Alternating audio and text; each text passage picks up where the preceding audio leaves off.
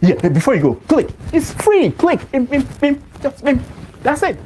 Have you subscribed? You're laughing. Have you subscribed? Have you subscribed? Thank you. Thank you. Thank you. Hey, madam, thank you so much. I can see you. I can see you. We have to get to 100,000 subscribers. This by the end of the year. How are we going to do that if you don't subscribe? Yes, you. Yes, you're about to click off. Why? Have you subscribed? It's free. If you don't, ask your son, ask your daughter how to. Just one click. Thank you. Thank you. I see you. Aha. Thank you very much. Thank you very much. I'll see you tomorrow. Thank you. Thank you so much for watching. Thank you. Have you subscribed? Yes, you. Have you subscribed? Yeah, before you go, click. It's free. Click. Just that's it. Have you subscribed? You're laughing. Have you subscribed? Have you subscribed? Thank you. Thank you. Thank you. Hey, madam, thank you so much. I can see you. I can see you. We have to get to 100,000 subscribers. This by the end of the year. How are we going to do that if you don't subscribe? Yes, you. Yes, you're about to click off. Why? Have you subscribed? It's free. If you don't, ask your son, ask your daughter how to. Just one click. Thank you. Thank you. I see you. Aha. Thank you very much. Thank you very much. I'll see you tomorrow. Thank you. Thank you so much for watching. Thank you. Have you subscribed? Yes, you. Have you subscribed? Yeah, before you go, click. It's free. Click.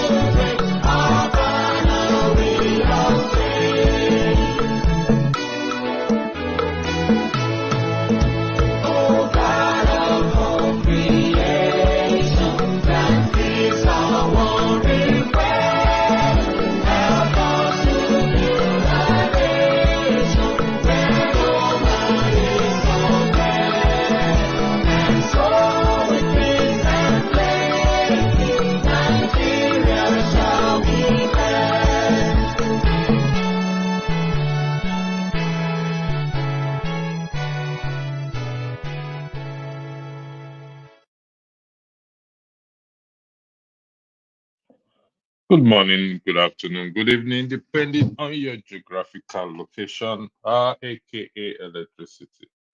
At 12:30 this afternoon, according to the video sent to me, the new national anthem was sung on the floor of the National House of Assembly, Nigeria National House of Assembly.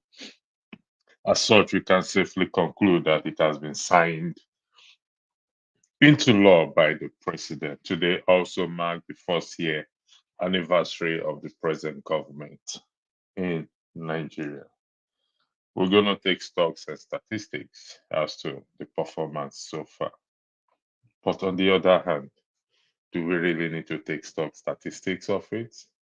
Because even the deaf and the blind can feel what is going on in the country. We'll be taking a different approach going forward in respect to this broadcasting and dealing with the issues relating to Nigeria. If you read the comments, the description as to the haste, you will now ask yourself, why the haste in this national anthem? What is the point of this reverting to the old national anthem? What do they aim to achieve? What is there for the citizens who are currently suffering and cannot afford 3 square meal a day? Struggling to keep their head above water. I've often argued on this platform and any other places. Our lawmakers are our problem. You ask yourself, is this the main issues facing the country? That's the question you ask yourself. It passed through the 3 readings in a day, even though according to the report, some lawmakers opposed it, but lo and behold, it's shocking as to why this is the main issue. What is behind it?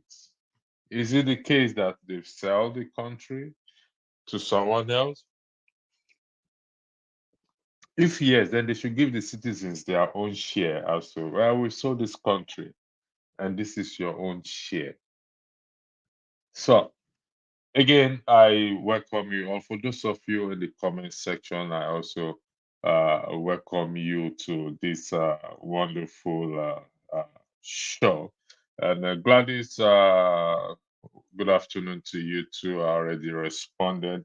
Good afternoon, and thank you for joining this broadcast. And I hope I'm going to put the link out there for those who want to join and come and weigh in on the first year anniversary of the president. But I'm going to put this in also. I like this thing, put this in on the platform, this thing for us to.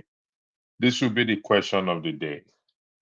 The question is, what are you doing about it? What are we going to do about the situation?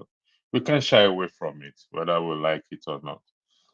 We can never, ever shy away from what is going on. So no matter what. Yeah, thank you, Gladys. Gladys said 1 year anniversary. What way forward? Yeah. So it's question and question and question and question. And sometimes we've provided a lot of solution, but so far so good. Emeka, good afternoon to you too, and God bless you. Uh, good afternoon to you, Kenny Akinola, Kendi Akinola. It's a great people also as there. I believe everyone is having a great time there, and we are going to look back. So thank you very much. Someone said, Folusha Adeniyi, you said it is to hurt Obasanjo. How will that hurt Obasanjo? The Nigerians have been hurt. How does this hurt Obasanjo? Obasanjo is close to his grave. I mean, given to his age, we don't know who is going to go first, whether it's him or me. But if we go by age, Obasanjo is going to die soon. So how does it hurt him? The man has lived his life. How? The thing is, how does it hurt him? Tracy Jacopa, thank you also for joining. Your admonition is taken on board. Thank you. That is to me personally. I appreciate it. And I'm going to put the link out there right now for those of you who wants to come in and weigh in into this matter. So here is the link for those of you who wants to come and join the broadcast and tell us. The May 29th of last year, the first announcement that was made by the president is fuel subsidy is gone. And after that, we've seen what has gone on in the country. But somebody said something yesterday. I think it's my brother's show. He said since they've reverted back to the old national anthem, are they going to revert back to the old price of the fuel pump, old bag of rice?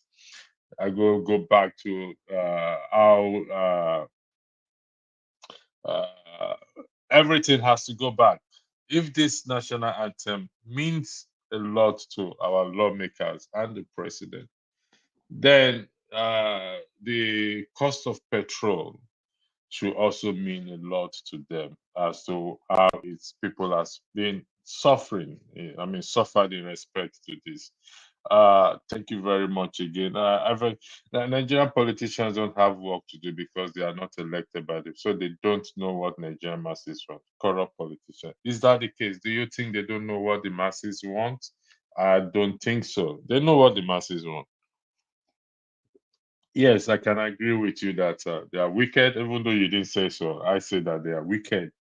They know what the masses want. The argument that they were not elected by the people, it's that is not a balanced truth. And even if that is the case, that they are not elected by the people, the power still belongs to the people, for the people to stand up and rise and do something, which is you and I. So yeah, nice. So thank you. Good to see you again. I was worried you were quitting. No, no, really. It's just thanks and anyway for your concern. Thank you very much. Thank you. I appreciate it. You said again for Lauren Shaw to spite him. Folusha, I beg your pardon.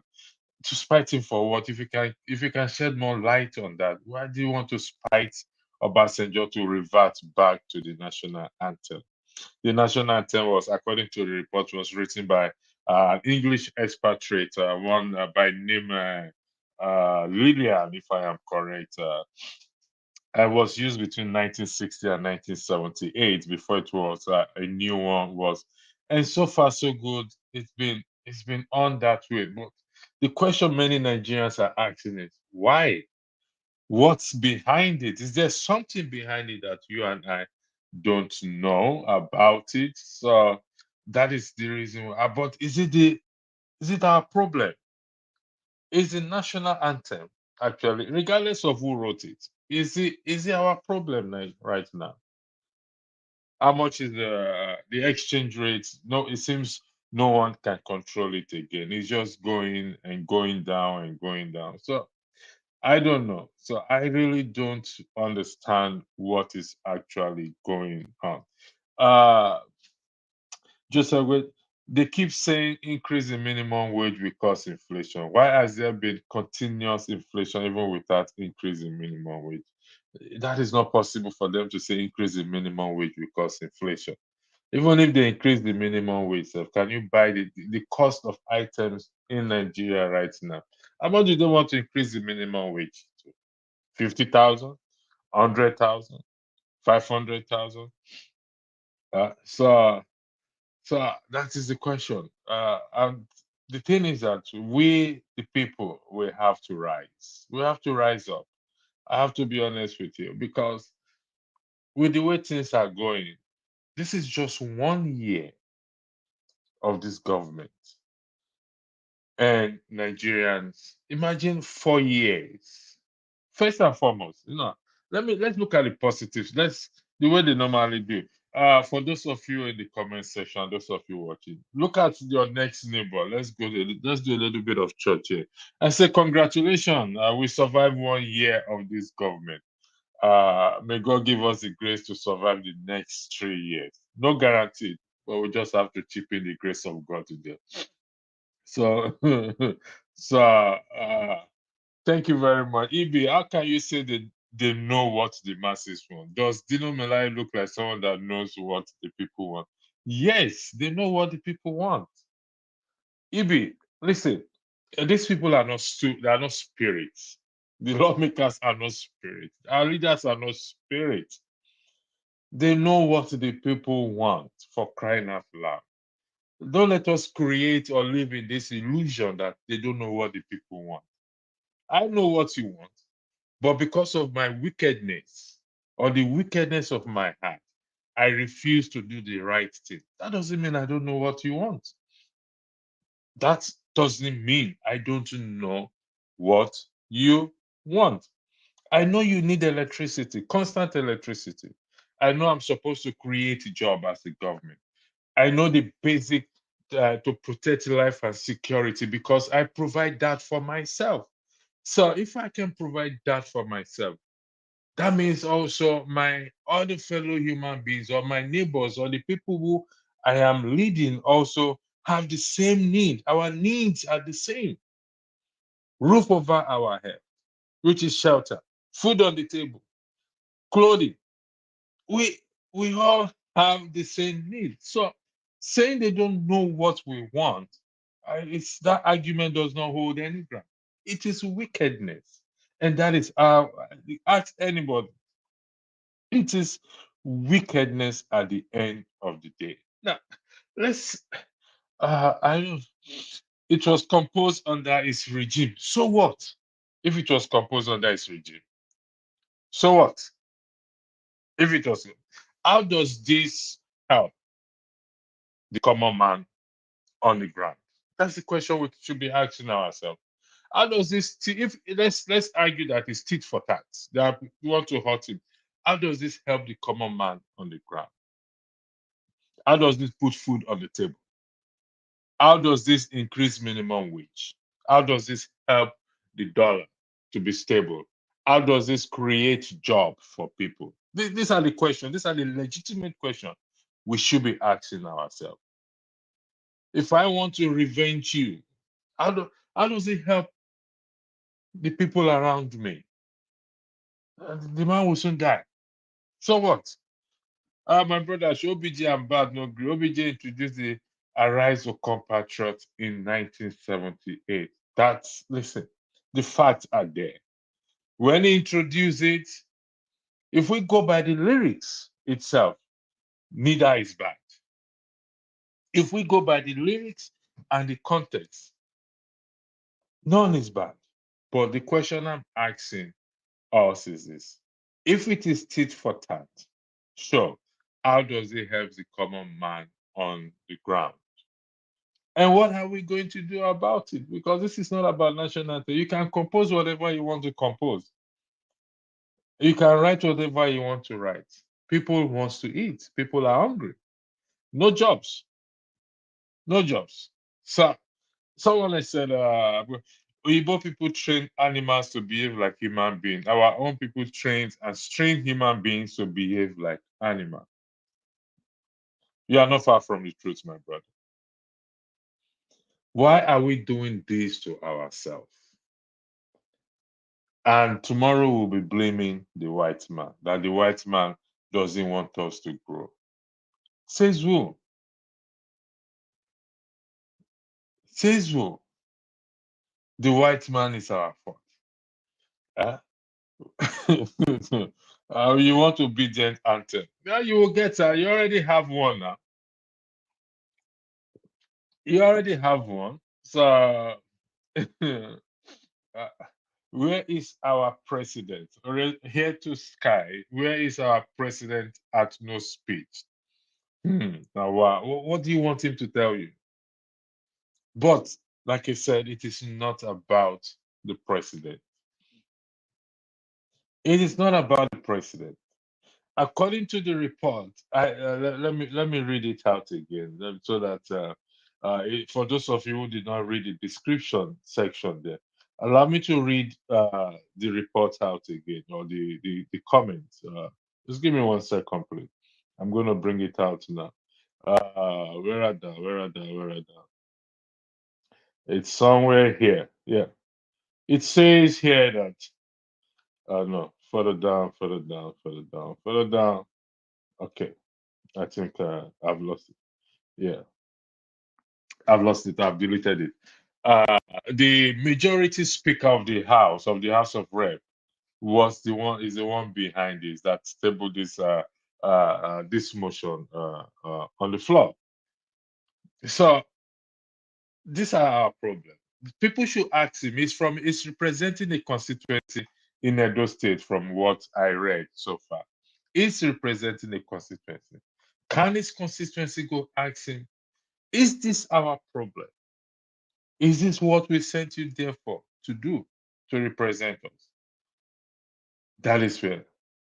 That is the question people should be asking him. Is this our problem?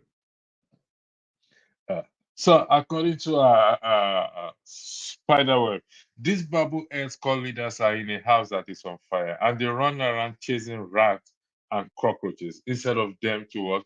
To find a way to what? To extinguish that fire, which is Nigeria. Thank you for that. Sure, I want to suggest on your mandate as the new anthem, the song suite. Actually, that should have been the new anthem. If they change the national anthem to "On your mandate we shall stand," on its mandate, that would make more sense. But going back, reverting that, I really don't know. I'm waiting for my brother forefather. Allegedly, I heard he's on his way to the number 10 Downing Street, allegedly, to go and challenge Rishi Sunak as to why they have to allow our president and lawmakers to change the national anthem. He probably will join us soon. So yeah, sure is right. It's never about the common man, and it's a shame that I'm going to say this. Some of us have uncles, aunties, fathers, brothers, sisters in the house. We dance around them. We applaud them. We fan them. We boost their ego. We feel what's our business? We are getting our own share. We are okay in our own world. You can never be okay in your own world. It's not possible. You can never be okay in your own world. You don't call them out. So APC has no plan for Nigeria and Nigeria. This is not about APC. I keep saying this, people don't understand this. Take party out of this thing. Take party, political party out of this. This is not about APC. Please. If it is about APC, then the other party should rise up.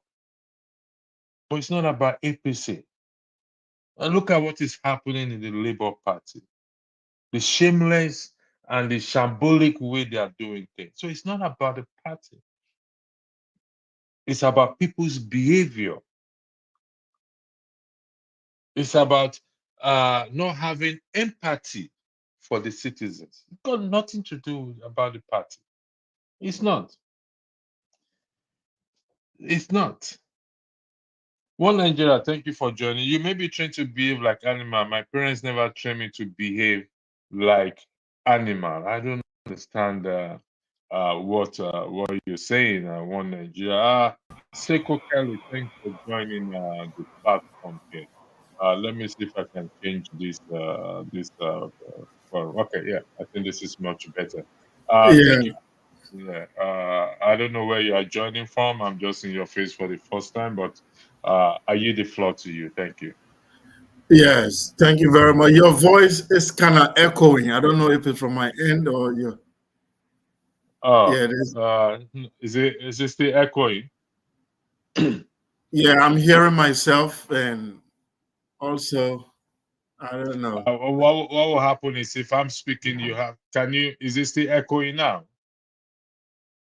Is my voice still echoing? Just nod for me first. Just nod. Is my voice still echoing? It's still echoing. Well, I don't know. Anyway, you can unmute yourself to speak. Unmute yourself to speak. I'm going to mute myself. Yes. Okay. I thank you very much for. I think I will still manage and be able to put my point across if you can hear me. Then Yeah, I yeah. can hear you loud and clear, but not echoing. But I can hear you loud and clear. Go ahead. Okay. Yes, I thank you very much for your analysis. I am a Liberian, actually, but I've been in Nigeria for more than 10 years in the days of Obasanjo. So I know a little bit of your history and I know what is going on in that country. So I just wanted to make my own contribution about the current administration. Yeah. Go ahead. The floor is all Yeah. yours. Go ahead. Thanks for Okay. joining. So Joining yeah. from So I wanted to Liberia. address. Right. I wanted to address the point where you said we blaming white people, and then we are blaming white people because it's not about white people; it's about us. But I want us to look at things holistically. how did we arrive at this point? Because people always address the symptoms Sorry, and they speaker, forget. are you still echoing? Yes, it's still Okay, echoing. what you need to do, no, hold on, I know what it is. Go to where you clicked on from. I don't know whether you came from one of the damages, and mute that you see the sound icon, just mute it and come back to StreamYard, and that should do it. Okay, let me go out and come back. No, Now, you don't need to go out. do you have Go to where to? you came in from. Go to where you Yeah. came in from. Look at the icon on YouTube. Just mute it and come back to StreamYard. That's it. That's all you need to do. Just as simple as that. I think your YouTube channel, you have two browser You have on. the two browsers here. Just mute one Yeah. or close that one I'll close completely. the YouTube one And and then stay on the make sure StreamYard. that you are on StreamYard. Yeah, on StreamYard Studios. Oh, we lost it. Okay. Can you just click on the StreamYard? If you go to YouTube, if you are listening, just click on the StreamYard, the link that was sent, and it will bring you back. Yeah, so you have to. So I'm expecting him back again. Thank you, Tom, for joining. Tom, this is thank you. Let me yield the floor to you. Let me hear what you have to say first. Thank you. Okay. Yeah, it just goes to show how clueless these people are every day. I think what they're just doing now is just a diversionary tactic, just to distract us so that we can have a talking point other than addressing the real issue at hand. And I don't know whether you saw a video some few days ago where somebody was singing "On Your Mandate We Shall Stand," and Tifnobu went like this, shush, because he doesn't want people to address all his circus display. They come and, all diversionary. I mean, what is the anthem got to do with the present state of the economy? All you just need to do is to have your team trim down that team. We have always said it from the beginning. That team was just so large and all that, and they are not effective. It's very very clear they're not effective. And then start looking inwards, how to revive the industries that have gone down, so that the economy will start picking up gradually. It's not a one. It's not going to be an overnight job because of the damage that's been done over the years. It's not. This is just not rocket science. But the man had just come, he just shows, and when we say, they say, yeah, you hate Tinubu, you hate APC. No, nobody hates Tinubu. We love our country. That's why we're here. We love our country. That is why you're here on a Wednesday afternoon. I'm working right now. I'm working from home today, but I just saw the broadcast. I said, okay, let me just hop in and add my 2 cents. And yet, some clueless people will come to this channel and say we should give Tinubu a chance, that Rome wasn't built in a day and all that, blah, blah, blah, blah, blah, blah. I mean, what are we talking about? Let's just evaluate and think. The wife was on Children's Day, the wife was telling, bashing ladies, and yet her own daughter, that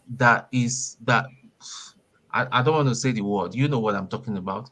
You cannot see, they say charity begins at home. Stealing an election is not right. Have you addressed it?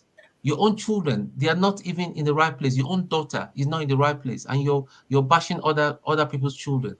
That's not what we want to hear. We want to hear, how are you going to stop criminality? Do the right thing. Implement it's not hard. It's just not hard. It's just not hard. Okay, We Tom, can talk and talk. See, let me ask you this. Let me yeah. ask you this. Let's for once pretend Mhm, mhm, that let's pretend about Tinubu and his government don't exist. Let's just pretend mhm. for once. Look at the question in front of you. The question is, what are you? When I mean you, I mean we, but I'm kind of, what are we what are we doing about it? The citizen has to change the narrative, because it could be anybody there. I'm not dismissing the fact that the government have not The performed. Okay, okay, I will answer that, and I will go back to one thing, and that's why I get so upset when I see people in the comment section and saying all sorts of things, saying stupid things. It's not about me marshalling what their comment, but their comment is a mirror image of what the ordinary man out there thinks. We need to start changing. It's a mindset reset. We need to start changing people's mindset. People's a lot. I want to believe that 70% of the mindset in Nigeria are not in the right place.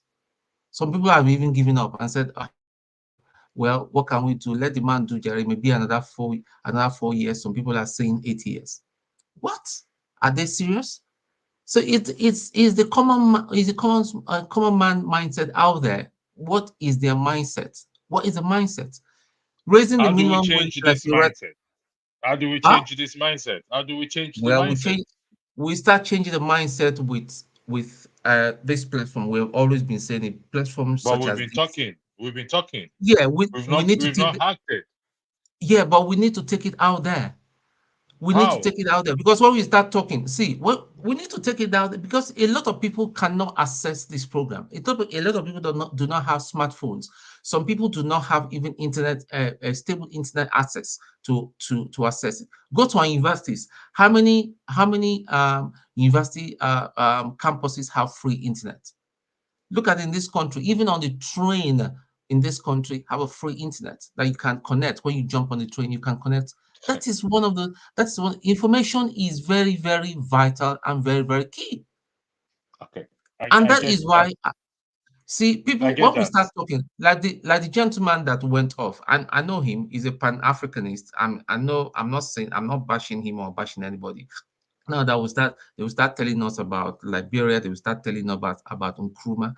All those things they are good. Nkrumah was good for his time, but Nkrumah did not deal with the problem we are dealing with in Nigeria. Everybody's problem is unique. Senegal is not multicultural and multi-ethnic as Nigeria, so you cannot apply the template of Senegal into here. When I went to when I went to his country, Liberia, to fight as a young soldier, I know that we knew the system, but things are evolving, and the demons that showing its head in Nigeria are all evolving every day. So we need a new approach to deal with these things. See, we're in trouble.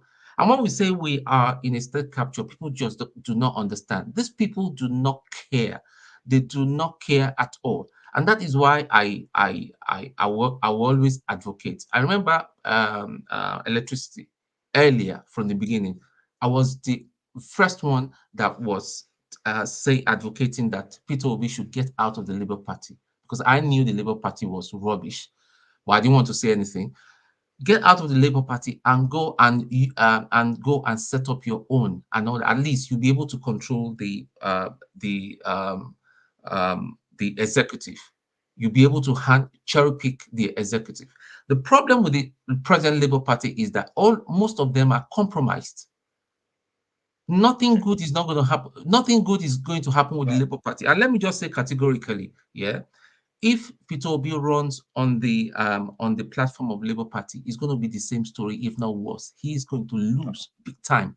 It's just as simple Thank as you very that. much. Thank you. Thank you. I'll come back to you, Tony. Mr. Seku, thank you for joining. I will give Seku Keller a chance. He was here before. He had issue. We asked him to click on something, but I believe he clicked on the wrong thing. Seku, you're back. The floor is yours, please. You were saying something. Yes, I think now I don't hear the echo anymore. All right. So Thank you it's for kind that. of better. Yes. Thanks for the last speaker. He said he was in my country as a soldier. So I believe he has seen similar things that's happening in Nigeria there in terms of incompetence of leaders, in terms of the lack of vision in the African leadership as a whole, not only in Nigeria. So what I wanted to say is that relating to what we are saying, accusing white people, not accusing white people, we are saying that the institutions that we are using right now to dream for development, those institutions are not properly arranged for development. And that's the fact. How did Bola Tinubu become your president? What was the process that brought a man who had a lot of scandals, a man who had a lot of things on him? What process brought him to be the #1 man in your country? That's the process you should question. That's the process. What's the process in Nigeria that rejects an Obi, that rejects a Showore, but prefers an Abubakar, and it prefers someone called Tinubu? That's the process you need to question. What is that process? And that's what we are saying. We are saying your education is not good. We are saying that your entire governance system is just cut and paste. There is no national thinking. There is nothing that is inspirational about Nigeria for Nigerians. For you, you are just there. The many Nigerians I have met, they are only loyal to their local kingdom. A Hausa man is loyal to the Emir than Nigeria. That's the fact. In Kano, your people are protesting right now. Have they protested for the food shortage? Have they protested for the kidnappings that are happening in your country? But they kidnapped because Senussi is removed from the throne. They are more closer to that local emir than the thing you call Nigeria. The entity called Nigeria has not defined itself. What do you benefit from being a Nigerian? I am a Liberian. I came to Canada 5 years ago. I've benefited from student loan. I've been able to go to college and graduate. I couldn't do that in my own country. I benefited from housing. During COVID, when the jobs were gone, the country decided to give all of us certain amount of money in our account. You don't need to protest for it. There was just $500 in your account. I have a lot of social amenities. If I get sick, I just call an ambulance. They call me. There is a need for me to die for Canada if I have to. Why does a Nigerian need to die for Nigeria? Just because of the name? Just because you are in a geographical location called Nigeria that doesn't even have its own language? So for me, I'm saying after independence, we have not defined what an African state is supposed to look like. We still have a Sharia. Nigeria says it's a democracy. Nigeria claims to be a secular state with democracy. But you have Islamic law, a Sharia law, a theocracy in a democracy. Where do you see that? Where do you see that? So I'm saying the entire Nigeria state does not have the mechanism to develop. That's all I'm saying. Thank you, Mr. Seko. You said something that that jumped out at me, to me, in terms of people, Nigerians are busy protesting for emir and other things, but they are not protesting for for food shortage and all those things. That is a very strong, valid point that you have just made. It seems that we don't really care. Now, other things you said, I will leave the those who wants to challenge it or question you about it to question you. Mr. James, you will have to bear a second. I will come to you because there are people here before you.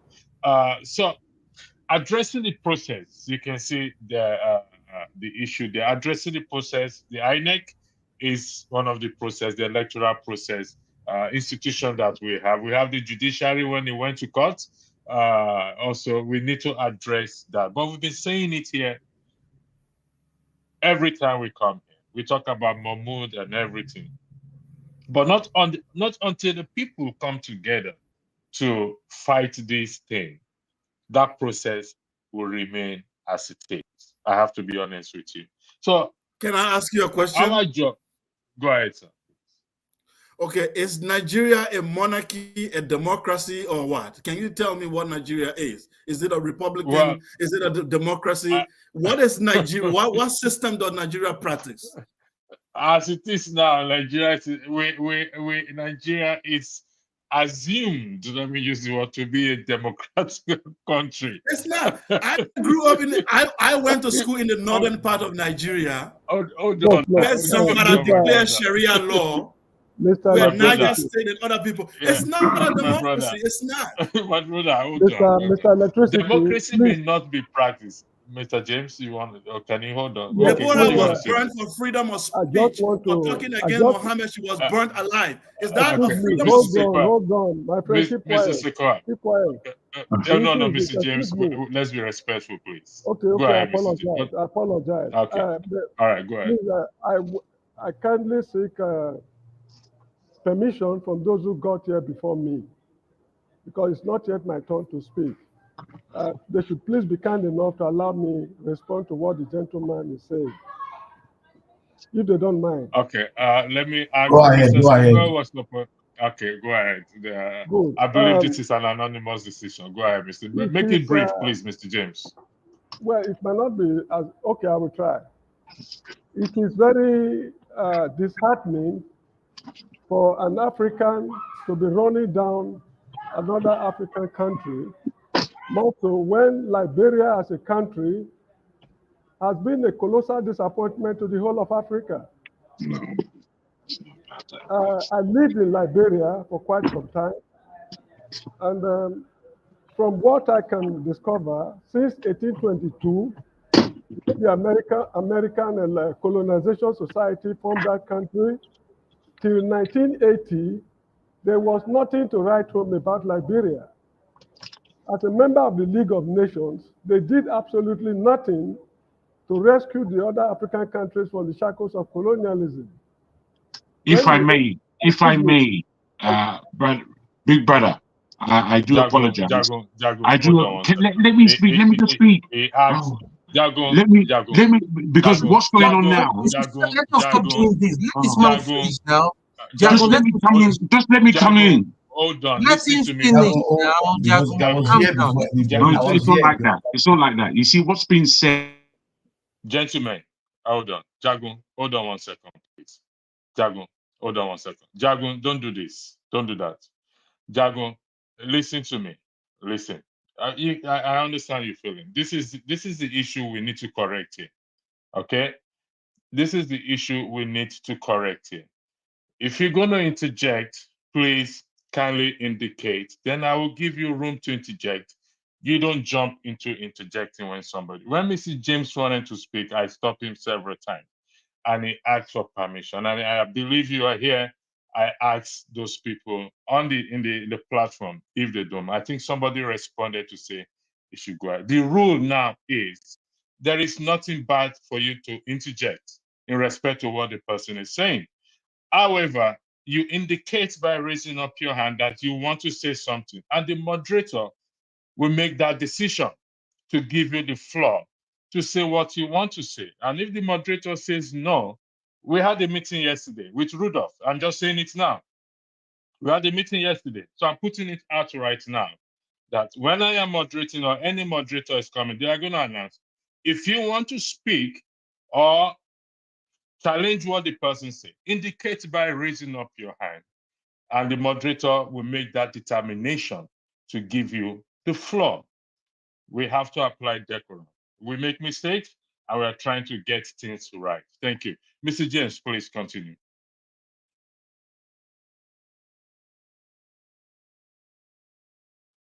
You're muted, Mr. James. We can't hear you.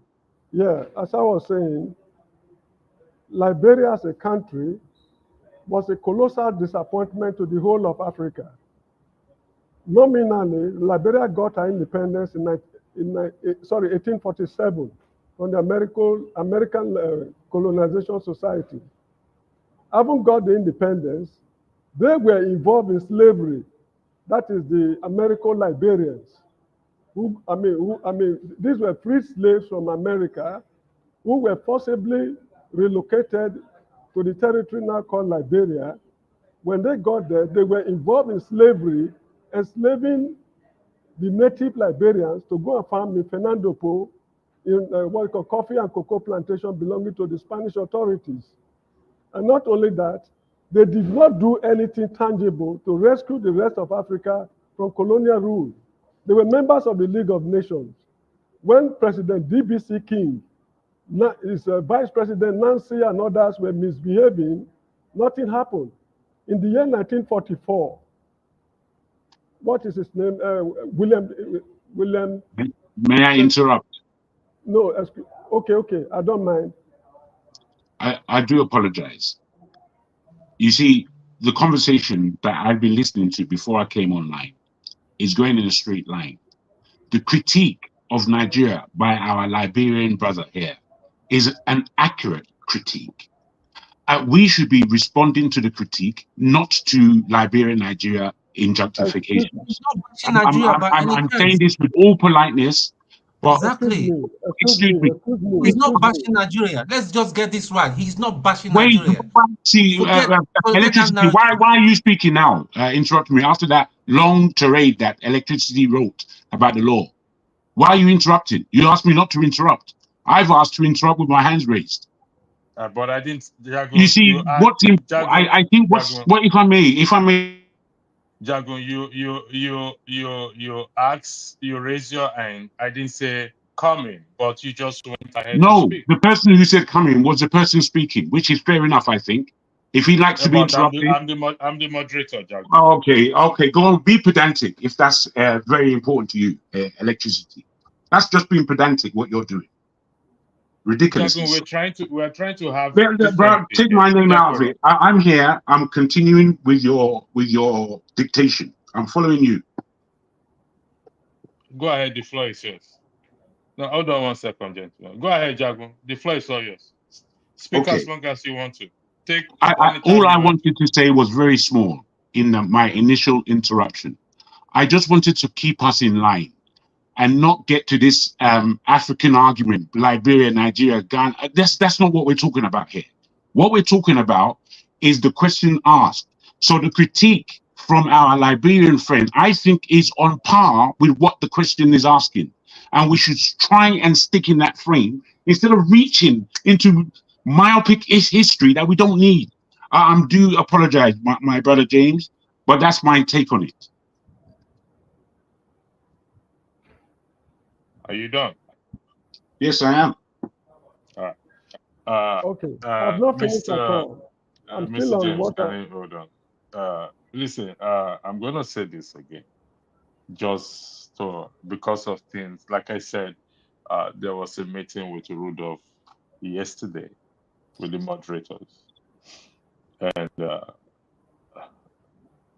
there's nothing wrong if you want to interject, if you want to challenge what someone said.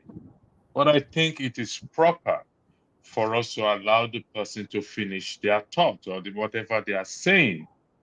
And when you raise your hand to interject, the moderator will give you the floor. Every one of us wants to say something. And that's why we have pen and paper to take note on what that person is saying.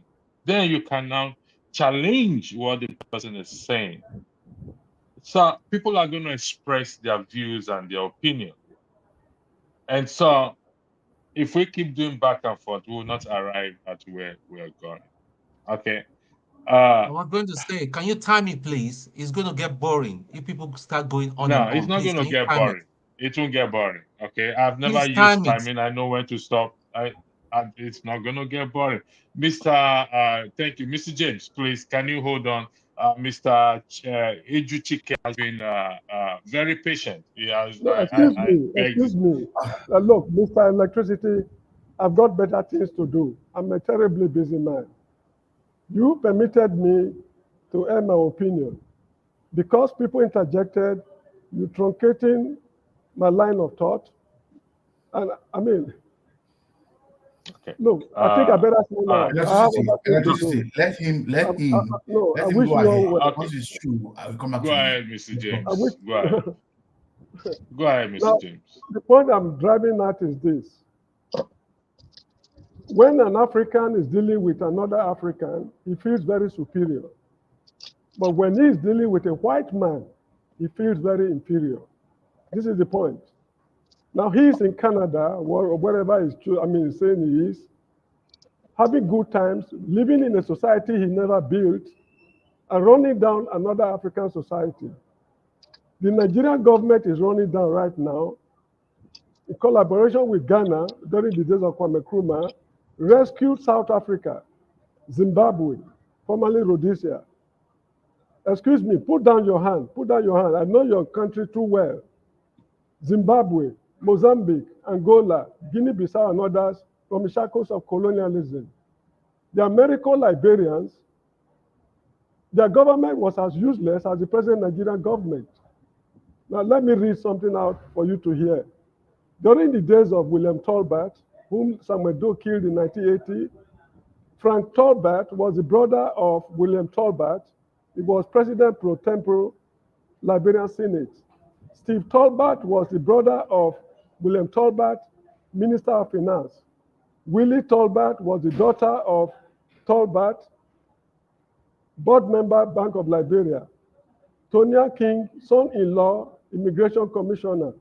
Jehu Richardson, son-in-law, Captain, Air Liberia and board member. A.B. Tolbert was the son of Tolbert, member, House of Representatives. Bolly Holder, son-in-law, Minister of Defense. Tonya King, son-in-law, Deputy Immigration Chief.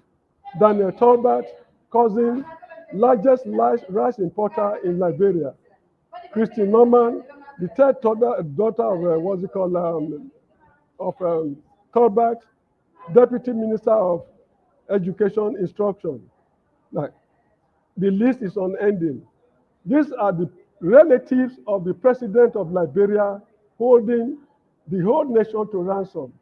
When Samuel Doe came in 1980 and sent the whole of them to hell by firing squad at Atobacle firing range on the beach of Monrovia, they held Doe responsible for the calamity that befell Liberia. But the apartheid system of government, they nurtured for 158 years. People like my gentleman who is sitting here right now sat down and they did absolutely nothing about it. When the indigenes of the country took the bulls by the horn to address the problem, the way we are now addressing the problem of Nigeria, people started crying foul. I mean, Africans should learn to respect each other. This same man talking right now, put down your hand. I've not finished talking. Put down your hand. Put down your hand. I'm ordering you to put down your hand. Good. Now, this same man who is talking right now, should he have any fracas with a 6-year-old white boy, you see him licking the boy's anus. Yet, when he's dealing with a fellow African country, I mean, Nigeria as a country took over the responsibility of your country to bring peace to that country. This man on top, Mr. Tony, who is here with us right now, put his life on the line to rescue your country from unmitigated disaster you caused yourselves. You practiced cannibalism during that civil war. If you want me to show you the video clips, I will show you. That shows how horribly bad the situation was. Now, who the hell are you to come here to run down a fellow African state? In all my preachings here, excuse me, in all my preachings here, there was no time, there has been no time I run down any African state since I've been appearing on Dr. Damage's platform. So, gentlemen, call this guy to order. If he is enjoying the white man, licking the white man's anus in Canada, may God bless him. We shall solve our problems in Nigeria in our own way. We don't need you. That is it. All right, thank you. Thank you for every one of you that have joined this platform. And please, let me say this again. Jago, you are somebody who is in the house here, so I will not go toe-to-toe with you. But let me say this again. We met, this is not me, okay? We met yesterday with Rudolph. Rudolph is the channel because of these issues of disruption and back and forth on this platform. And we told him everything. And I don't think the rule is bad in respect to decorum, that if somebody is speaking and you have issues with what the person is saying or has said, you can take note. There's nothing wrong in it. Can I ask electricity whilst you're speaking with me? No, I'm not speaking with you. What I said is, I said I highlighted you because you are a senior man. I mean, a continuous person in this house, in that I Okay. expect that when Well, we say if I there are can say, rules. if I can just quickly say, electricity in line of this particular program that we're doing now, what the meeting between yourself and Rudolph, I can understand where it comes from. I've been watching the show even sometimes when I don't. So between yourself and Ferreira, what took place and all this thing, I know you would have had a lot to speak about. So given all this, I do respect very much the hosts within this program. But there is something that we, as people who come to this program, are actually wanting to do, which is air our thoughts to the point of understanding, to the point of further exposure to the show. That's why I'm here. And I think it's very important that those who have something to say must be given that opportunity. Those who are taking the communication away from the conversation, I think that is a distraction and it should be lessened if the hosts know how to read a room. Largely, I will put to you as a critique, most of the hosts have no idea how to read a room, how to continue a conversation till its end point with the time you have. That is my critique. Thank you very much. Thank you. Your critique is taken on board. Your criticism is taken on board. However, it does not change the rule. The rule is if you have anything to say, you raise your hand and the moderator gives you the point. And you can challenge what anybody says. If they are out of fact, you can request for them to provide you facts of what they are arguing about. Just like what Mr. James have said, to challenge the critiques of the gentleman. However, so I'm going to take this in a different way. So I'm going to Mr. Echijuma. Mr. Echijuma, the floor is yours, please. Thank you for your patience. Let me correct that name. My name is Omashola Ijoichi. Okay, thank you for correcting me. Go ahead, the floor is yours. I've been coming to your show once in a while, and it's still the same how we can get Nigeria out of the hands of the demons that have taken over Nigeria. The true picture of Nigeria is the picture of Africa. And some part of Africa has already started changing. But I can't blame Nigerian leaders because the headquarters of demons is in Nigeria. The real demons are in Nigeria. And the real people that will take Nigeria out of where we are and even Africa are outside Africa, just like we are speaking now. If we talk from now to next year, Nigeria will still remain the same way because we are speaking to ourselves. Most of us coming here don't live back home in Africa. An average Nigerian does not have the luxury of internet to watch electricity speak for the next 1 hour on his cell phone or on his laptop. They don't have that kind of gigabyte to play with. So the only way is for us, as we go, once some of us travel back home, we have people, we need to tell them the message. And I think it's high time we have leaflets somehow put in newspapers spread around Nigeria. If you can get somebody that can do that in Nigeria and spread out this our message. Some of these videos we have on the internet can be sent on the internet. And average Nigeria cannot come and sit down on this show to listen for the next, not even 30 minutes. He does not have that luxury because his phone is not fully charged. He does not have light in his house. So our problems are the demons in Nigeria, and they are increasing in number. They are not reducing. If we all wait from now till 2027 for next election, the demons have increased, and they are in the Senate. They won't want to live there. They are enjoying the luxury. Just imagine if a senator is talking about national anthem that has been there for how many years. The national anthem that we know that they can't even sing. Tell them to sing the national anthem now. No, majority of them don't know how to sing the national anthem. Yes, they want to change the national anthem. Is that the problem of Nigeria? People are dying every day. People are being kidnapped every day. They have not come to the floor to make a law on what to do. We have the wrong people in government. They have not made the law to checkmate and see everybody's certificates working as a civil servant. Electricity, I want to give you I want to tell you, can you see my background? Yes. What does it look appears to like? be a library. Appears to be a library. I stand to be correct. No, this is a marshal. I look at my background very well. It looks like an airport. Okay. I mean, it's from where I'm sitting. That's supposed to be a proposal for your international airport. I did some days ago, which I presented to you, your civil servants, an average civil servant in Nigeria yesterday on Zoom. Since yesterday, I already know that Nigeria is finished. The country is gone. There's no hope anyway. You have Nigerians that want to do something for the country and help the country out.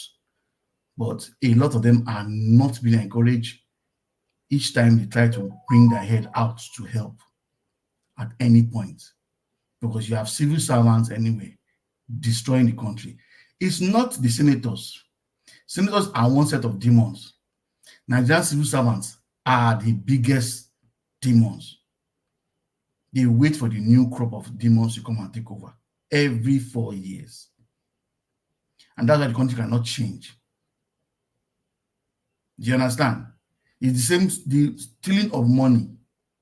The assistance is done by civil servants. Passing bills, passing checks left and right. And we cannot change the system. So when we say we want to try and check the Nigerian constitution or do change, it is the Nigerian mindset, an average Nigerian mindset. The mindset of a Nigerian there now is corruption. Anybody trying to do good will not be taken. That's why Obi, as I say, Obi moved from Labour to PDP. He will not get there. That's the truth. Group of people are stealing. You now want to bring a saint to their middle so that when he comes, they arrest all the demons. Example is what's happening in River State. Fubara and Wike. Okay. If Wike knew this is what's going to happen, he wouldn't support him. Me as a person, I will support that Obi should just play along with the crook. Because many Nigerians are saying Obi is going to stay in his hand. Stay in his hand, stay in his white garment is allowed.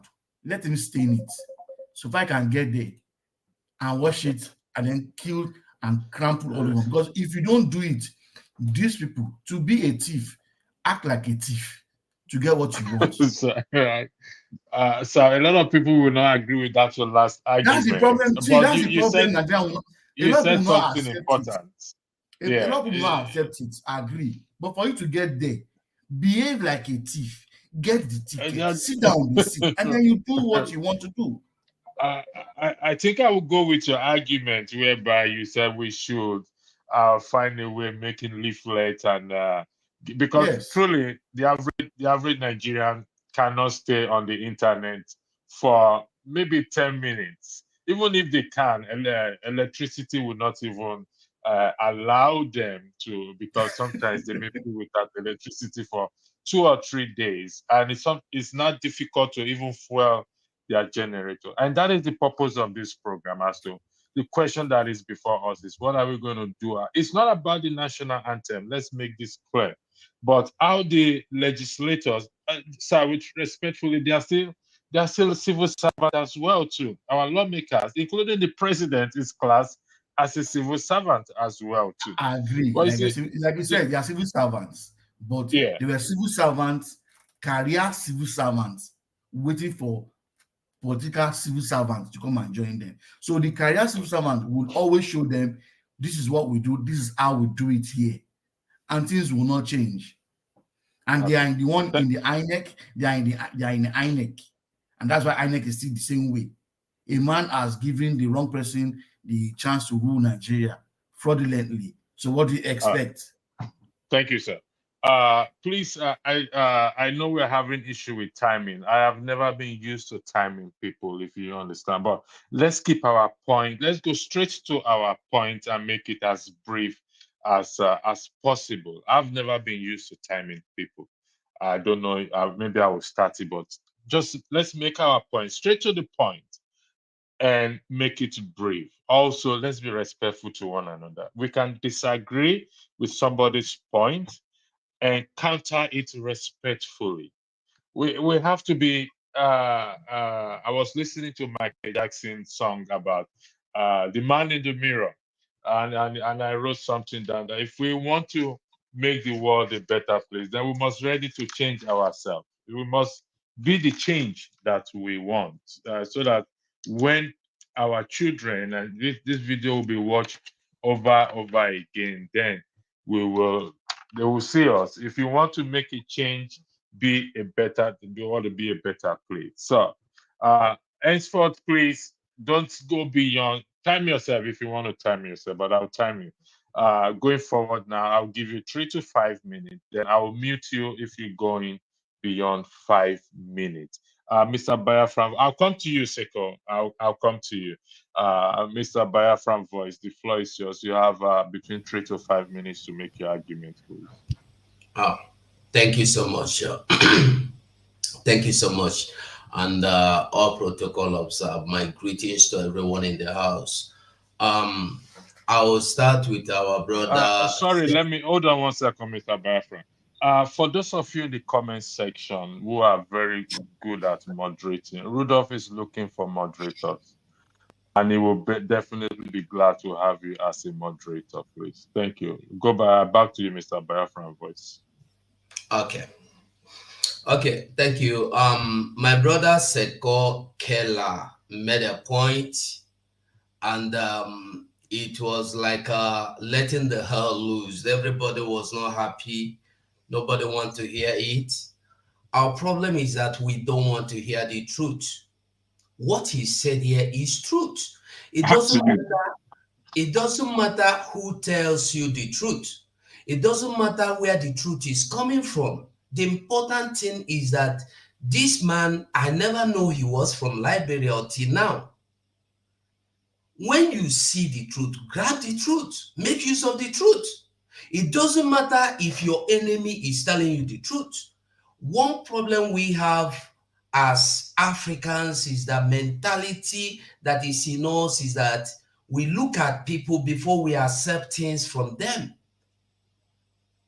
That's why in my language they say, you can throw me away, but don't throw away my advice. He said everything clearly here. We are now, you said, I think the question was the way forward. And I can see so many people now planning to, for 2027, right?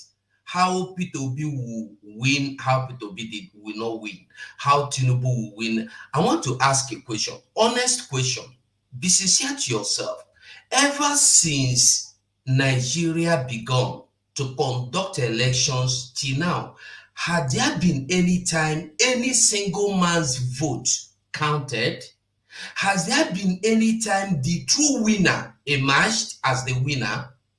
Now, we are here, we have forgotten just yesterday.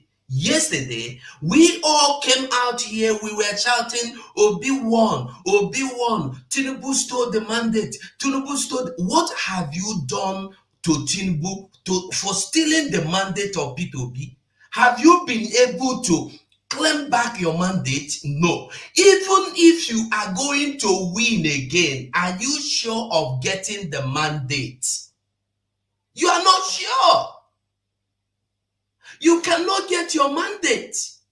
So Nigeria, like my brother said here before, is not even. I don't agree. It's demons. The people there are just the people there to frustrate you. There is no way we have seen it and we have understood it that there is no way anybody is going to allow people like Shore that have vision that is more younger to come into the power.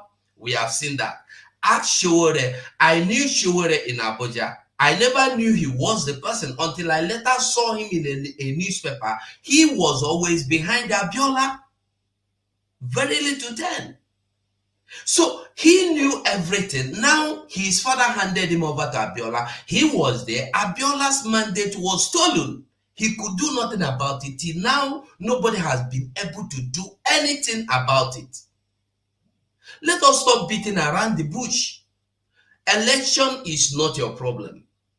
Your problem is that even if you, electricity, will win the election now, you will not be announced the winner.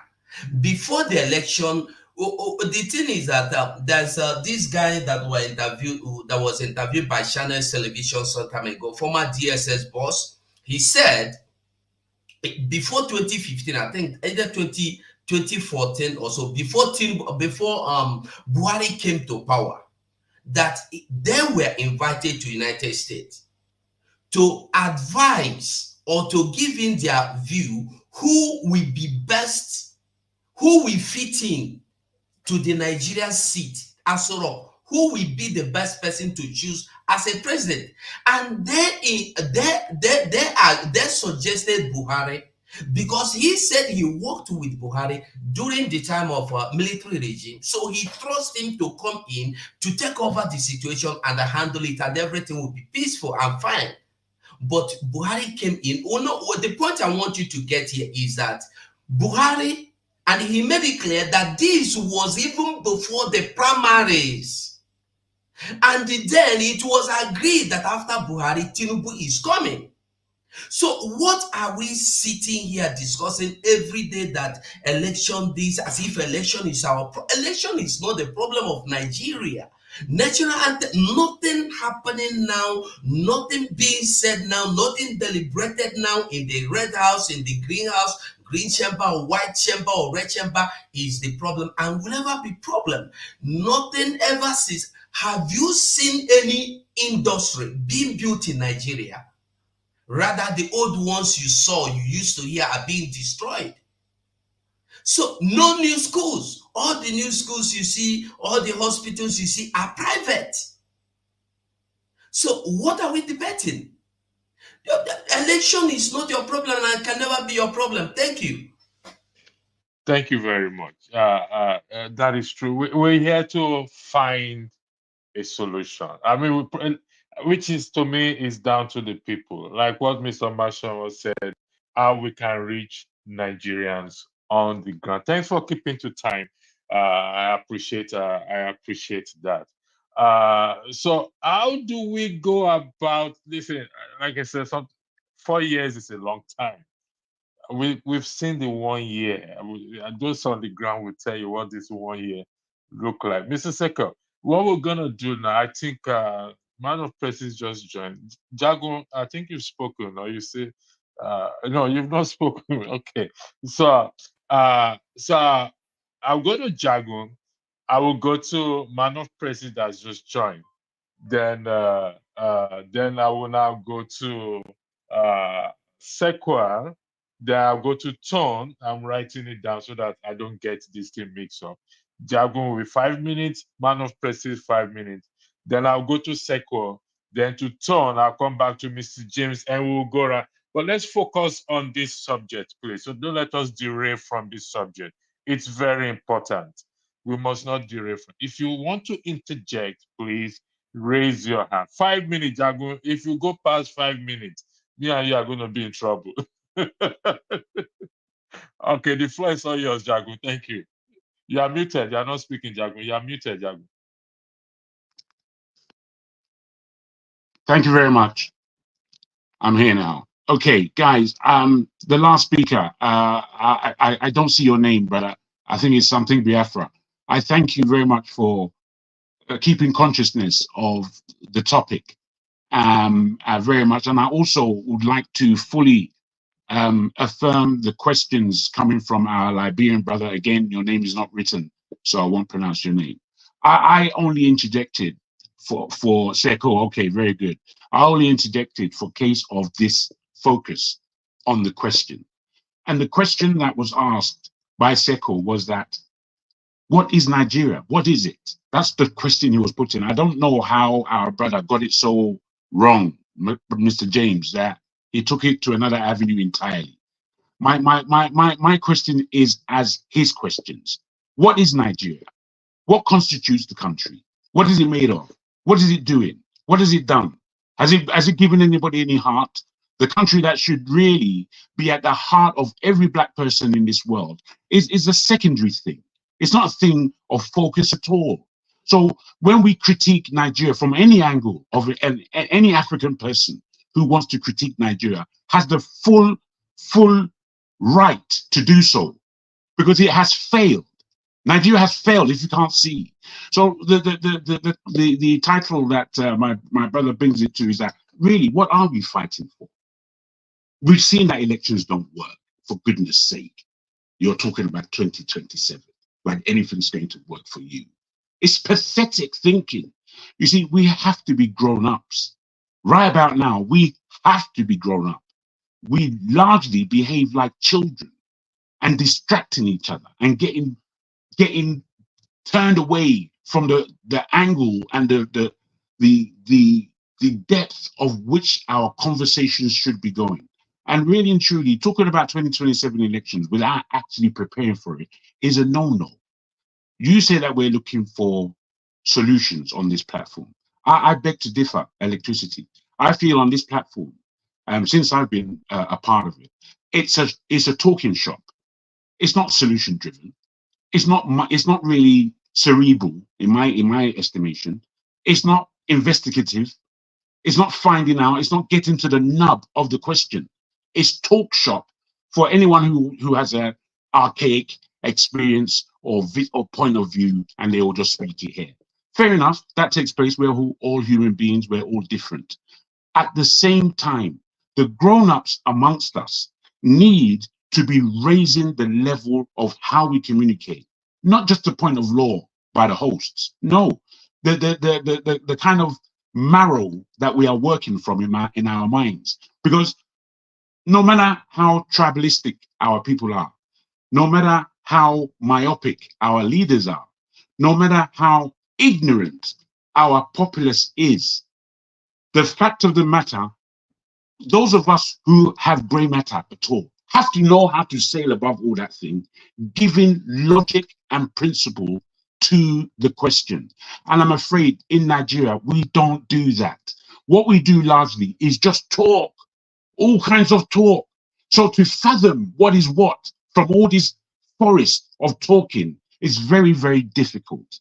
So I put it to the panel, and very much I put it to the host and the principles of this platform, that we have to elevate the level of how we communicate, not just what we communicate, the level of how we communicate, because to interact or to interject is not a problem, really, if we're grown-ups. What is the problem is that, do we have respect for the other person, or do we have respect for the other person's view? And both can be respected, or indeed can be disrespected. I don't have to respect your view. I don't have to respect you as a person necessarily based on your viewpoint. This is just a question of humanity. This is how human beings are. So those who want to dictate humanity out of human beings, good luck to you. Thank you very much. Thank you, Jago, for that, for also keeping to time. Man of Prestige, Jago did made a point clear, which most have been saying, that we we've been talking. So we want something that is solution driven. First, we have to agree on what is the solution.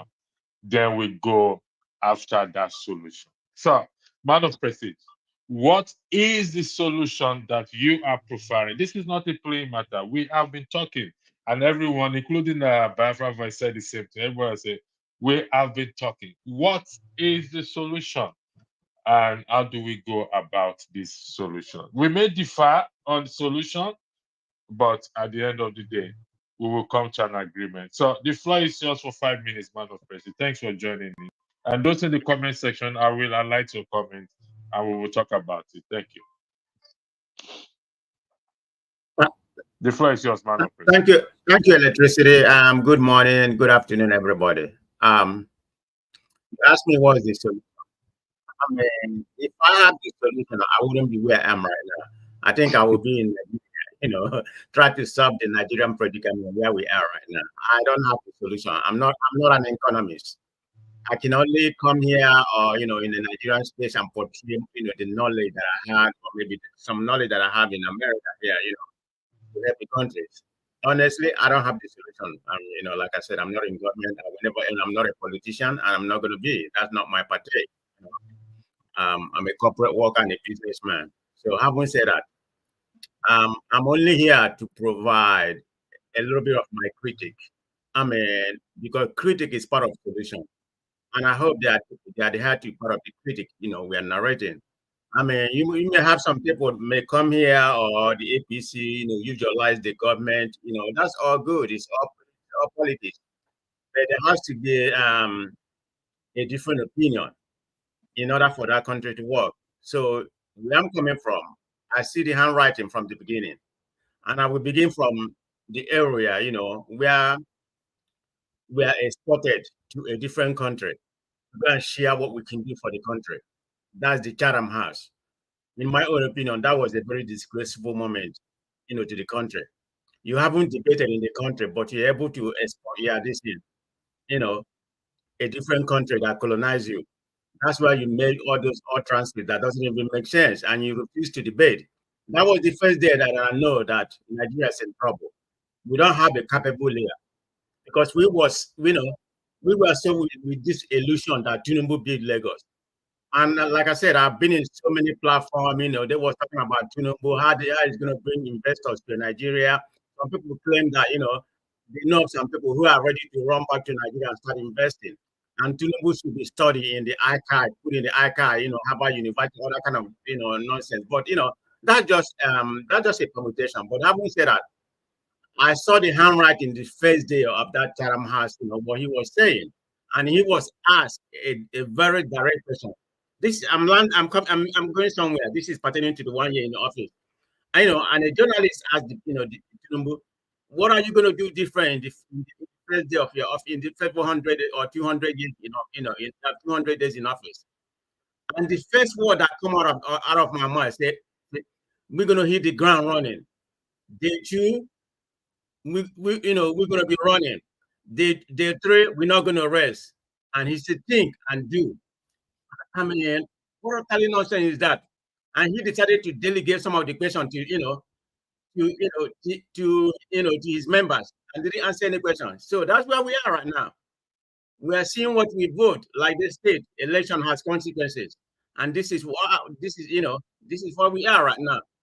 And what we are seeing is a reflection of what Nigerian people have become. Some people say leadership is a reflection of the society. I would say the opposite way. The society is a reflection of their leader, not the other way people tend to say it. We have to change our mind. It doesn't matter how we come here, how long we've been speaking. I've been on Dr. Damage's platform for about 2 years right now. We've been speaking, and nothing has changed. They're not going to listen. So, but we're not going to stop talking. We have to keep on criticizing. And I hope we have somebody with a revolutionary mind that will come one day. When I mean revolutionary mind, I don't mean start fighting, killing people. With revolutionary mindset that we come say, okay, this is what we have to do. It's not just somebody with knowledge and economics or whatever, an educated somebody that will come to Nigeria and rescue that country. No, you need the revolutionary mindset that said, if you embezzle money, we're going to kill you. Make all those, little changes. That's going to have an impact in that Nigeria. So if you ask me about what is Tinubu 1 year in office, like I said, I stated before, I'm going to give him 0.5. He has not achieved anything. Maybe minimum in the interior minister and something like that, and all this nonsense that they're doing right now, changing the national anthem. Is it for revenge against Obasanjo? But I don't really care. We don't want to emancipate ourselves from the colonial master. We are going back to the old national anthem. Is that the Nigerian priority right now, national anthem? The old one may sound good, but it's not about sounding good. It's what it represents. Thank you, so I'm just out of work, but we're still talking. He hasn't achieved, in summary of my commentary, he has not achieved anything. I think we are regressing. The last but not the least, are you better this year than during Buhari last year. Buhari 4 years in office. In 1 year, Tinubu, are you better? The answer is definitely no. So that summarizes my Thank narrative. you, man of president. You said revolutionary mind. We need someone with a revolutionary mind. Witness, I think it's a Seko or Ton, if I'm correct. Who is next? I think it's Seko or Ton. Is Okay, it Ton, my you are the turn? one. I think it's Ton. Then I'll come to you, Seko. Okay. No, Ton. Do you mind holding on 1 second? Let me go to Seko. Do you mind, Ton? Are you okay holding on to? Okay, thank you. Second, the last speaker used said revolutionary mindset. Someone who have a revolutionary mindset. I know you are not in Nigeria, but from your argument, you know Nigeria or you were into it. Between Peter Obi and Shore, it may appear to be a stupid question. Which one do you think have a revolutionary mind that can ginger the people? Somebody, I highlighted a comment here earlier. I don't know about that can ginger the people to rise up and challenge. I use the word challenge for want of better word. The present establishment. The floor is All yours. right. You have 5 minutes. Thank you very much. I will respond to your question very quickly, but I have 3 things to say after answering your question. There's one I would like to address the senior man, Mind Mr. you, James. you have 5 minutes. Yes, 5 minutes, and then I All will right. also talk on issues. So let me go quickly to your question. Between Shore and Obi, who has the revolution, who has the ability or the following? What is the question again? Just Who have the answer following? whichever way you want to answer it. It doesn't matter. Okay. Go ahead. So for me, this is the way I see it. I see Shore to be an idealistic revolutionary, and I see Obi as a reformer, a great reformer. Now, there seems to be people in 2 different camps, but there are 2 people that could have worked together. In one way, Obi, we should not deny that no matter how we love him, he's a product of the establishment. He comes from the establishment. He has not really suffered poverty like most Nigerians will do. And he grew up a bank manager and then later governor. He had a very good life. However, he's a very, what I would say, a patriotic Nigerian from his record. And he's also very diligent and very hardworking. And that earned him a very good reputation to be a good reformer of the system. Now, what Shore is doing is saying, God damn it, burn down the system so we can rebuild it.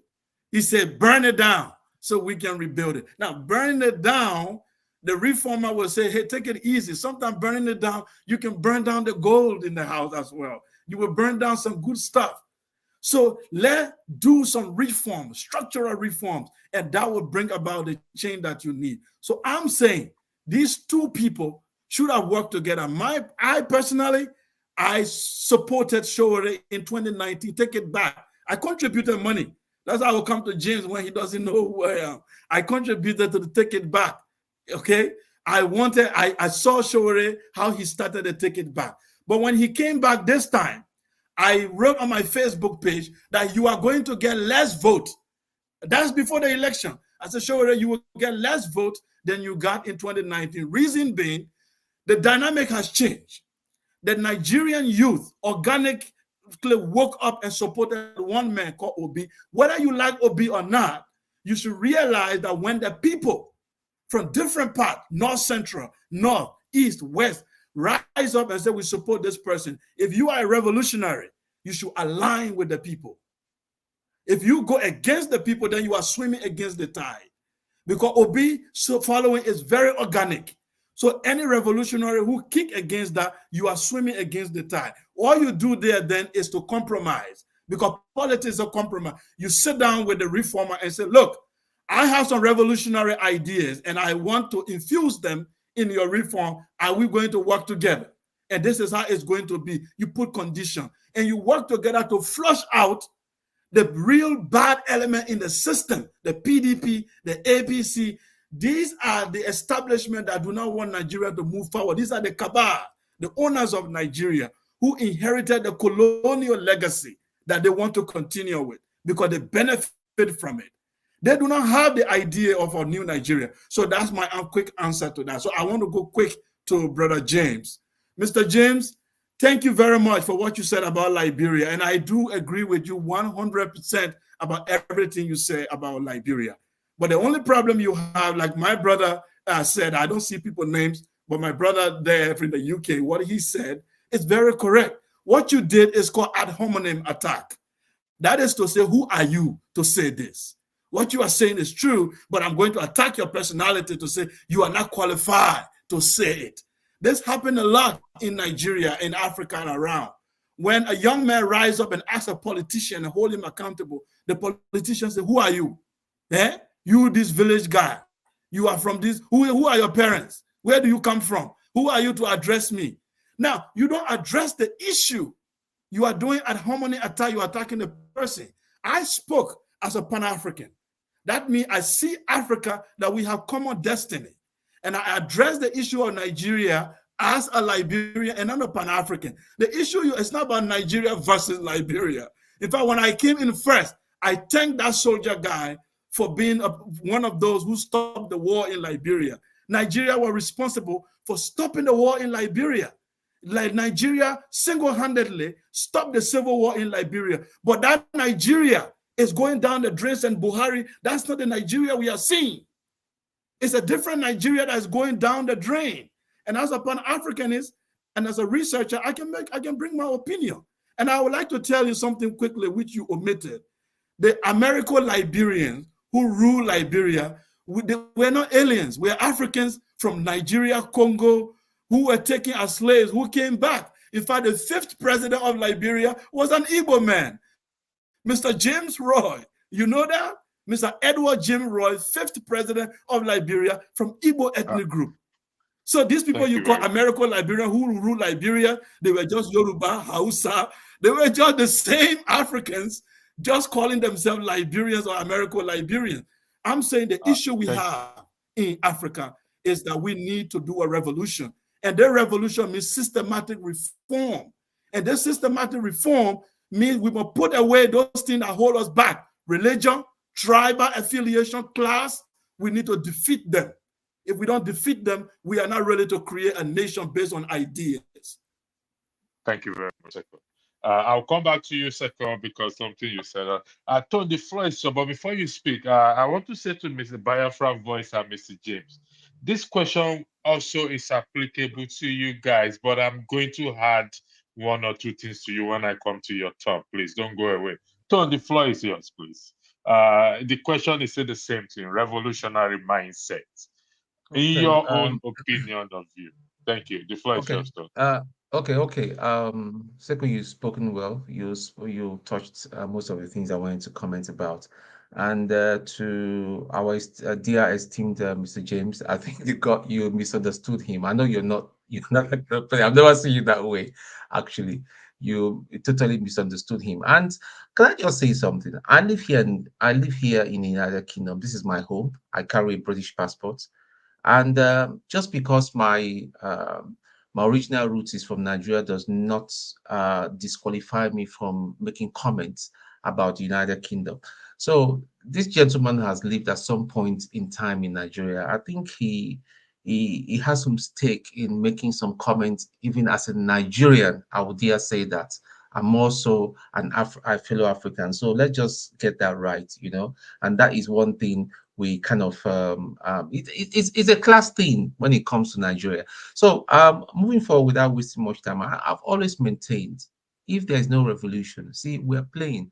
And I just believe that the one fits all solution that we are preferring with different problems we have in Africa would not work.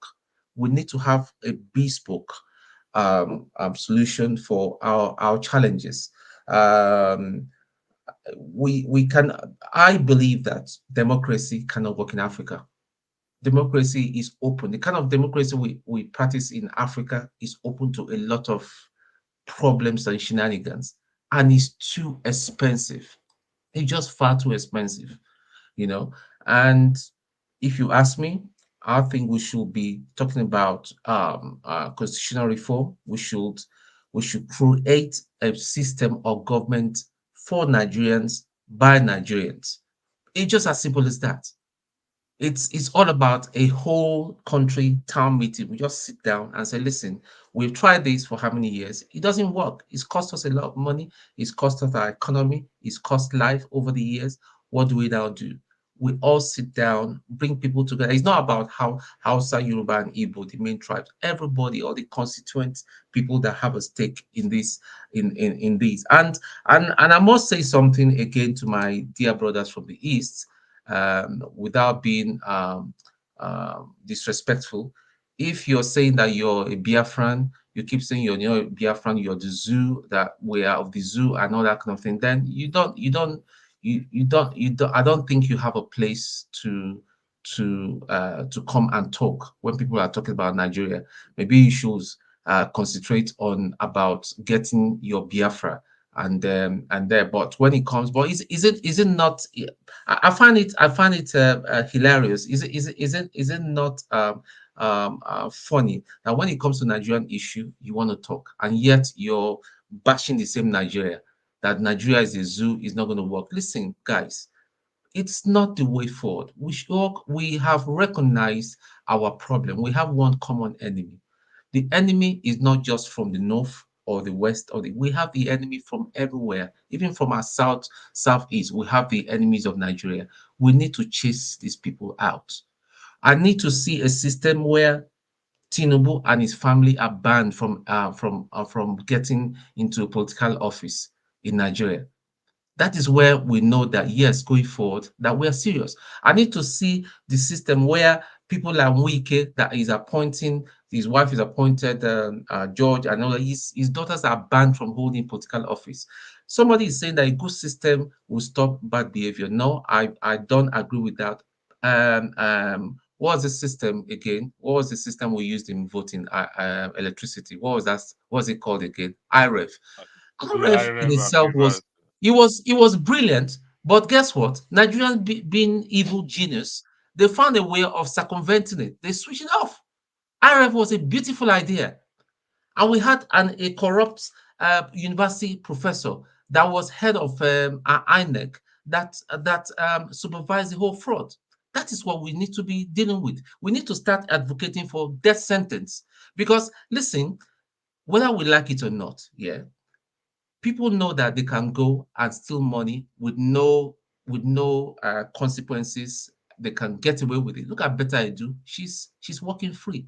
They've killed that matter. It's working. No, we don't know the people that are involved in that fraud and all that. So this is what we need to be pushing for. I mean, if we say we want to follow the same system that's gotten to where gotten us to where we have gotten now and all that, we're not going to move forward. The Nigerian army, the armed forces as a whole, as I used to know it, is not the same anymore. The standard has fallen. Why? We're supposed to, I mean, where we were about 20 years ago is not where we are. We are even regressing. So it's a revolution, all round 360 revolution in everything, in our thinking, in our people. Getting that leaflet thing is a beautiful thing, but it's more than a leaflet. It's about getting, so there's solar panel. There's so much sun in Africa. Why can't we get solar panel? And when I say solar panel, I'm not talking about those cheap Chinese one. I know that proper solar panel, solar farms, so that people's home can be fired up. At least they can be able to watch Niger Watch, Dr. Damages, Mayegun, and all that, propagating, educating people's mind, because people's mind are not educated. The average man do not know what is going on. Most of the time, most of us here even say that when we call home, we even tell them what is happening in Nigeria. We will say, how did you know? Because we know, we are connected at all times. People still switch off their data because they cannot afford data. They rather eat than have their data switched on. And then yet you have people like MTN. They come to Nigeria and the extortionist kind of data that they provide and all that. Yeah. So all these things must change. Thank you. 5 minutes. I think Mr. James, is it Mr. James or Mr. Biafran voice? Which of you are going to go? I am sorry, I'm going to speak. Can I ask you one question, please? Just one question. You want to I ask need a to mention question? something to Tone. Just one. Is it a question? No, let me ask Tone. Because he was in the military now, Nigerian military. So how do you grade Nigerian military up to today's standard? Have they been up to the 21st century? Have they upgraded their? No, I think Tone said that the Nigerian army has gone down in every sense. That is what he said. Welcome, John Abba. Mr. James, I'll come to you. Mr. Biafran voice. The revolutionary mind. Two names were put forward, which is what's his name? Showore and Pitobi. Now, before you say Tone, everyone has the right to come and speak. Whether the person is a Biafran, or whether the person is Afghanistan, or whether the person is from Timbuktu, to hear their voice. Even though we will make sure we tailor the matter to focus on Nigeria. Electricity. What I was trying to, sorry, a minute, 1 microsecond. What I was trying to say, in other words, I know everybody has got the right to say. All I'm saying is that the mindset of saying people should avoid the election and all that is not the way forward. We need to fight our common enemy. Mr. Nnamdi Kanu has been there in detention for a while. It is not right. Everybody has unanimously agreed that it's not right. This man shouldn't be there. He should be released. That's not what we should be talking about. We should be. Everybody should be coming out to protest and say, "Listen, this is an innocent man. He's not done anything wrong. He's not done anything wrong to the Nigerian government. Rather, the Nigerian government came out to kill him, and people were murdered on that day. That's all I'm saying. Thank you very much. Okay, thank you. Mr. Biafran voice, if you disagree that Peter B. Oshowere is the one to lead this revolutionary, what are you proposing, or what are you proposing, please? The floor is yours. Remember, it's about revolutionary mind, please. Well, my brother behind that have library behind him, I don't know your name. Sorry. I'm not here to give you any solution to Tone. Sorry about that, Tone. I'm not here to lead you to anywhere to a better Nigeria, because Nigeria can never be better. We can only come here, you rather, not me, because I can't come here to cry about the better Nigeria. You can only come here, cry, complain, lay your foundations. By the time you finish, before you start laying the foundation, you'll be either you'll be killed or you'll be shoot aside. You are calling for revolution. Showore only said revolution now, just revolution, not war, ordinary revolution. He was arrested. People try to say the school hike is too much, you shoot them to die. And you are thinking you have future in Nigeria. Nigeria is a place that it's not about the personal changing. No person, even if you Tone will be given the opportunity to become the president of Nigeria now, you cannot do anything better than Tinubu is doing now. That's just the simple fact. You have to face it. I'll be a dictator. I'm sorry. All those bad guys, That is how we used to say it. Now so with the talk. So the truth is the truth. It doesn't matter what you believe. That is why I cannot accept Nigeria to be my country, because Nigeria is already gone. No matter what you do, no matter how you see it. If you like, believe me that Biafra is coming. If you like, don't believe me. If you like, tell me anything. You like you said here rightly that we have been that you condemn. What we can do is to condemn that they kidnapped Mazen Nnamdi Kanu.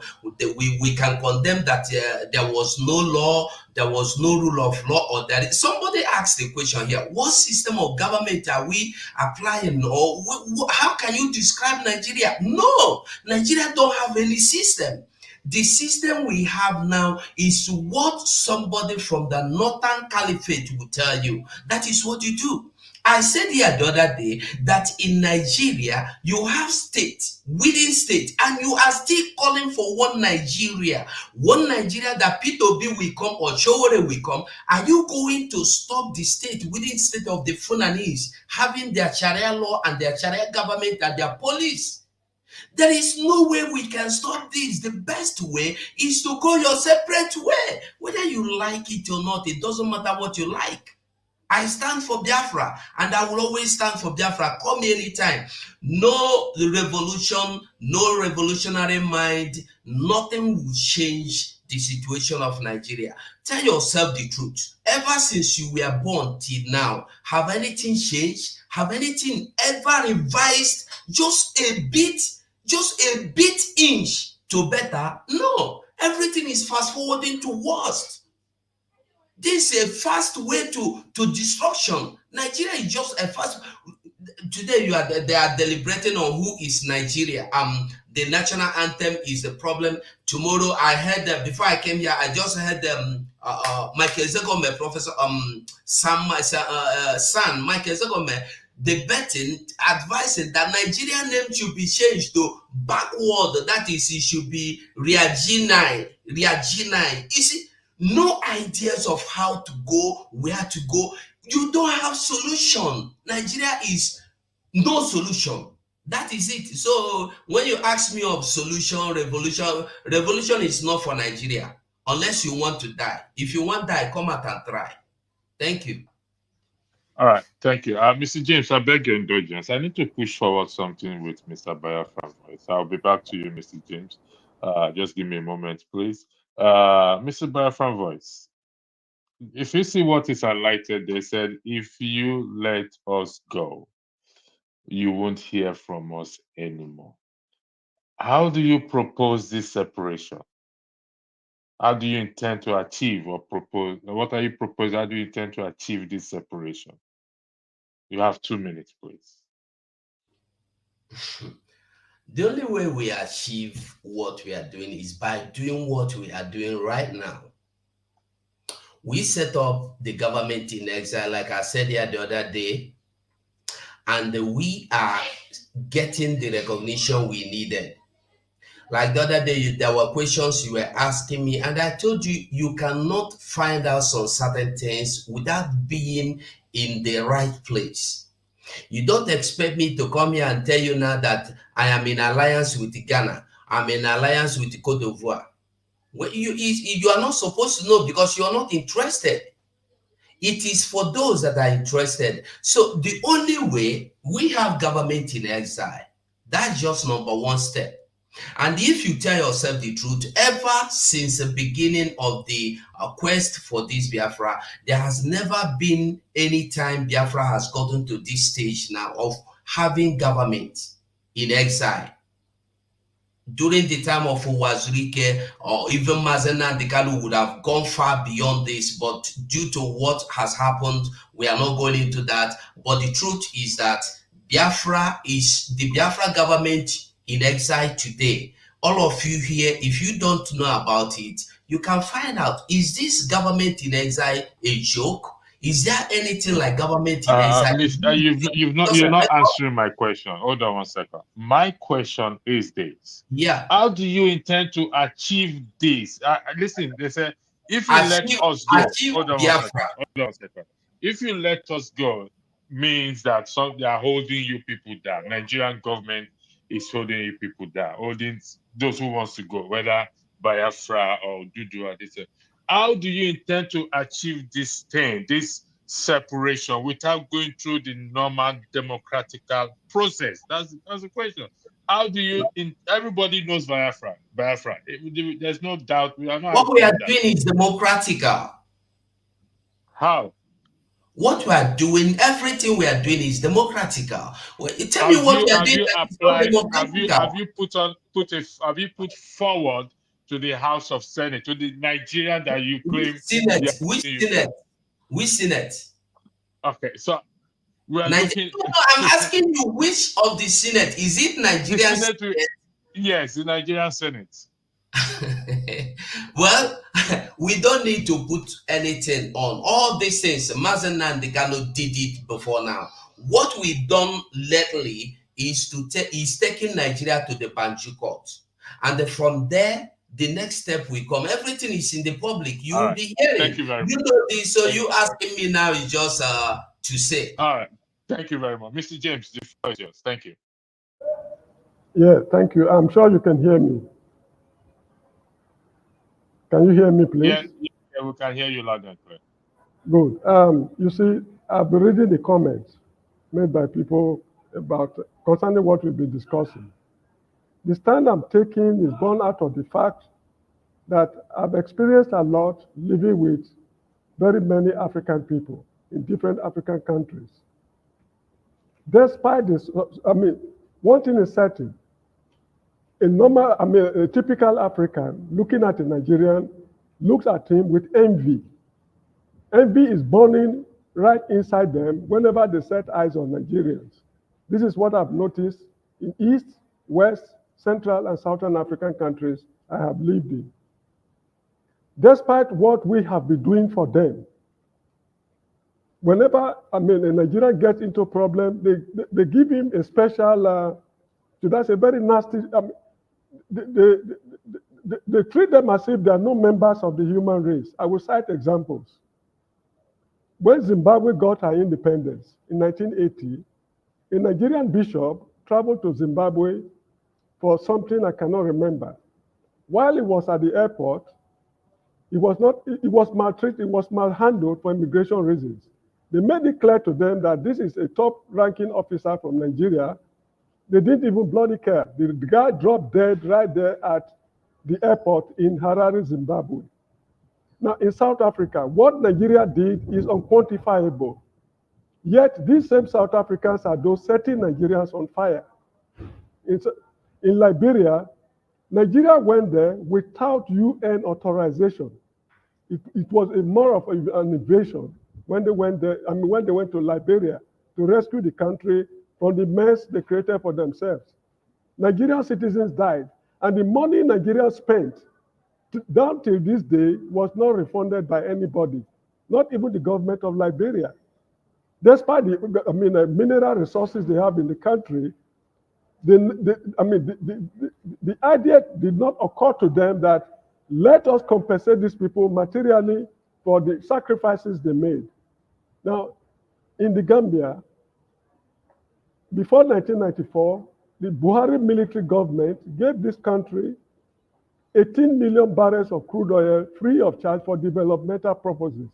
They could not account for how they spent the money or what happened to the crude oil. In South Africa, Nigeria was not trading with apartheid South Africa. When trade started, the first shipment of crude oil to the Republic of South Africa was diverted to Cayman Islands by South African businessmen, which they shared among themselves.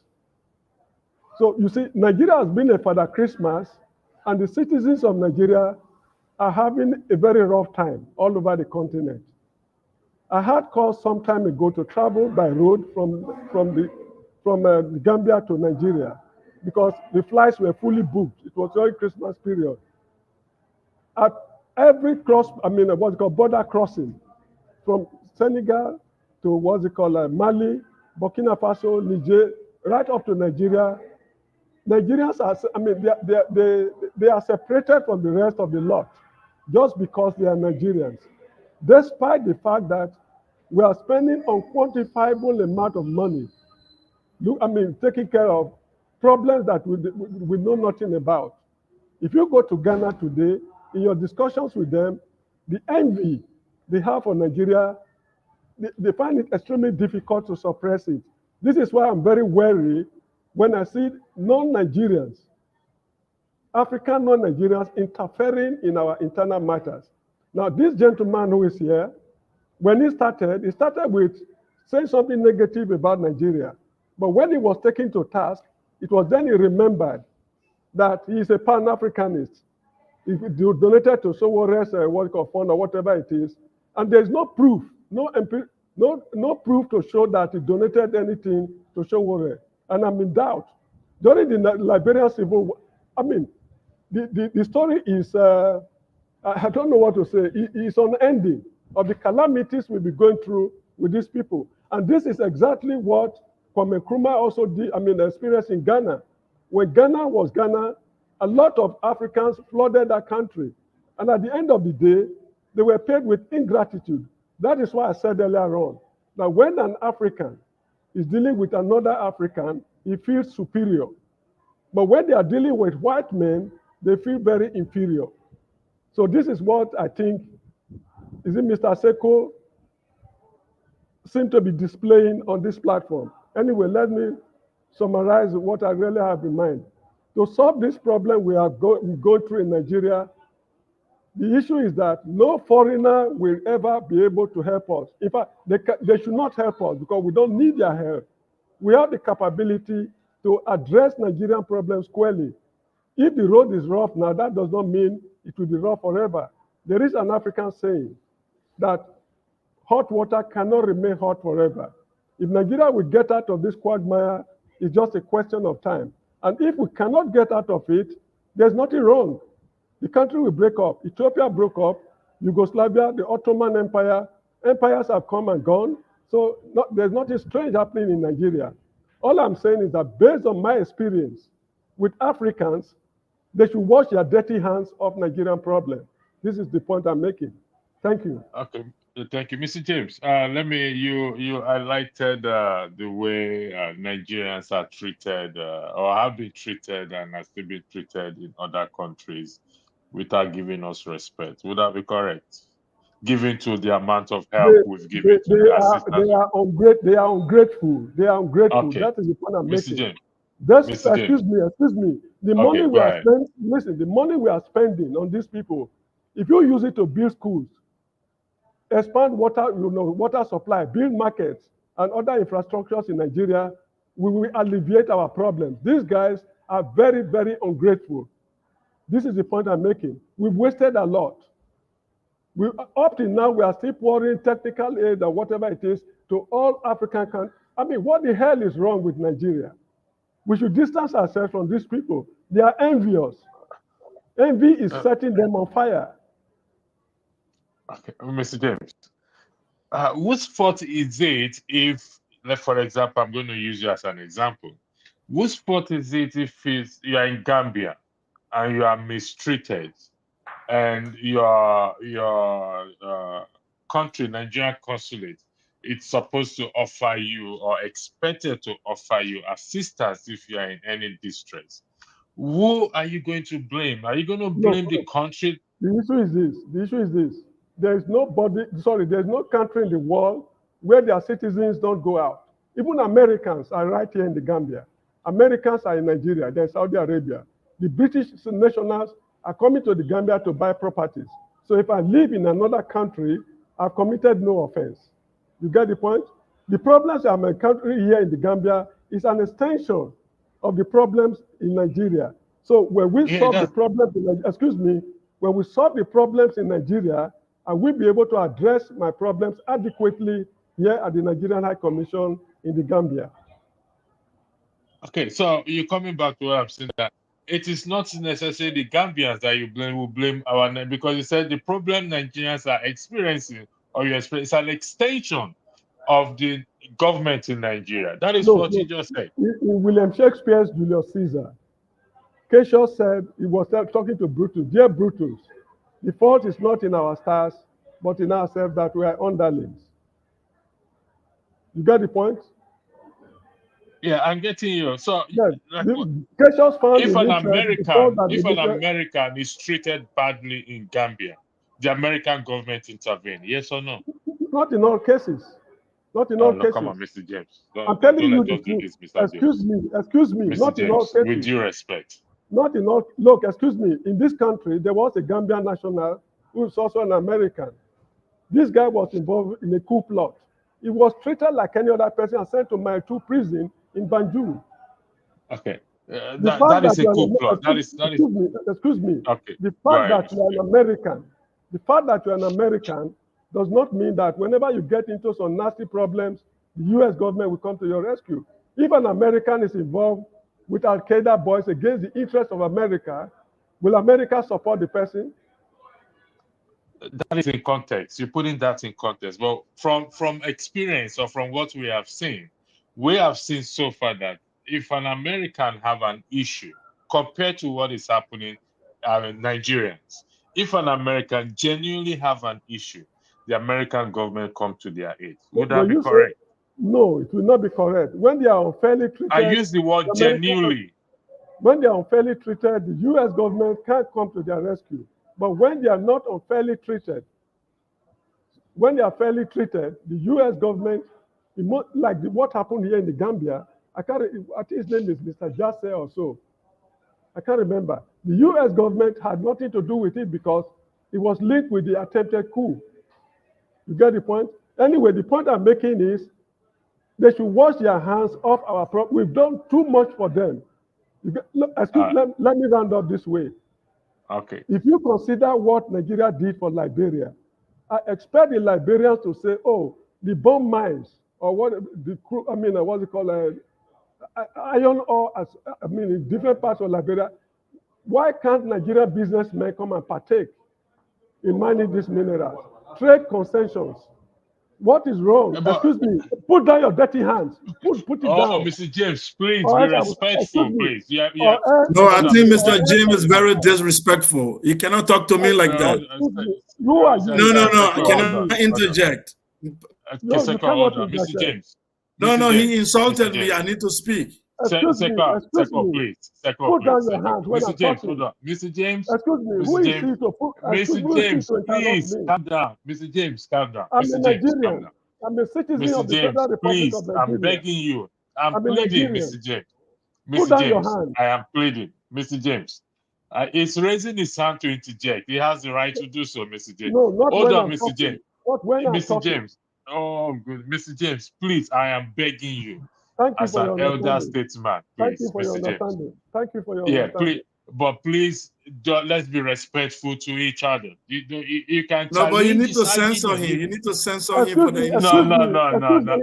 If you allow I'm going to put both of you on if you allow Seko, this please, guy I'm to begging you. interrupt me anymore, I am begging stand you, out. gentlemen. I am Sika Okelan, please keep your hands down. Yeah, You but know what's the consequence of being insulting? he What's the doesn't want you consequence? to interject. So just Yeah, let's but what's try the to consequence of insulting? We have done I so much for understand. you people. the You have no Seko, right please, I'm begging whatsoever you. to run Seko, us down. hold on. You have no right to Mr. run us down. Mr. James, please challenge the argument. Don't. We are Nigerians. Listen, Mr. James. We are Nigerians. Mr. James. This is why we are coming to the rescue. I'm sorry. I'm sorry.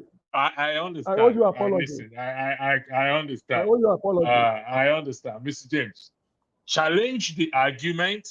Please, let's be respectful. This is one of the issues we're having on the platform. Let's challenge the man's argument. Report what, in fact, you said you should provide evidence as a contributor to show race. That is a good thing. I mean, that is challenge the argument. But if we say we have to, Dr. Gomez said in the meeting yesterday, why are we bitter towards each other? There's no need for it. We need to do better than this. Please, Mr. James, I am pleading with you. You are knowledgeable, our historian, but please, the gentleman have a right to say whatever he wants to say. Not to run down my country. Disagree with him. Not to run down my country. No, he owes me an apology. Otherwise, I will leave. Don't interrupt He owes me. me an apology. Don't interrupt me. You don't deserve my please apology. don't. No, if he doesn't apologize, then You this don't is not a revolutionary platform. So, Sequoia, hold on 1 second. You run away from your country. I mean, we Mr. came James. to your rescue. We rescued your country. Mr. James. The fact that the man is not in Nigeria that is doesn't mean. You filter his utterance. Mr. James. Ungrateful people. There are other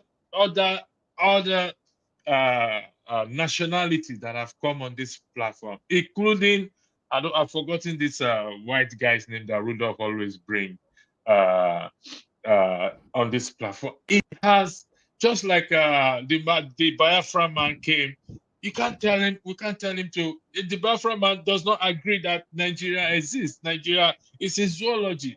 Are you going to say we should not listen to him? He doesn't believe it. There are people in the comment section who also don't believe. Should I now kick them off the off the platform? Disagree, challenge his argument. Anyway, Please, I'll give you another 2 minutes to round up. thank you so much. Seko, I'll come to you. Seko Keller, please. I don't want to listen to his unadulterated nonsense. So I'm signing out. I'll come back again. Thank you. Thank you. Seko, on behalf of Mr. James, I apologize. Look, it's not going to apologize. On behalf of Mr. James, I am apologizing. Okay, not on behalf of Mr. James. On behalf of this platform. So I've changed the Seko.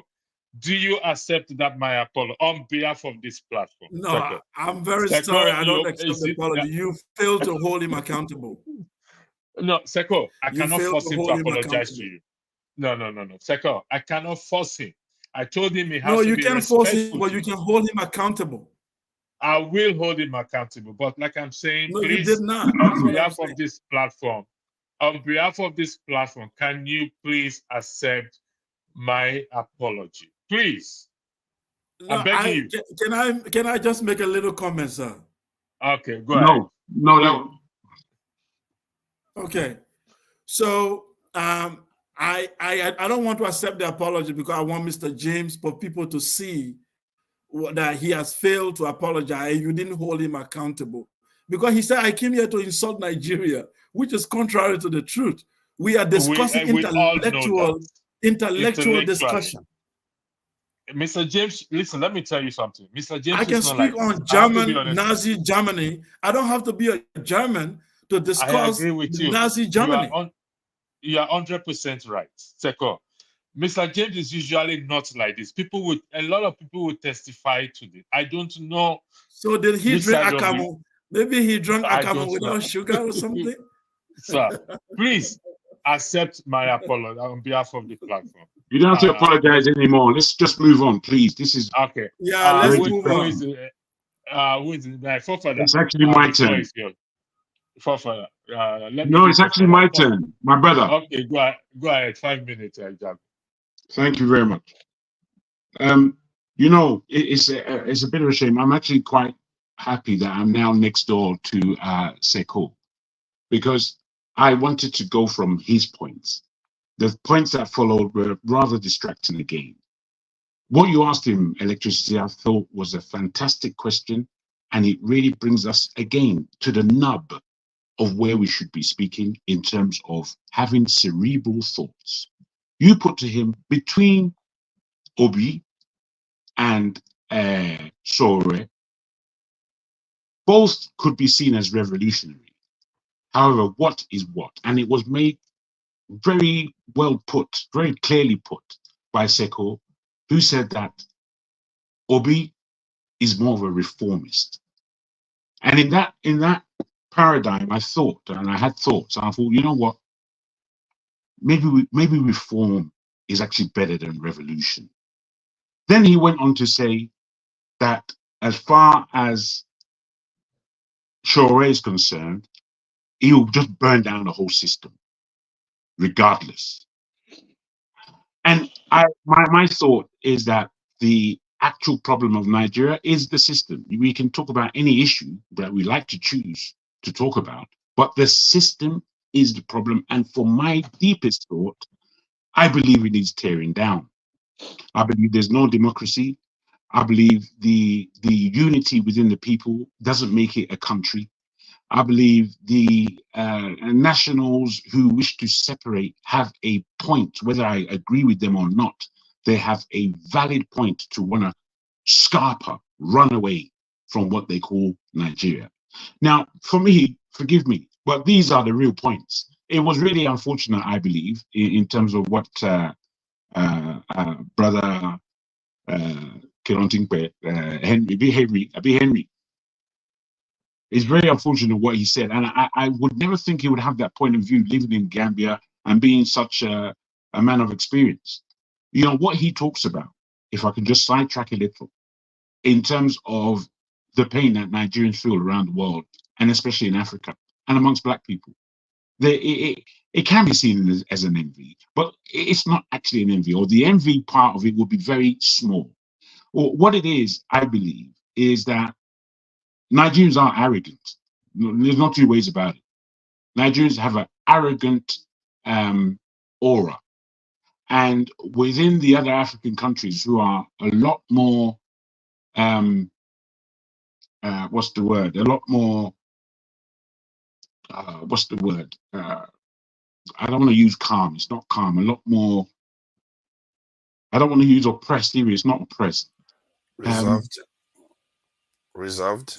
That's fair enough. I would use that word. Thank you. It's not reserved exactly, but it's a better word than I had. A lot more reserved than we are. I think we are very reserved people as Nigerians, or don't get me wrong. But the other Africans, timid is the word I'm looking for. They have a different relationship with their surroundings than we do. Once we know our surroundings, we're in it. Once we know the white man, we can deal with him directly. I have no aspect of fear in this planet.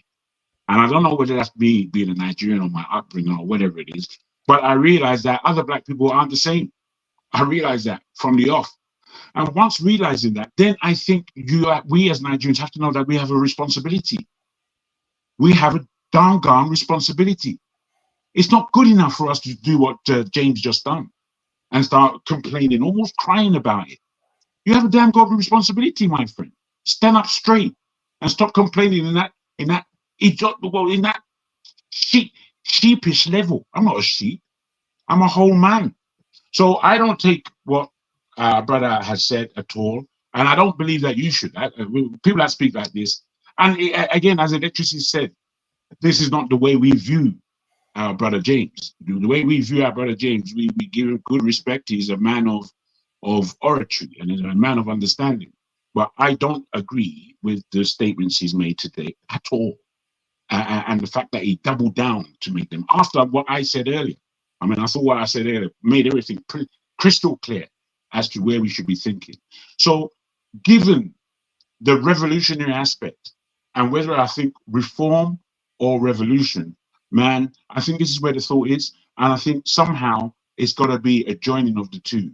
I like what you put forward, Electricity, in terms of this question, because this is where the question is.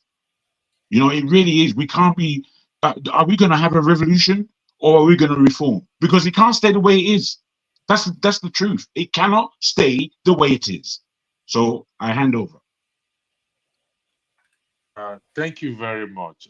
Again, Seko, I'm going to highlight two things to you before I bring Forefather, before I give Forefather the floor to speak. I think I lost those two things when I moved away from Electricity. Can I make my point before you leave?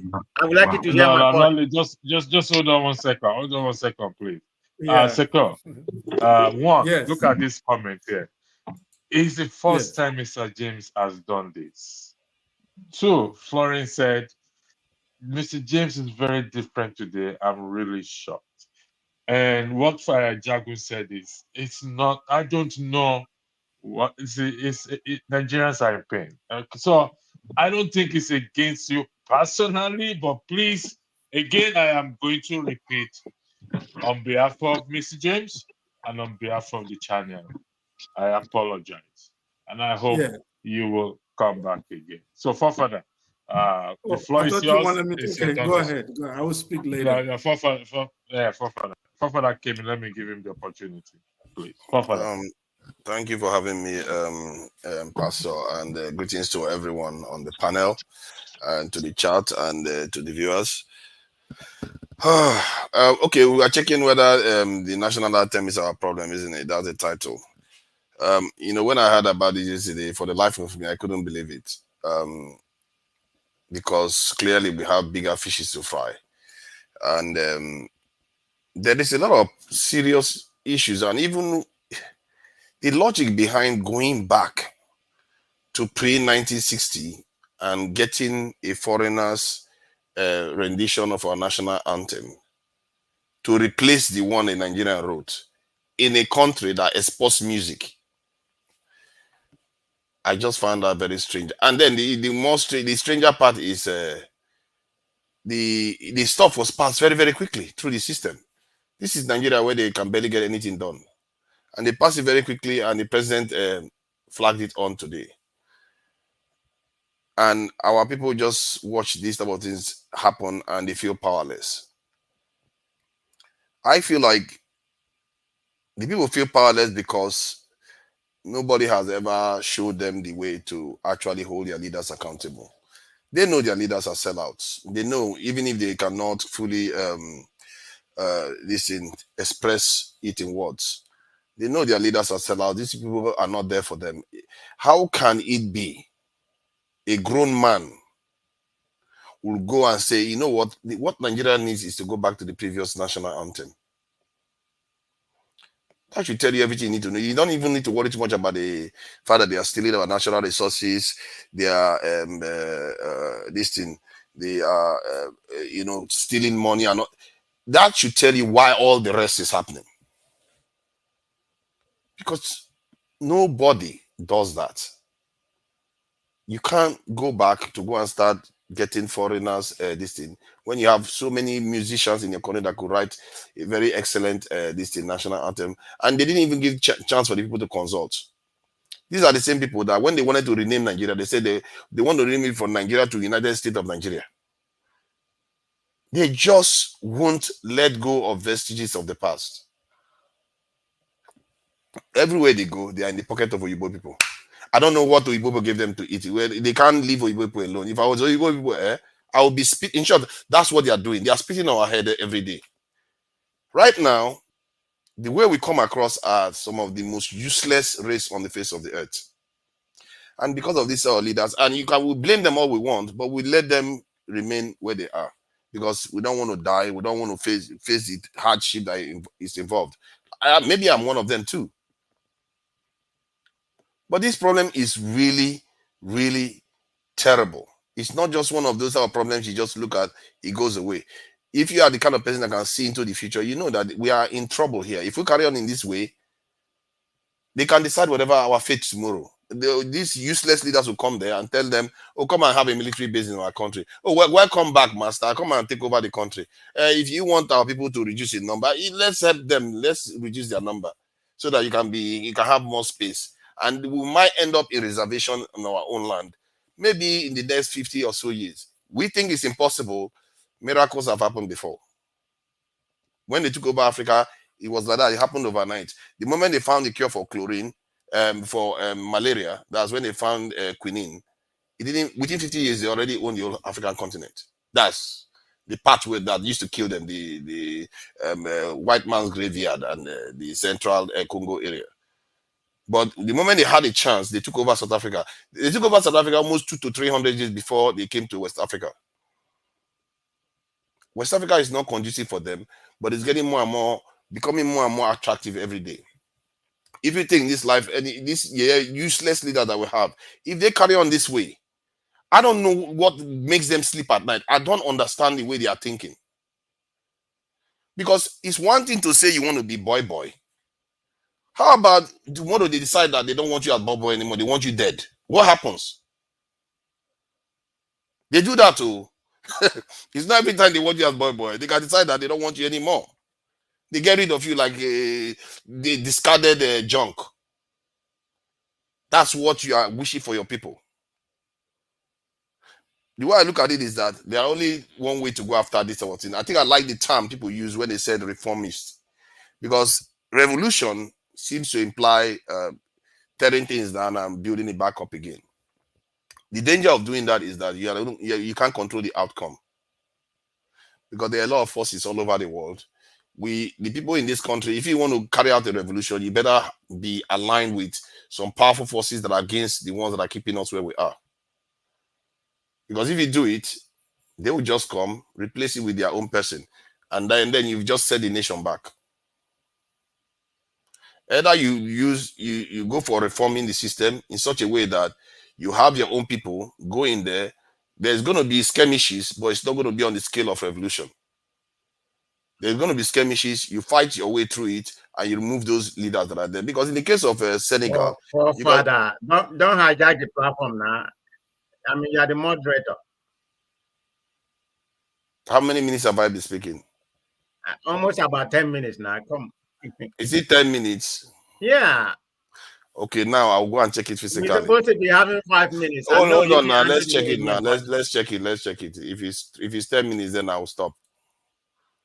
You see, you need to stop that. That's just rude now. It's not even close.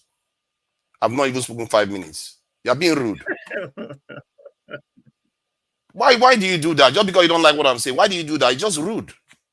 I didn't say I don't like what you're saying, but I'm trying to make but don't just interrupt. Don't interrupt me and say I've been talking for 10 minutes. Yeah, you know. When it's not. I just went back in time. It's not even 5 minutes. I went back 4 point something minutes, and I met this guy on this thing on the stage.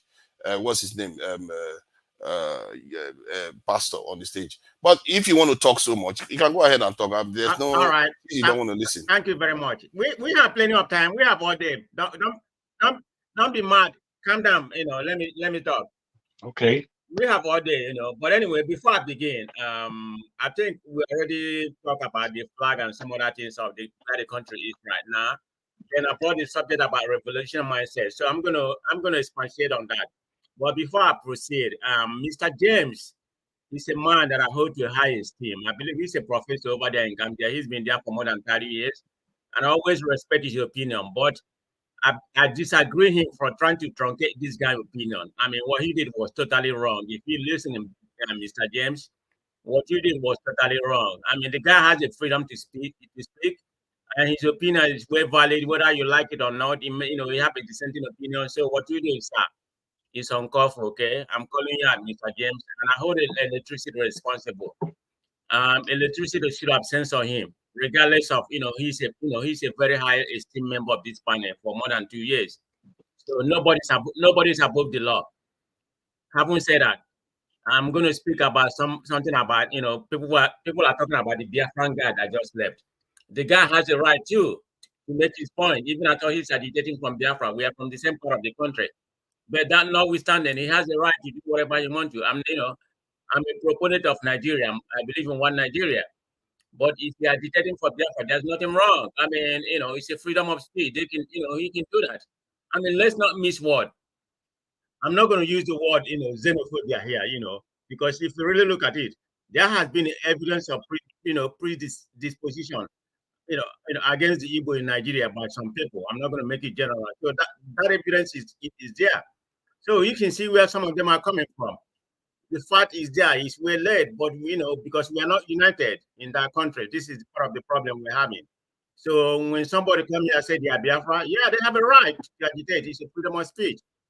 There's nothing wrong. So it's very bad for somebody to make their comment and everybody here bashing whatever the opinion is. So that's all I have to say to that. I just have to have here. So I raised the point about revolution. People are just pivoting towards Obi and Showore. I mean, both of them have different way of handling things. I supported Obi, but I'm not obedient. I don't know if Obi has come to power. What could have been? I don't know, because of the way the Nigerian system is set up. It may not have been easy for him. Would he have done better than Tinubu? I don't know, because I'm not going to say foresee about the future. He would have had a lot of obstacles. I mean, the Congress would have been, maybe about 80% against him. But can you do it? According to what I know, he was able to do some things in Anambra. I mean, I wasn't privy during that time, because I never followed politics at that time. He looked like a very quiet man or that kind of thing. But from what I read, the way he handled whatever was going on in Anambra, was very commendable. But can he duplicate it in the Nigerian space? That's debatable, because Anambra is not Nigeria. It's just like Tinubu, the way he ruled Lagos, whether he did well or not did well, I mean, Lagos is Lagos. Lagos is not Nigeria. Look at his failure right now. So you can't just really say what somebody did, it's going to come to the national space and duplicate that. That's not possible. And Showore doesn't have any antecedent in government, so we don't really know. All we know what he's been saying. He have a revolutionary mindset. Can he do that? We don't know. So that's where we find ourselves in a conundrum. We don't know, we don't know what, the person that will lead us to that revolution mindset that I propose, which is a very, I mean, it's going to be, Nigeria has a long way to go. I mean, I don't see any, I mean, I hate to sound like a doom. I don't see any really immediate hope for Nigeria. Maybe it's going to take a lot of process for we to get there. Or maybe somebody just come. I don't know who is going to lead that revolution mindset. Maybe it's going to take a collective of all of us to do that. That's what I have to say, because when I brought that up, I wasn't really thinking towards Shukure or something like that. It's just for us, to think about. Maybe that's the way we need to go. Thank you. Oh, Father, I'm sorry to cut you off. It wasn't intentional. Thank you. Is this Sikao? You wanted to say something? Of course, I wanted to say something. Please go ahead. Yes, thank you very much. So for me, I'll go straight to the point on the issue of Shore and Obi based on my own analysis. So for me, what I do is that I download their manifesto. I don't just, apart from the fact that I listen to you talking, and if I open my computer right now, I have the manifesto of both of them, the Spice Heart of Shore and also the one of Obi. And I've analyzed these things. So one of the things I've seen from listening to them, also reading their manifesto, like I said, Shore is very idealistic. For him, he imagined a very prosperous Nigeria. But for that to happen, the old Nigeria needs to die. That's the way he sees it. It's like he has to tear it down from the military to the educational system. He wants to tear it down. But there are some obstacles that he's not seeing, which is always true for people who are idealistic. That is to say, the structures that hold Nigeria down. If he gets into power, he will find out that those structures will surface. And I will mention one of them right now, which I always mention and I get in trouble, is the religion, for example. If you look in the north, the emirate system that they have right now, which is leading to crisis. The emirate system is a double colonial system. It was not the original structure of the Hausa traditional rulership. It was 1804 that Usman Danfodio created the emirate system. Those emirates were supposed to be governors. They are not kings. They are not traditional ruler. I know your media called them that. They were the original governors of the north. Then the British came and sacked them and made them ceremonial. Then now modern Nigeria upheld these people. So they are actually Fulani colonialists in Hausa land. Even though nobody want to talk about it, you have to avoid it because it can create controversy, but it's the fact. I talk about it all the time.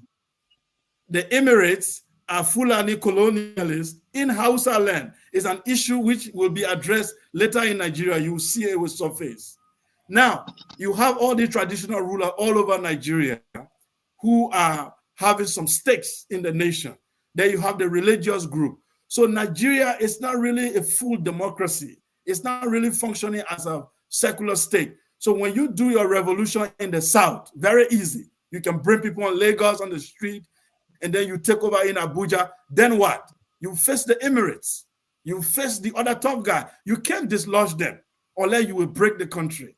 So Shore will run into trouble as soon as he sits in the Aso Rock. The Sharia North will tell him, you have to play by the rule, or the army will kick you out. You will play by the rule.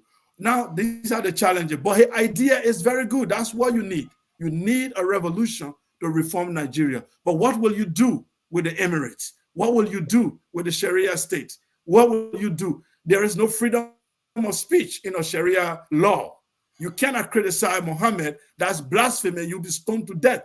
That's not freedom of speech. You can compare that to your UK, where I'm allowed to speak my mind, freedom of conscience and thought. You can exercise that in certain part of Nigeria. You will go to jail on an Islamic law, a divine law from God. That's not democracy. Now you come to Obi. Obi is a reformist. What Obi has seen, Obi's own thinking is that Nigeria's problem is economic. Now, if I can take millions of people out of poverty and their life is better, or I bring a middle class up, they are able to eat and pay their houses, they will start thinking right. They will have good education. Probably the nation will go towards a good direction. Obi is not trying to be a messiah. He knows he can't save Nigeria. But what he's saying, like, let's take the boat, let's put the boat on the right trajectory so that it doesn't capsize. Once we have a good middle class that can feed, that can educate itself, they will find a way to solve these other problems. But Shore is saying you can't do it the way it works now. You have to tear it down. So in all of it, when you look at it, I'm saying Obi is a good guy. He has a very good intention. But when he gets into power, his reform will also be strangulated. But it's more realistic than Shore's revolution at this moment. Thank you. Your submission is quite interesting because the Emirates, as you refer to it, is something that you may not be aware that in the history of Nigeria, they have been shown to not be as powerful as the government. The government have removed sultans, emirs, and all the rest, as they see fit. And so in the context of Nigeria, you may have Emirates, but when somebody is sitting on that chair, they can do as they please with the north, the south, and they show it every day. Look at the other day, they overturned a ruling that they said they should bring the old Sanusi back to office. So they can remove, positions of power, remove people and bring people back into power. So I thought I should highlight that because you may not be aware that is happening in Nigeria. Yeah. Yeah. So what you see in Kano is an internal, it's a family issue. When an external force from the south try the emirate, hell will lose. This is an internal. In fact, Sanusi and Ado Bayero are family. Well, if you don't know, I think you know. They are one family. This is a family issue where a governor, the governor in the north can change the emir and what have you. But when the central government of a southern president tries to temper with the emirate, you will not believe what will happen. Let me just tell you that. Okay, a southern president, it's funny he stipulated that, but Abacha did remove Sultan of Sokoto from office and replaced him with another one. Abacha is not a southern president. He's Kanuri, but he's not Fulani, but he took... he's not a southern president, that's my submission. Yeah, but I think you are looking at it from a different... We understand. We understand the two of you very well, and I want not to go. Sometimes it's good. Sorry. Let's allow the viewers to understand. Sometimes you can go. No, I think there's clarity. Wait, guys, it's actually my turn. That's why I'm interrupting. It's southern. I think it's John Abbas' turn when you're talking about turn. No, it's not John Abbas' turn. John Abbas has just come back in. I was next after this guy. So he's right. If I can just say, I want to just say this. I want to just say this, if I can, just to keep things online, because we like getting off key and sidetracked. When electricity left, really what he should have done was to stay and hear Forefathers' commission before handing over to him as the present host. That's the only reason I think Man of Prestige interrupted. I was listening patiently when Forefather was speaking, and was wondering when it was coming to the end, and realized it's not necessarily your fault or anyone's fault that interruption took place, which is why I interrupted in the first place, and Forefather did his best to switch off my mic. Fair enough. I was going to speak on his behalf, but fair enough. Then he actually went on to say it's rude for Man of Prestige to cut him like that. And I totally 100% agree. But Forefather, you've got to understand that that behavior that you dislike is what you do all the time. To me, especially. Let me just put that to you. So we have it nice and cozy. Have that. Meanwhile, what Seko is saying is so on point. I feel really commensurate. No, I feel to applaud you in terms of many of your submissions today. They're grown-up submissions. They face the area that we should be speaking about more and exploring into and finding if there are any solutions at all. Because we have to be on track in order to find a solution. And I've never given this platform, apart from one small time, that a solution can ever be found on this platform. I just don't believe it at all. I don't even believe it's necessarily what the platform is for. So in the aspect of electricity's question and the way you've answered it in terms of where we are is really about revolution or reform, put it that way. And that is actually where the question is. If we are answering these questions, we might come to a point of solution. And I put it this way: Nigerians are given leaders. We're handed them. And we accept the rubbish that they give us. I think because of the question, it narrows my mind down to really and truly, we need to be raising our leaders. If the aspect is really between Shore as a revolutionary and Obi as a reformist, then by God, we should be raising them around parties that are heavily supported. And the questioning now begins. If we're not looking for solutions, really, we're mucking around. We're really mucking around. And we should understand and swallow the pill that we are just muck around artists. But if we want to be serious, then questions that are raised, we have to be able to focus on them. We can't just start detracting. What has been put forward by Sokore is a serious question. The South can more than likely reform in such a way that we get over all of our bullshit and forward with the program that is to be had.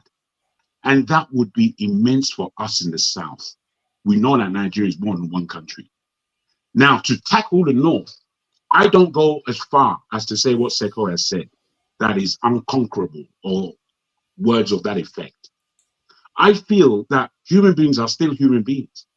And once human beings in the North understand that human beings in the South are living a politically organized, structured unit, they will choose to come along or go away.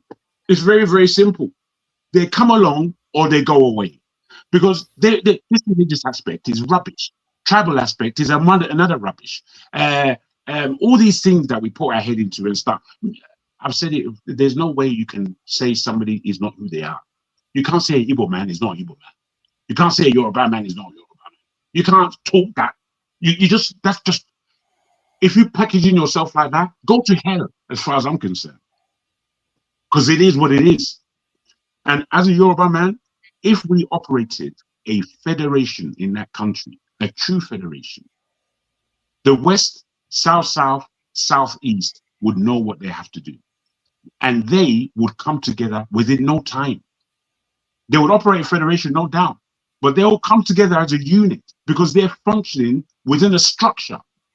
Those in the core North, because I believe that the Midwest, the Middle Belt, would join us quite easy. And the Middle Belt is a big portion of what they call the North. It's not the North.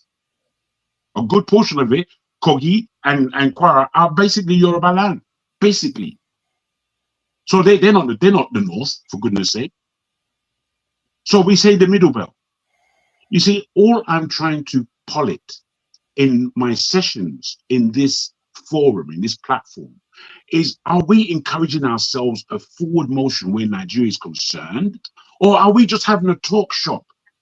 Because talk shop philosophy, fuck off. I'm sorry to put it that way, but I've had more than enough of the talk shop level.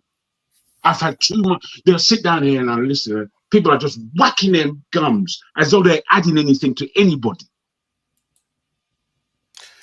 So one, I'm not going to have, there are certain things I'm not going to do anymore here. I'm not going to be taking unnecessary insults, swearing.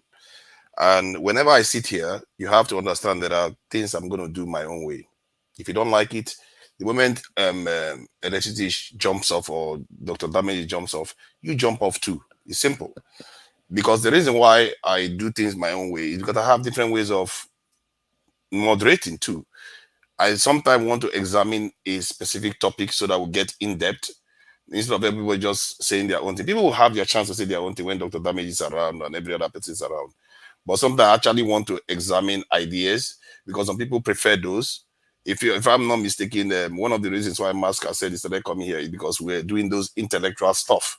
Not just everybody come here to just put swearing at people and all the rest of it. I'm not interested in that. So that's why I put him backstage. You shouldn't be swearing at people. So, excuse me, can I ask where you will not accept the insult from? Is it from a panelist? Or where? Anybody. Okay, thank you. We shouldn't be insulting each other. We shouldn't be swearing at each other. You're on a panel. You're saying everybody's talking nonsense. It's not nice. The thing is, forefathers, I agree with you 150%, but please be consistent with it. So wherever it comes from and all that, please enforce it. Thank you. I will be. So please don't be swearing. Nobody should be insulting each other. My point? Yeah, of course. Well done, thank you. Now, all I'm saying, to be frank, is that there are ways and ways that this platform. I understand that there's something for everybody. I really, truly understand that.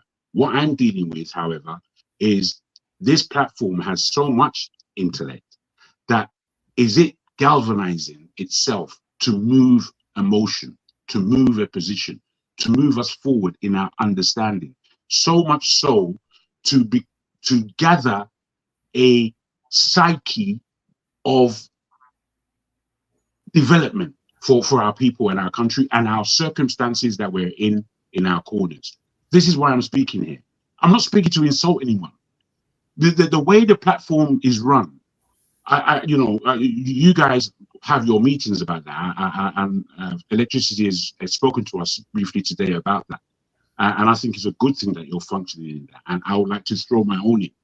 And I'm saying, away from Rudolph, who has his faults, he's just a human being like anybody else.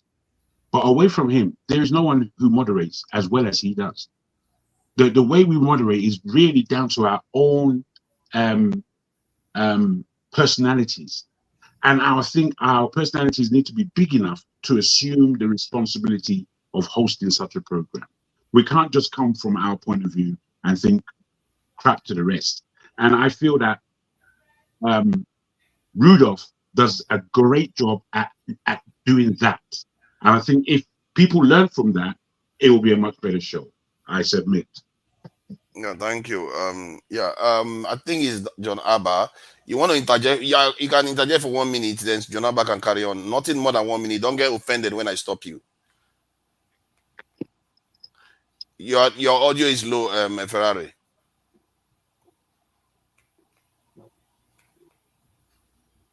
We still can't hear you, Ferrari. Yeah, something is wrong with your mic or something. We need to go out and come back. Go out and come back. Yeah, we can't hear you. Janaba, welcome. Thank you so very much, forefather and fellow panelists, for having me. A quick question to Sekio. When you say two things, I want to ask you quick. When you say religion is part of the problem in Nigeria, do you only refer to the Islamic religions or the religion in general? One. Secondly, when you say James, you apologized to you, on what base? Okay. Can I answer, the moderator? Yeah, of course. Go ahead. Yes. So when I say religion is a problem in Nigeria, I mean on both ways, especially the North. Emphasis. Then when I say she should apologize to me, he actually insulted me. When I raised my hand, he said, "Put down your dirty hands." Okay. So I said that he cannot use that word on the panel in an intellectual space. He needs to apologize. Thank you so very much. And now I think there's no excuse to whom much is given, much is expected. It's an elder statement here. Using that word may come from anger. Everybody loses it once in a while, but also you cannot discard or dismiss his own pain that he have experienced as an African man that live in African space. So I want you to also respect that, notwithstanding if he used that word, then he can come and clarify himself on that. All right. And then when you talk about that religion, I want you to know that religion is not only a problem of Nigeria, but the whole African continent. And whichever way you want to take it or leave it, that's what I will leave you with there. That if we can speak intellectual or be direct about it, we should not shy away. It's a big problem in Africa, both religion. Thank you. Thank you. On the issue of a national item of Nigerian being revert, I was expecting the Tinubu uh, to uh, to dissolve EFCC. I was not seeing him coming after the national item, because I know he is after his brother, former President Olusegun Obasanjo, to erase some of his legacy. I was thinking that he's going to do that, but I don't have a problem of doing the national item if you think it's necessary. But you must come with something that we have Nigerians that are brilliant, that can write our own national item for us, even if we choose to. That's what politicians do if they have their way. And in this time around, he have his way, but I think he went taking it and take us back to what Uibo wrote. To me, is another step back. He could have used any Nigerian to write another one. And that is why I am for the reform of the whole institution, both Nigeria and any other African country, that we need to start living our own life in our own way and grow in our own space. I think we take whatever go, whether it's democracy, whether it's religion, whatever is happening, we imitate others and we are not growing in our own space. As a result, it's 10 foot forward and then 20 backward, if not 100. So I don't believe in whatever we have as an institution now. So I believe in that nobody should use the whole Nigerian to fight their own personal fight. And I think the only way it will not be happening that way is when we have a strong institutions that people respect it, and things will not quickly just pass in the house for yes ma, yes sir issue. And that is how I will leave it with the national item. And the other issue that you guys are discussing about Sowore, between Sowore and Obi, I believe, I think most of you have spoken well on it, so I don't want to go into it. I believe both of them operate in similar way. One is destroy the old one and let's start all over, and the other one is like, let's patch this one and make it work. So whichever way they, as we grow individually, share our thought here and there, time will come that when they say government of the people by the people, meaning that the majority of the people have come to their senses and they can make a choice, and the elite will have no other way because they will be forced out in one way or the other, or they will abandon their recklessness at a point when the citizens arise. So we will see with time how that turn out to be. But both of them, this is what I believe. One say destroy it and let's start all over. One say let's manage it. And to me, both of them have no chance in this because of the citizens have not gotten there yet. Thank you. This is my submission for now. Thank you. I think it's Jonaba next. Jonaba, please go ahead. No, John Abba just spoke. I thought it's my. No, sorry. Jonaba is in my head. It's Ferrari. Oh, thank you, guys. The reason I was raising up my hand so bad is that I'm on break and my kids would soon walk in. So 5 minutes. I wanted to make my shot before my break, before the kids walk in. I won't be able to do that. The issue of Nigeria, Anthem, reform or revolution. what's the way forward? Let me be very clear to you all. You see, those of you who have made great submissions, you have made good submission, but sometimes some of these submissions, I object to it. For example, people who have said Nigerian problem is religious. It's not religious, it's the religious leaders. It's not tribal, it's the tribal people, because we have thieves from every tribe.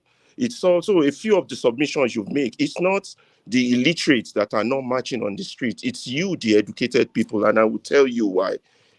So all these things are our problem. That's Nigerian situation. So what does those things need? Does it need reform or does it need a revolution? For example, I used to believe that Nigeria is messed up. It's true, Nigeria is messed up, until I found out that Nigerians are messed up. You see the difference? It's not just the Nigeria as a system, as a state that's messed up, but we Nigerians are messed up. So whether you choose reform or you choose revolution, the first thing either one need is that you need informed people. You need educated people. You need people who understand the state of their reality, of their pragmatic situation, Can you come back, please? Give me a few minutes. Thank you. So of their pragmatic situation, we need people who can react. And most of all, we need people who can act, not activists. You don't have to be an activist. You don't have to be a Wole Soyinka before you know that the man in you have died. And that is the story of Nigeria. The man in us have died. Why do I say this? Every Nigerian, from the history, from the locking up of Awolowo to the man who said, "My hands are tied," which Show repeated also yesterday, to those who staged the first coup, second coup, to the civil war. The man died in our men. And that's why Nigeria is in this state. Now, the man died because even on this panel, we are a total reflection of the state of Nigeria. In this panel, we are all activists talking of Tinubu did this, the government did that, the security is this, but yet when injustice occurs right in our very face, none of us acted. You see, Nigeria has a tendency, when you challenge competency, they act against you, like they locked Fela up, like they locked Nnamdi up, like they locked Showore up, when you challenge competency. I love Dr. Rudolph for one thing, have your say. You see, when he came with this idea, I thought that is Nigerian solution. Have your say, because Nigerians have never been allowed to have their say since independence. And some people, when they get the opportunity to host, they now think they are the power and they abuse power. Nigerian problem is a question of abuse, power, and authority. An authority that rejects accountability. Yesterday, the most enormous or the most proverbic people were on board and they watch injustice, and yet none of them acted. Although people I least expect on the chat zone, like Kulata, they acted. Like Shegun O, like Equity Fair, they were saying that was wrong. But yet, great speakers like Kene, Osita, KJ, Olumide, Harry, CM, Victor, Show, didn't act. That is the problem of Nigeria. Forefather, how many minutes do I have left? I don't want to talk too much, but I want to thank, in the words of Lincoln, that says that, please teach my child that for every scoundrel, there is a dedicated leader. I want to tag those dedicated people in the chat who stood up, who acted against injustice, because we have failed that country, because every time injustice happens, none of us act. You don't have to act to risk your life, but the little things you can do will change that country. And the people that were on the panel yesterday, they failed. Rudolph set up this channel so that Nigerians can have a voice. Don't take that away from them. And then let us elevate the discussion. Let us stop doing a hit job like a journalist who have just received an envelope. Let us elevate this discussion to the point where we save our country. No one's going to do it for us. Thank you. Thank you. Welcome.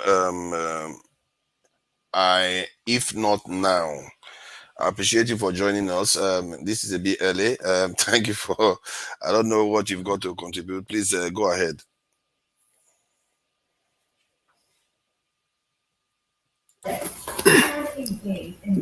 Good afternoon, all. Yeah, thank you, forefathers, and the rest of the panelists. Let me observe for a while, still more, because I've not really understood the full context of the conversation. Thank you.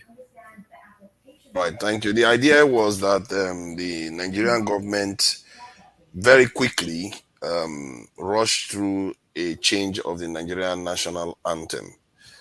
Not to create a new national anthem, they went back to the one that was written by a white lady before our independence. And so they thought that we should talk about it because this is one of the areas that Nigerians feel like they're powerless. They didn't consult anybody. They just wrote it very, very within a week. I think we had it just within a week or so, and boom, it's already the president has approved it without consulting Nigerians at all. So that's the discussion we are having. Yeah, well said. I think that's it's not just today it started. It shows you the poverty in our leadership circle, and that shows you that we don't truly have a representative government, in the sense that if you check in other climes where things are working, that move is an important national issue that shouldn't have happened by 3 a.m. in the morning. It's something that countries subject to serious debate. It's something that when the president comes up with the initiative, he sends such bill to the House and the House debate it thoroughly and possibly have a hearing on it, But why would I be surprised if a budget can be passed within 24 hours or 48 hours? That has to do with finances, money, appropriation, not to talk of something that is a piece of word like a poem. So that tells you that the president controls everything, that we don't really have a legislature, because, and we don't have, we have one political party, which is the political party of the ruling class. Because if not for any other thing, this is something, it's not even what we need to be discussing here. If he just did it unilaterally like that, and we have a multi-party system, there should have been a party in the opposition that would have started raising an issue. Do you understand? But it tells you that, as far as I'm concerned, that we have one political party in Nigeria that have branches, but it's just one, serving one interest, the interest of the ruling class. So that's it. As per the choice of even if they decided to, number one, I don't think national anthem is a problem of Nigeria as of today. But that does not mean that if there is need to change the wordings of the anthem to make it to be something that is relevant and that can instill patriotism, that will be fine. But it's just like you merely changing. You want to change the name that you call people are calling. You want to do change of name, but you've not really thought about the meaning of the next name and why you want to change it, and begin to, imbibe it inside of you before actually pronouncing it. It's not going to lead to a national rebate. That's what I'm trying to say, because nothing have changed even in the mindsets of the people that want to change it. Tinubu have not told us, or the current leaders have not told us that we as leaders want a change of mentality, a change of ideology, on our own part as leaders. So as a way of translating it down to the populace, let's do it by way of changing the national anthem. Nothing have changed. I think they're just looking for a cheap popularity. Maybe we've not really achieved a lot. And maybe in the past, we've heard some people say, this national anthem is not even, it doesn't really have much meaning. And they say, okay, let's do this one. This one may be more popular, may resonate with people. Stuff like that. That's just what they're doing. So you think that their thinking is, when we go back to pre-colonial national anthem, it's considered popular? Yeah, in the past, some people have questioned the actual meaning of the current national anthem. I don't know which one is current now anyway, But So it what? doesn't So you really are make thinking sense. But the what I'm question trying to I say, wanted to ask you that because I wanted to even ask that question before you said what you said, because I wanted to ask what do you think is nudged them to do this in such a rapid way? I think that may be it because I've heard that in the past, not just this present regime. I've heard such conversation on the public circle when some panelists come to network stations. They talk about the national anthem, not really the old one being better than this one in terms of context and words. But what you consider sometimes is a national pride. You understand? In terms of national pride, whatever was written about 70, 80 years ago, written down, I believe that today we'll have more intellectuals that can even come up with words that are better. You understand? If there is need to change. So why do we have to go back? And again, something that is not made in Nigeria or made by Nigeria. Exactly. You understand? So in terms of national pride, no matter how beautiful it is, you would have said, okay, for the fact that this was not made by us. You understand? At a stage, we're also saying that some people are saying that the issue they have with Nigeria is because it was other people, it was not formed by us. You understand? The name was not given by us. You have an opportunity of remedying such things, and you are going back to the one another person prepared for you. It doesn't really, to me, our leaders don't really have this patriotism or nationalistic instinct. Can I ask again? Where are the opposition, Atiku, P2B, when this stuff was raised? Why did none of them say anything about this?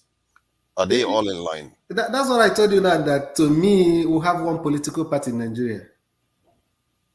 You know, I don't really think there is, just like me and you know, the parties are the same. Wow. You know, thank you. Once they are elected, is like whatever Mr. President wants. You understand? Yeah. So far, it's not reducing the money that is coming into my pocket as a legislator. It's not reducing my constitution. There's a constituency allowance. Wow. I can't question it. I have nothing to lose.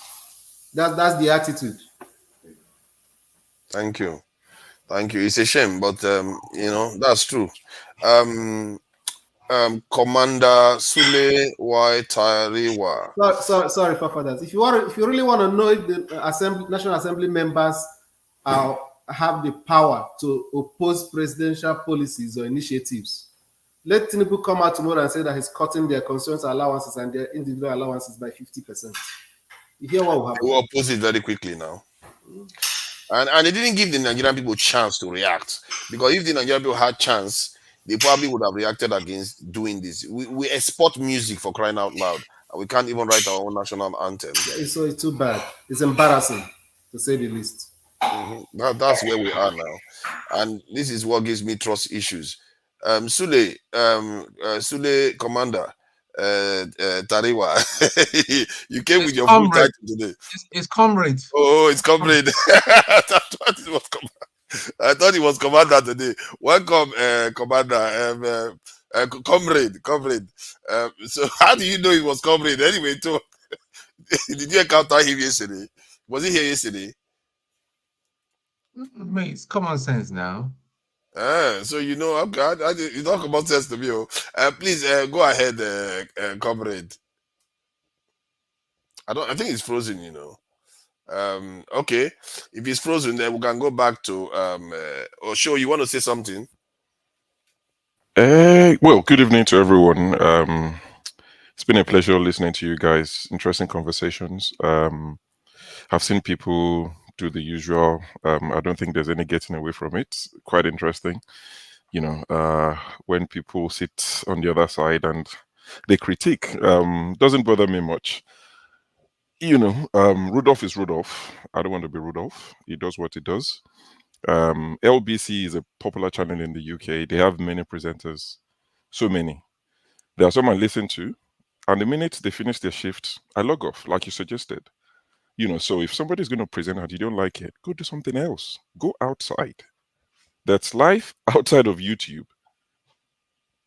So if I'm about to present, I'll do it the way I deem fit. If you don't like it, log off and go do something else. Also, so my brother, to where are you aiming that statement, my friend? I don't wherever know the how. cap fits, Jagan, wherever it fits. That's not the issue. To come to I've the said way. what I've said. Jagan, please let me speak. Okay. Okay, please let me speak. All right. Sure. You're quite fond of interjecting people. Sure, I said, go for it, bro. Go for it. So you do you. So the constant, and the Alabawu came as well saying people didn't defend him.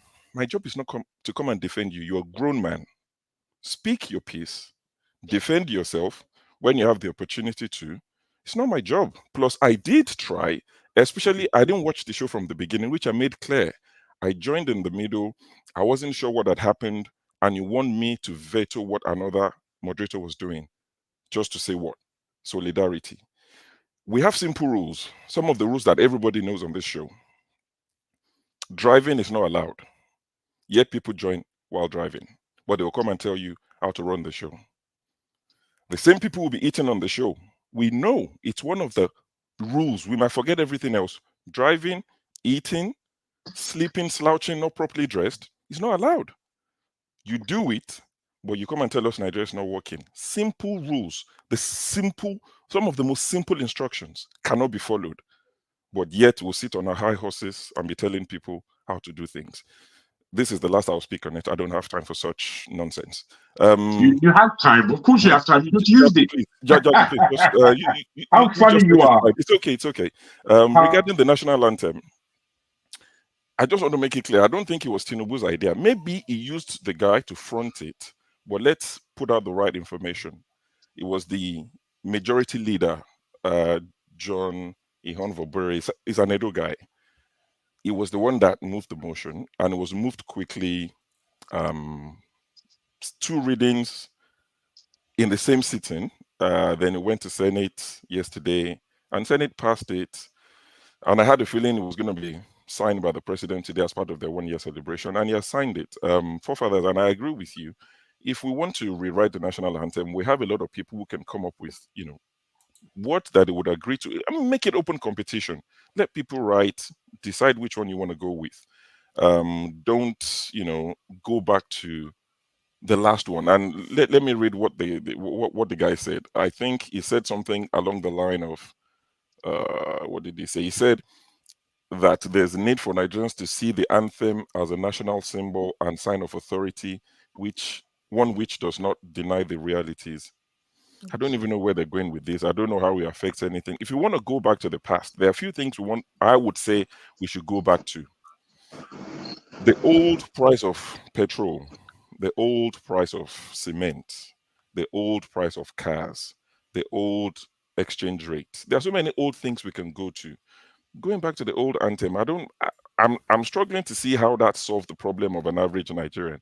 The people who sent this Mr. Bihon, whatever his name is that what they told him is their most pressing need? So you begin to wonder, these guys are like tone deaf. They are so detached from reality, except there's more to it than we see right now, because I can't understand for the life of me what this is going to do for Nigerians. Tomorrow you go to the market, things are still expensive.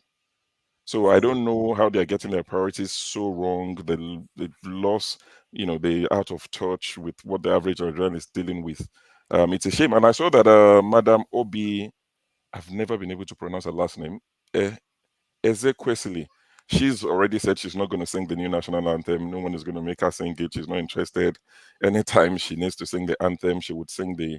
I will never sing it. I will never sing it. That's for sure. I need to learn it. That's the thing. I need to learn it because by the time Obasanjo changed it in 1978, I wasn't born.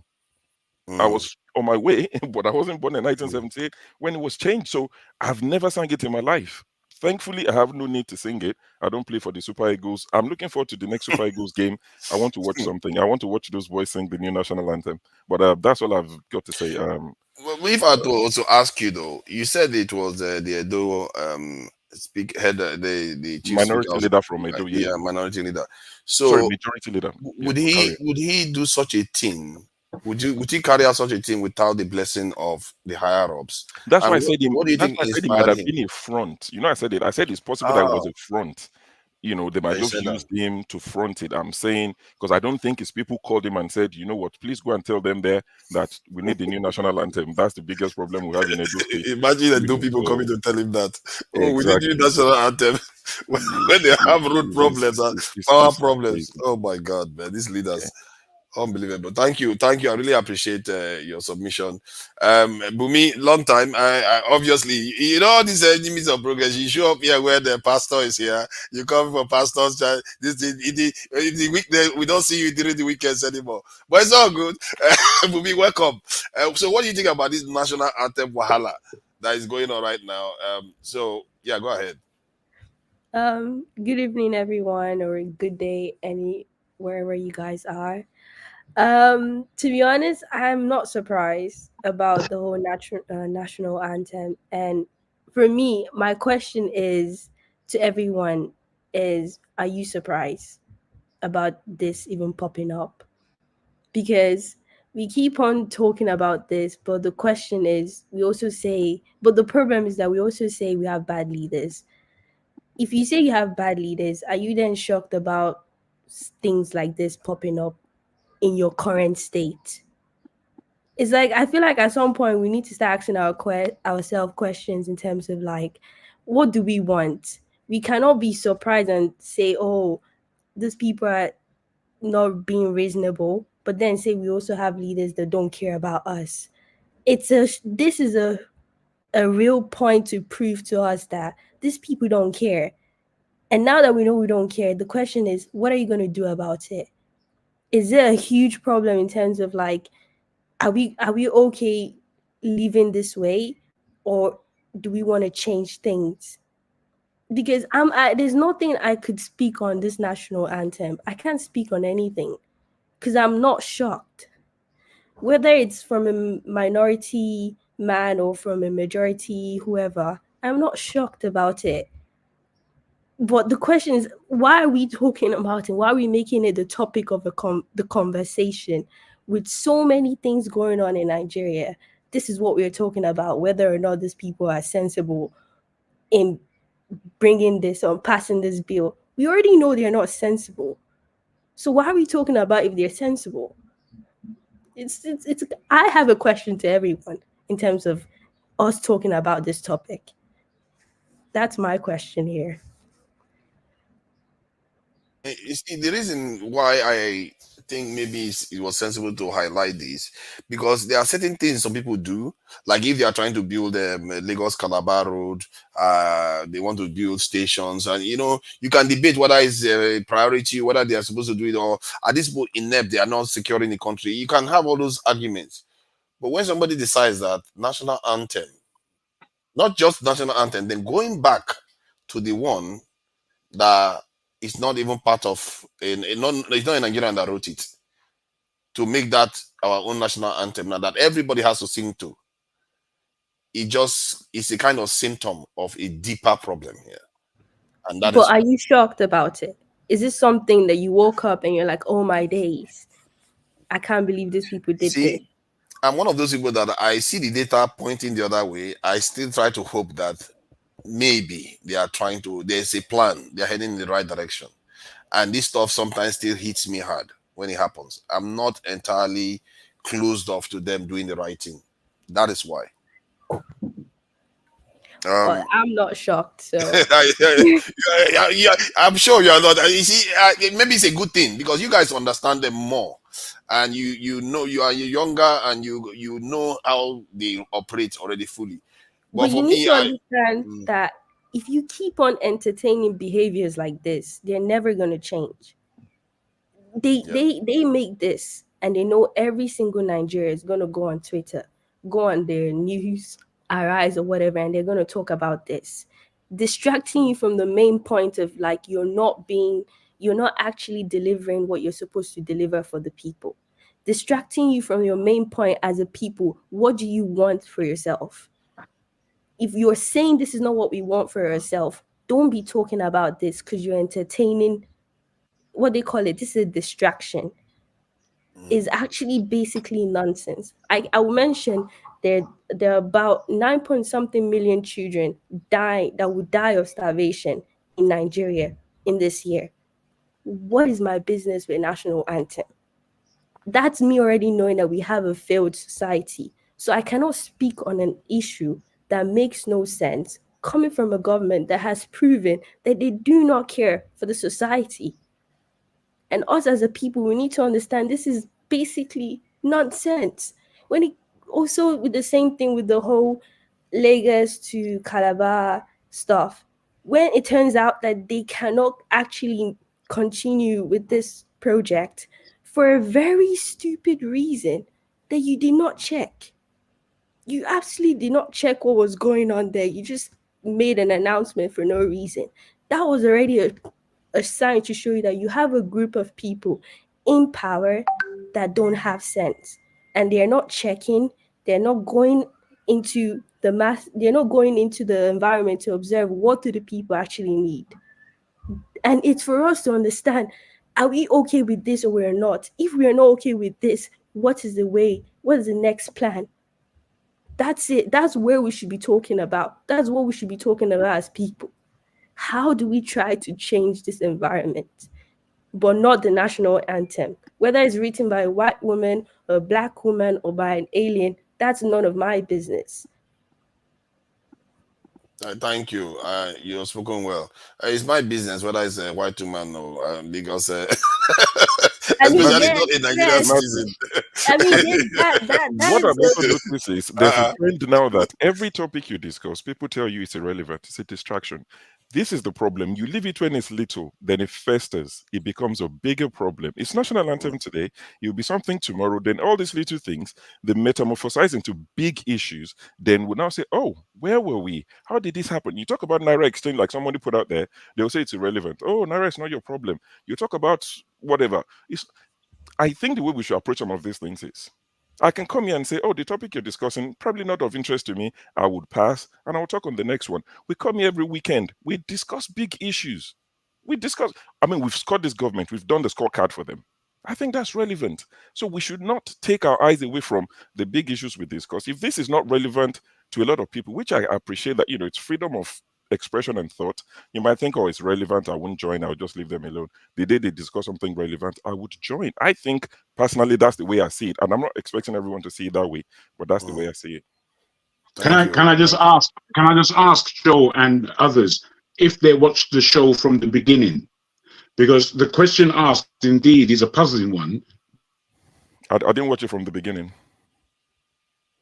Electricity meant it. Yes, electricity meant it in the light of, look at what's come up. Meanwhile, there are all these other things going on. And as we were pushing the conversation forward, it developed into what I felt was fundamental is the national anthem important? Because it came on to say that there is a point of revolution or the word, please, my brother. Revolution or reform. Reform. Or reform. And I felt that this is a crux of a position that allows us to start answering real questions. Because we all know that Nigeria is upside down. Some people are afraid of the word revolution. They don't fully understand what it means. Maybe people would lean to the word, goodness, it keeps escaping me for some crazy reason. Can you help me, forefather? Revolution, reform, and the reformation of our polity. And I think we have gone into an important space. So, in answering the question, is it important to change the national anthem?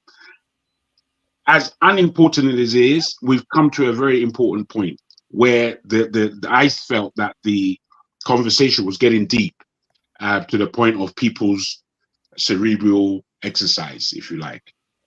Sorry. Thank you. Yeah, go ahead, Ebumi. Don't worry, Just I'm going to give you your time, Fellas, I've not comrade. spoken for a while. Everybody has been going over me. I just kept quiet because I'm working. Yeah, I I'll just come kept to you. quiet. Yeah, you're a gentleman now, and don't worry, we'll come to you. Bumi, please go ahead. just to clarify, when I said that I don't care, or not to what Mr. Show said, it's not necessarily saying that whether like changing the national anthem is not important, or it's not necessarily saying that. I'm just saying that when you have a group of people who have shown that they don't care, you cannot just put a question out there without observing your present day state.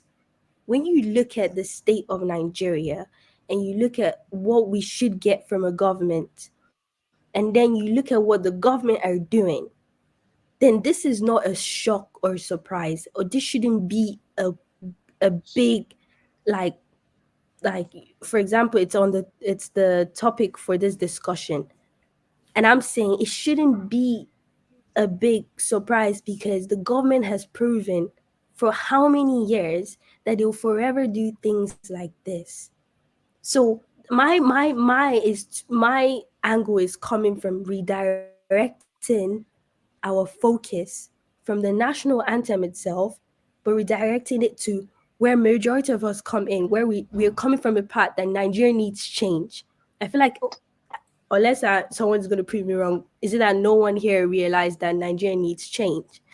So the question is, if you're saying it needs change, are you telling me, then the question is this behavior a good thing to show you that this is where we need change on? I don't know if that makes sense from where I'm coming from. I think it makes perfect sense what you said. I just thought I should highlight that aspect, the reasons why we had it. You spoke very well today, and as a matter of fact, probably more passionately than I've had you speak. Maybe you have been attending this one, so I've not seen you speak like this. So that's really good. I really appreciate it. Comrade Sule, thank you for your patience. Man, for a moment I thought you were a masker. I don't know whether you know masker. Yeah, for a moment there. Please go ahead. Okay. Please, can you hear me? Yes, loud and clear. Okay, thank you very much. I think this is the first time I found myself in this very important table where the national issues have been discussed.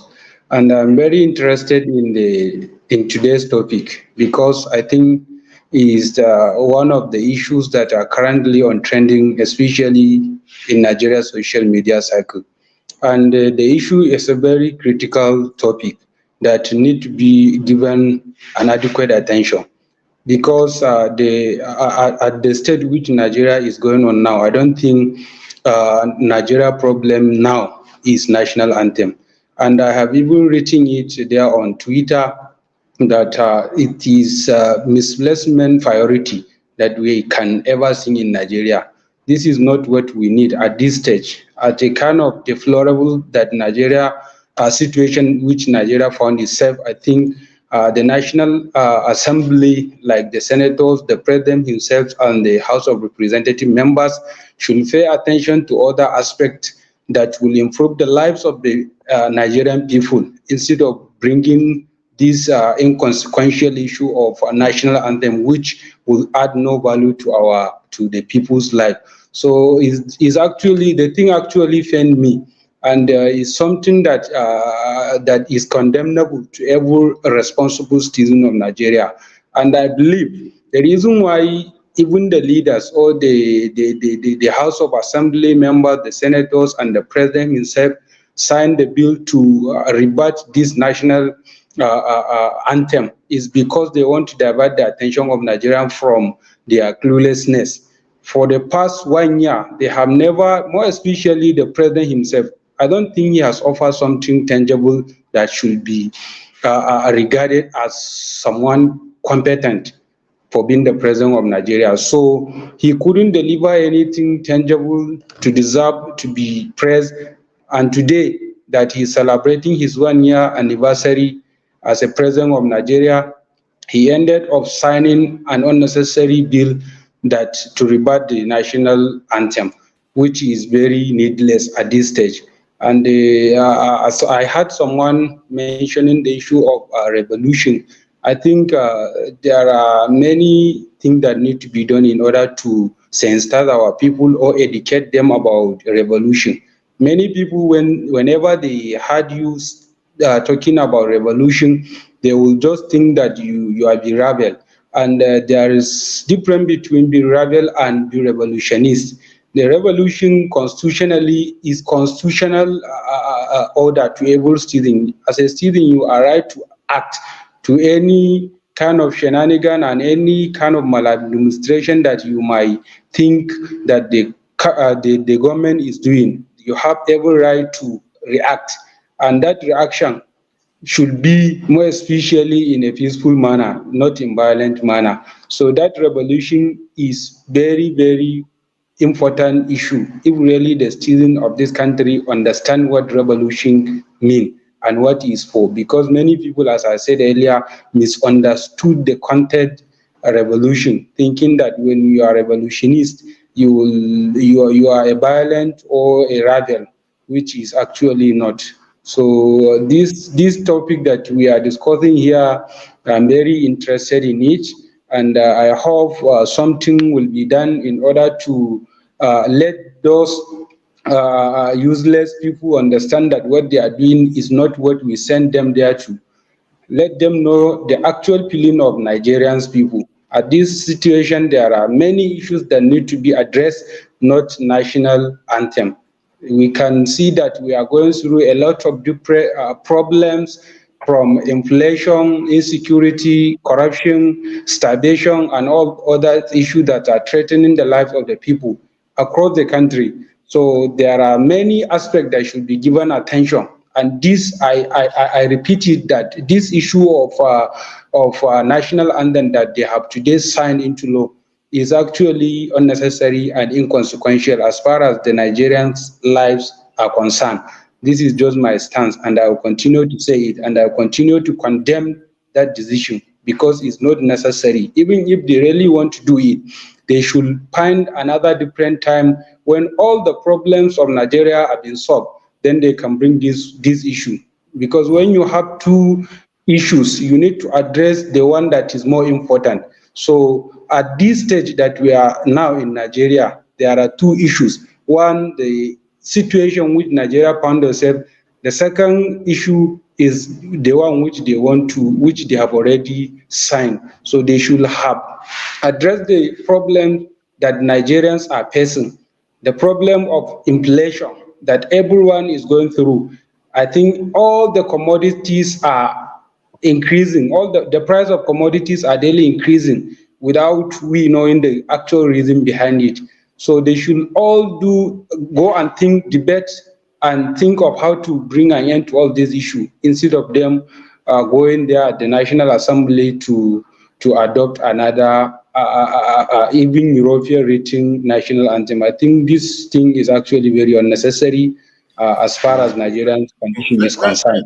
Let me ask you something. So, yeah, you said something about the anthem being a kind of distraction to distract Nigerians. So they use it to counter the other one.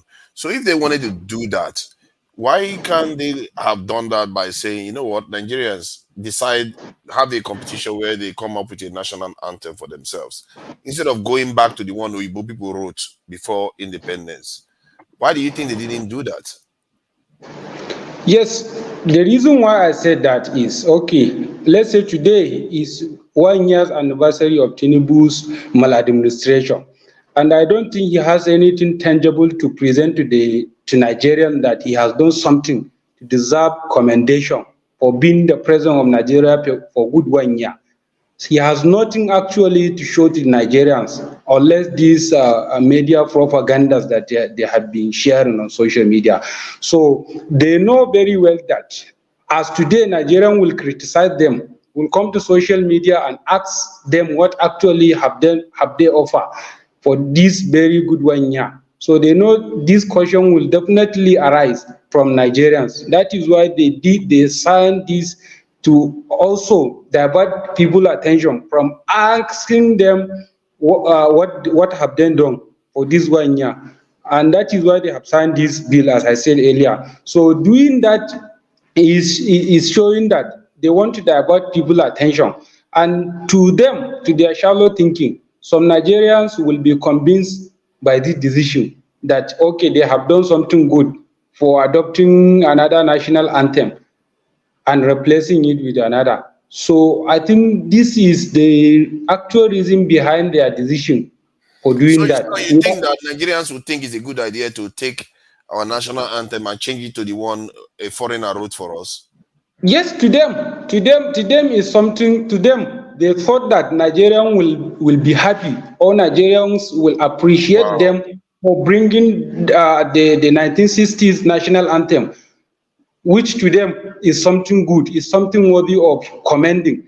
But unfortunately, the issue turned out to be otherwise, because I believe 99% of Nigerian people are not happy with the decision, because this is misplacement of priority. At this stage, this is not what Nigerians need. We need something different. We need all these issues to be tackled, not this national anthem issue. Maybe if the issue happens to be implemented in another time, not this kind of critical situation, maybe people will commend them. But as of today, as of now, that people are going through a lot, I don't think people will be happy just because they adopt another national anthem. In fact, there are many people that say they will not even mind to memorize the national anthem. Some people are even causing it, because you can't just be starving and someone will bring national anthem to your table that you should recite national anthem. It is only when you eat food, when you have food to eat, then you will even have the feeling or the respect for your country, let alone to recite national anthem. So that is just my stance. Thank you. Very well said. And yeah, you are welcome anytime. So because it's very important, we all share information. You know, it's good to know that people, you know, all the people around you too don't like this change, because they didn't consult the people at all. Who is next? Tone. Then we'll go to Seco. Tone. Right. Okay. Thanks for your patience. Yeah, that's fine. I guess we've just we've covered everything that we needed to be covered. But I'd just like to highlight some things that I missed the last time I spoke, and I wanted to my brother Sekou mentioned that Obi was he comes from a privileged background. Being privileged, the word privilege is it's a subjective word. So someone that grew up in say like in the middle class, or someone that grew up in a higher class, somebody coming from a lower class will look at that person as being privileged. Obi was, I believe Obi was just an ordinary kid. I wouldn't say he comes from a stinkingly rich background. He was just an ordinary kid, and he's just a person. So let's just get that. And again, we're saying that we want to take we come here and we talk and talk and talk. There's so much distraction here. See, when I start talking, people will start talking me down, and I'm listening to the comment section and all that. Comment section that are meant to be advocating and putting in a very constructive argument. All we do all day is either we're insulting each other on the panel here, or the comment section is just abusing. I can see the abuse that's been an insult has been directed to Sekou. I mean, I think that is just totally unnecessary and very, very shameful. This is our brother that has lived in Nigeria. After all, if the time that he's lived in Nigeria, if he wanted to apply to be a Nigerian citizenship, I don't see any reason why he should be refused. He came here, he made some very, very, very salient points and all that. Or nobody is cerebral enough to pick up the salient points that he was. Other than that, all we picked up was that he's from Liberia and we are Nigerians and we are more superior. I don't know. If we are more superior, we'll not be where we are today. If we are more superior, educated people and professors will not be rigging for a drug dealer and a certificate forger. If we are that superior, why would a certificate forger be our president over a country that we're so educated and we pride ourselves as the lion of as the giant of Africa? Let's just I think it's a sober reflection, really, that's where we found ourselves. And we all need to find a way of addressing all these ills. Tinubu has run out of ideas. I mean, it's just been catalog of comedy, uh, uh, fake bishops, coastal roadway. Now we're talking about national anthem. The man is confused, and then the fool in the comment section called Kulata and all that will come and he will be attacking people's personality and supporting evil. I just don't know. I don't know where we're going in this country. And he claims that he read electrical engineering. What's your education for, Kulata? Rubbish. And you're supporting you're supporting illegality. At your age, you live in America. You don't live even in your state that is full of rusted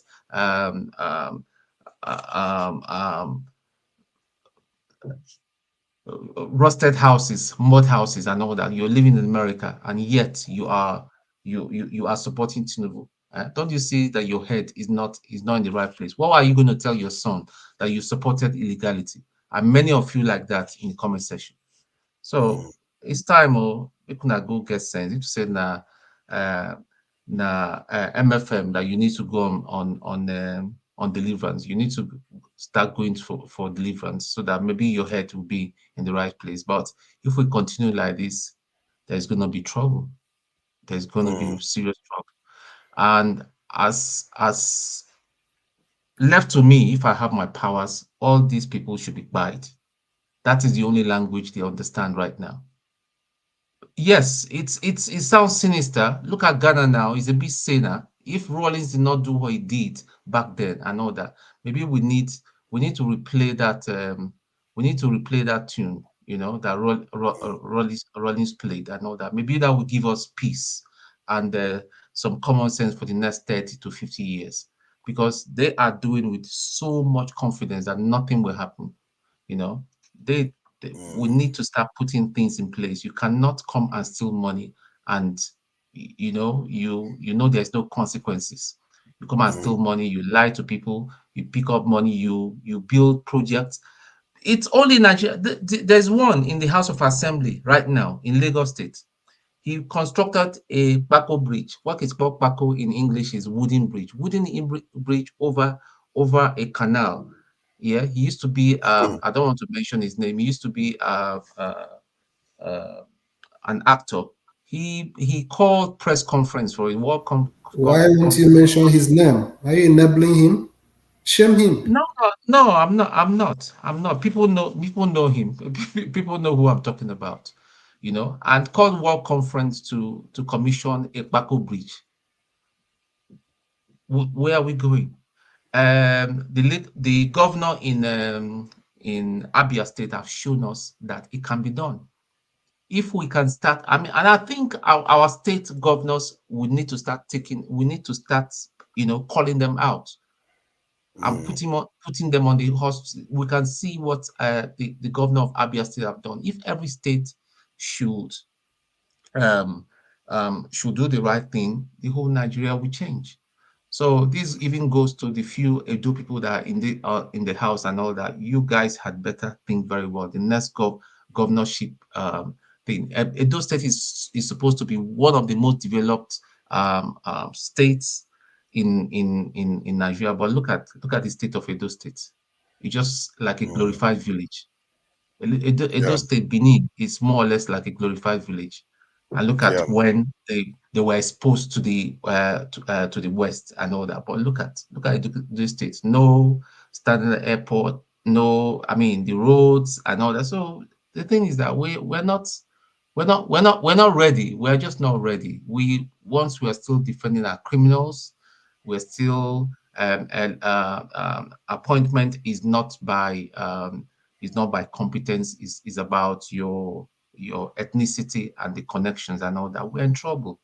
Yeah, we are in big trouble. So that's all I've got to say for now. Thank you. Thank you. You see, the solution, I believe that this diaspora will have to play a very significant role. Because the way Nigeria works right now is very difficult for people on the ground to be able to move or do anything. But the diaspora they have a level of protection. They have to be able to do something. Otherwise, this is going to get worse. Okay. Seko. Yeah, Seko. Yeah. Yeah. It took a while. I We're back to actually you. have a lot to say, but I don't have a note, so I might forget some of them. So yeah, don't worry. So Hold on. Sometimes I may have to stop you to ask you a few questions because you do because so many points are not made and nobody goes in depth. Go ahead. Yeah, I would like to address the issue of ad hominem attack, where if you are debating someone and you make your point across, instead of the person addressing the point, they attack your personality. It's a deviation. It's called ad hominem attack. And I've suffered this a lot with even the African-American community. If you go on YouTube, I have several videos. I do a lot. I've done a lot of video on African Renaissance, African history, African culture, and all of that. And the African-American will say, hey, you are from Africa. You guys sold us into slavery. You don't have a right to talk. You know, so what happened here in the chat room with Jim, I'm used to it. But I tell people, address the issue. Address the issue I'm raising. If you can address the point I'm raising, then we can have, but if you want to attack me, I didn't come to you that I'm a righteous man. I'm just saying, let's discuss the issue. So I'm not worried about people who are saying he's from Liberia. I have a son in Nigeria. While I was there, I had a child. He's a Nigerian citizen, and I take care of him. I go there. So if you want to arrest me at Murtala Mohammed Airport, maybe you can do that. But I will always go there. Now let's discuss the issue. Nigeria's problem.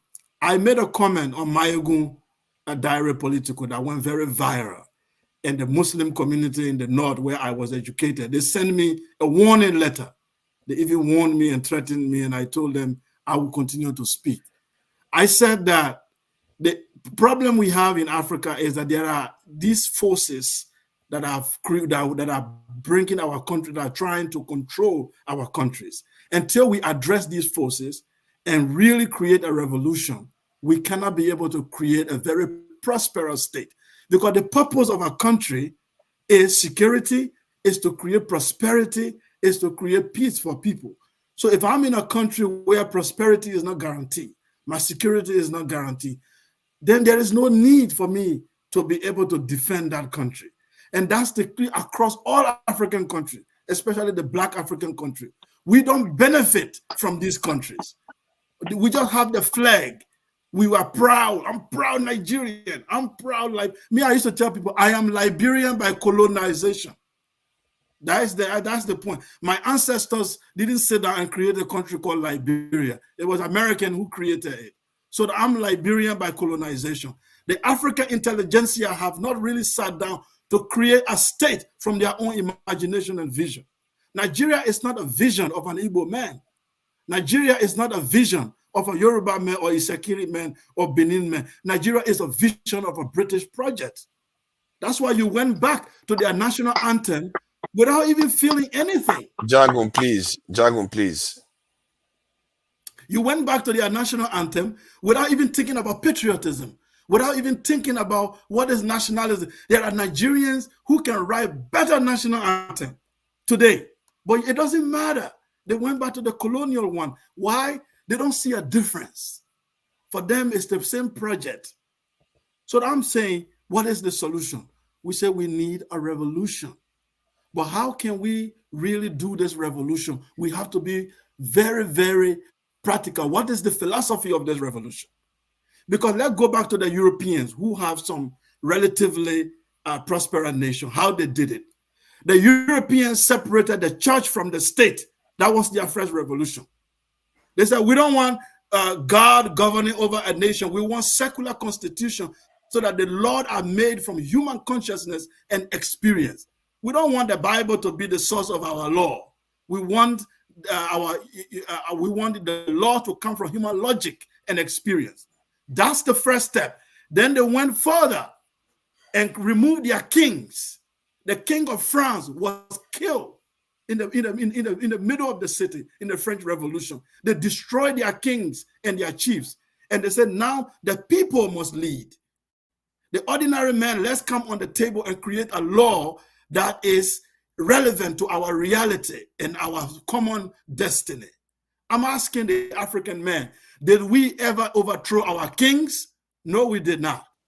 Did we overthrow the class, the richest people in our land? Did we ever overthrow them? No, we have never. So somehow we think these people will allow for this oppression to go away. They will never allow it. They benefit from it. Wherever there is privilege, there is oppression. There is a class system in Africa that is benefiting from slavery time. Black people were benefiting from slavery. Some of them, they were benefiting from colonialism. Some of them even benefit today from neo-colonial system. So we are saying that the conversation we should be having, the progressive forces in Nigeria, I see Shawari as one of the progressive forces. I see Obi as one of them. Your supporters should stop vilifying yourself. Sit around round table and some other progressive element in the north and say, what's the way forward? How can we overthrow this system? And start having conversation and fund that system. Because I said something which people think is a contradiction. I said the way Nigeria is right now, it will not survive. North-South arrangement, a Fulani man rule, later a Yoruba man rule, believe me, it won't last in the next 50 years. It will collapse. It will implode. But if you are able to overcome the modern challenges, Nigeria has a very great potential to be a superpower, not for Africa, for the world. But if the current system continues, Nigeria will explode. It's not something that you don't have to be a rocket scientist to see it. It will implode and explode. That's all I have to say. You see, the thing, most of it I agree with you. As a matter of fact, I do share most of the opinions you just shared. But in terms of changing stuff in Nigeria, where do you think we need to start from in terms of actually dislodging these groups? Because you put it in a different term, but I believe that these groups are basically the collaborators between the Nigerian natives and the colonizers, and they are the ones that they handed power over to. Can I finish what I'm saying? Can I finish what I'm saying? So they are the ones that they handed power over to. So how do we, because since they are not changing, clearly they are not changing, how do we dislodge? Do you have any suggestion of how to dislodge this group? I wanted to use my time to answer that question, if you would allow it. Okay. After he answers, then you can have a go at it. Okay. Can I yield some of my time to Jegun? Then I will still answer. What do you mean? You don't have to use your time. I said he's going to answer too. Okay. All right. Okay. So what I think I said it at the end of my speech, that the forces, because there is, for you to stage a revolution must first have a philosophy that clearly defines what it is, so people can subscribe to that philosophy. Before I come to it, let's look at the Chinese Revolution. Mao has a clear vision. And he said, those who belong to this, who want to be part of this vision, join the Mao Revolution. They joined it. People thought it would not work. They overthrew the democratic China. They overthrew the westernized China and created what you would say communist China, but it worked. Today, they are one of the second largest economy in the world. I'm saying the revolution that will change Nigeria, it must create the philosophy.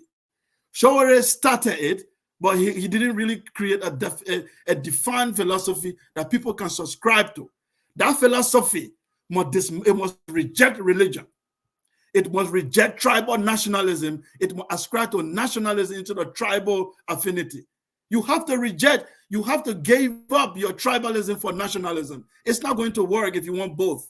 You have to be a Nigerian, or you want to subscribe to your tribe as your national identity. So that philosophy must create a new identity. It must create an educational system, and people must subscribe to that philosophy to overthrow what we have now. That's the So, only way it's going in to other work. words, And it has yeah, already exactly. started. Yeah. Okay. It's funny because all these things you just said just now, Jago can testify to the fact that we've actually discussed this. But Jago, please go ahead. Thank you. Answer the question. And this is good in terms of the conversation, where you are, forefather, where Seko is, and where I am differently, because we're more or less in the same position in terms of the potentiality of what Nigeria should be and could be. I think we're agreed there. How to get from where we are to that promised position is the difficulty and is the question. And as I so much applaud so much of what Seko has said, because it's such in line with where we need to be negotiating with ourselves. This is a hardcore negotiation table, and we need what we want from that table. And so when he puts up the fact that, look, between revolution and oh dear me, God, and reformation, between these two aspects, a philosophy can be bred, a mindset can be changed, a psyche can be gathered amongst our people. So much so that we do not accept what we are gifted as leaders for our country. What we do instead is that we raise the leaders that we want. If now Shore and Obi were under parties, they had their differences, maybe they could come together, but let's take them as separate policies. In this, our country and country people would be in mind to choose of them and not from what we are given. Now, this would come to a climate of cultural establishment and therefore political establishment. And one does not come before the other, I'm afraid. So me as a Yoruba man, when I look back at what Nigeria was in the times from colonialism into our independence, there was such a smoothness of transition that for the first 5 years, somebody like Awolowo ran the west of Nigeria like a ship. It was extremely well run. It made its money, which was the wealth of the nation, through cocoa, which is a vegetation. That's what we made our money from. So when we look at these aspects, we must say to ourselves, the states that we find ourselves in right now, every and each one of these states can perform if given what to perform with and for. Some will be richer than others, no doubt, but they keep the majority of what they enhance in capital from their states, their regions, their areas, their tribes even. These things are particular aspects that, again, we've been given them to argue over, and we've not known how to negotiate our position. And this is the awful thing about us as a people.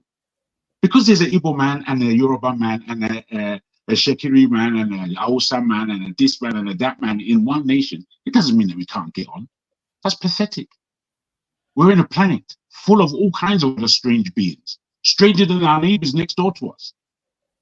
Yet we can't find love for our neighbor. We want to go and find love with our own Igbo or our own stranger generally. So, you know, I don't want to veer too much, but I say these, what we are premising at this moment, are typical of solution finding. Because I, with all my utterances, with all one or two other people's utterances, I don't say me alone, but what Seko is coming with, what electricity position as a question. Today, I think there should be clips cut out, especially of Seko, and put out throughout the place and alert people to where we're at. Because we're at somewhere where we need minds. We need real minds to dig into how we bring forth a philosophy for our nation that trickles down into the psyche of the people. Thank you. Oh yeah, Bumi. Sorry, you know, our fellow gender always gets the listen. Mike, Bumi, please go ahead. Then man of prestige. No, Man of If you Prestige want to can say go. something anytime, you know you can speak. She knows, so she knows how it rolls here.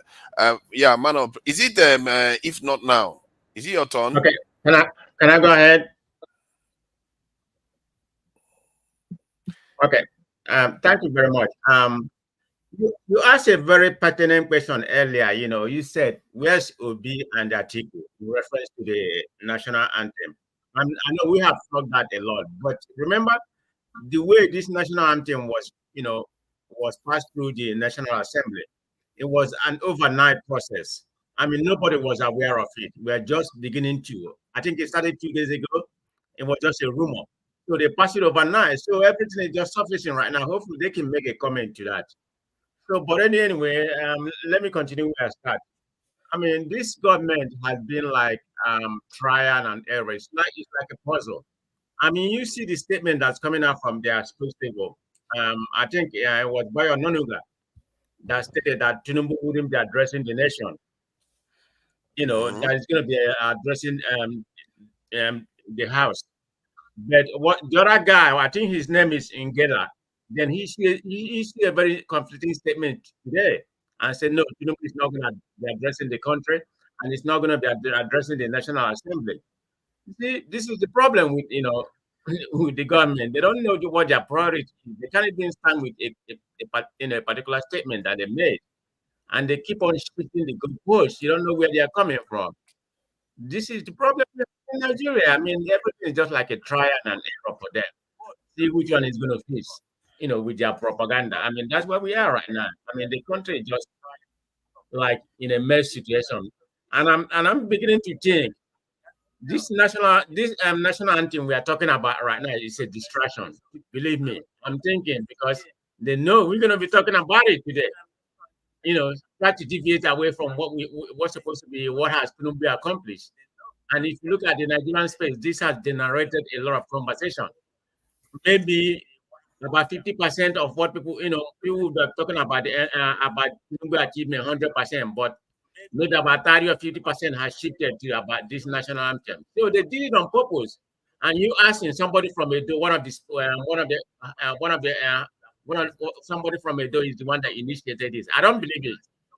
This started from the president, because somebody in the house definitely has to, they have to give it to somebody in the house to make it sound like it was an initiative from him.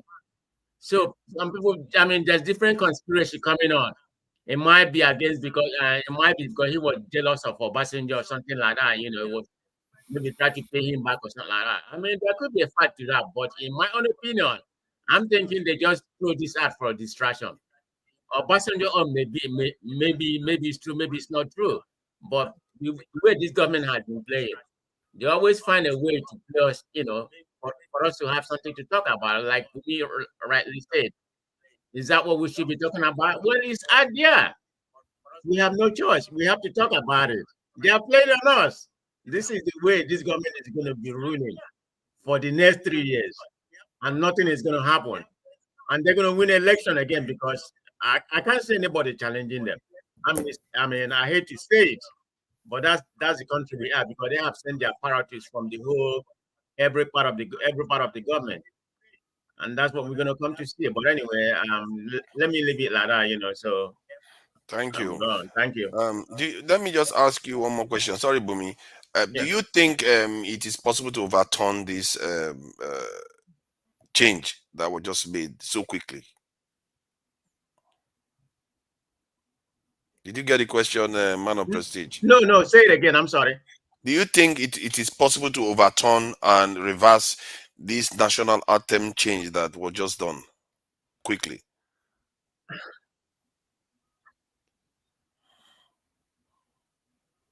How can you overturn it? I mean, I thought it has been already been passed through the Congress. I mean, who's going to overturn it? Are you talking about the masses overturning it or the Congress?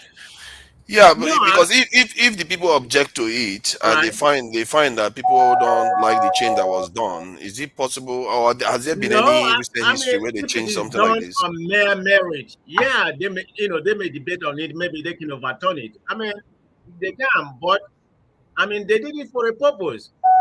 So I mean, like we have different conspiracy talk coming up here, maybe because it came from Obasanjo or whatever, and or maybe because of distraction or something like that. I don't see them going back. I mean, that's just the way this government works. Yeah, it's possible to overturn. I mean, it's a law. Then it has to go through the National Assembly again. Then they take a vote and overturn it. So Thank you. yeah, everything is possible. Can I But say in something? Nigerian space, I don't see it coming. That's just the way, they rule with impunity. So let's call it a spade. This is not the But anyway, thank you, everybody. Thank you. If you wanted to say something, This is very interesting. The way I look at it is that we went back like 50 years backwards. I thought we are trying to liberate ourselves from the British. Now we are, when we get our independence, 1960, we are 60 years backward. So we are starting all over. And may I ask whoever that signed that into law, Tinubu, can he sing that national anthem? Does anybody in the house, anybody in Nigeria, just tell me it's one person that can close their eyes and sing that national anthem? So what you're trying to tell me that you're gonna now start forcing everybody because me, I will not learn it. It's not possible. I will not. I will not learn it. Can somebody in Nigeria ever anybody in that house, National Assembly, ever? Because when they were singing it, they were just playing the music and all of them closed their mouth. I say, look at the fools. None of them can open their mouth. So now you're going to tell these people in primary, elementary schools that this is your new national and all healthy, whatever. I'm not going to learn it. And I will never learn it. If a president cannot recite the national anthem, who am I to sing it? Until our president come out and tell us, okay, this is how you sing it. But for now, I'm not going to learn it. And a lot of people are not going to learn it. What is the essence of, changing the national anthem? Of what effect? I know somebody from the north opposed that, challenged them. Is that what we should be discussing about? The economic effect of this. Don't be surprised that they will tell you that they spent 200 billion naira to change that from, to switch back to this now, because that's what you will hear. Clueless people. They don't have no brain. Clueless. Nobody in that National Assembly got sense. I'm sorry to say that. I can, including, with all due disrespect, not even respect, including the president. Nobody got sense in that National Assembly, including the president. Anybody can say what they want to say. What kind of country is this? What kind of country? 1 year in office, you can't even make a speech to at least give people hope. I know things are hard, but bear with me. We are just starting. You tell us to celebrate. What is it for us to celebrate? You want us to celebrate 1 year. It's just because you people don't have anything to prove to Nigerians. Because if you do, trust me, you'll be on national television for 1 hour, at least make a speech to citizens of 200 people, 200 million Nigerians. It's just because they don't have anything to offer us. And we Nigerians continue to take it. And guess what? They know that we're not going to do anything. And they will continue to do whatever they want to do. And guess what? Nothing will happen. They know that we are not going to go out and protest.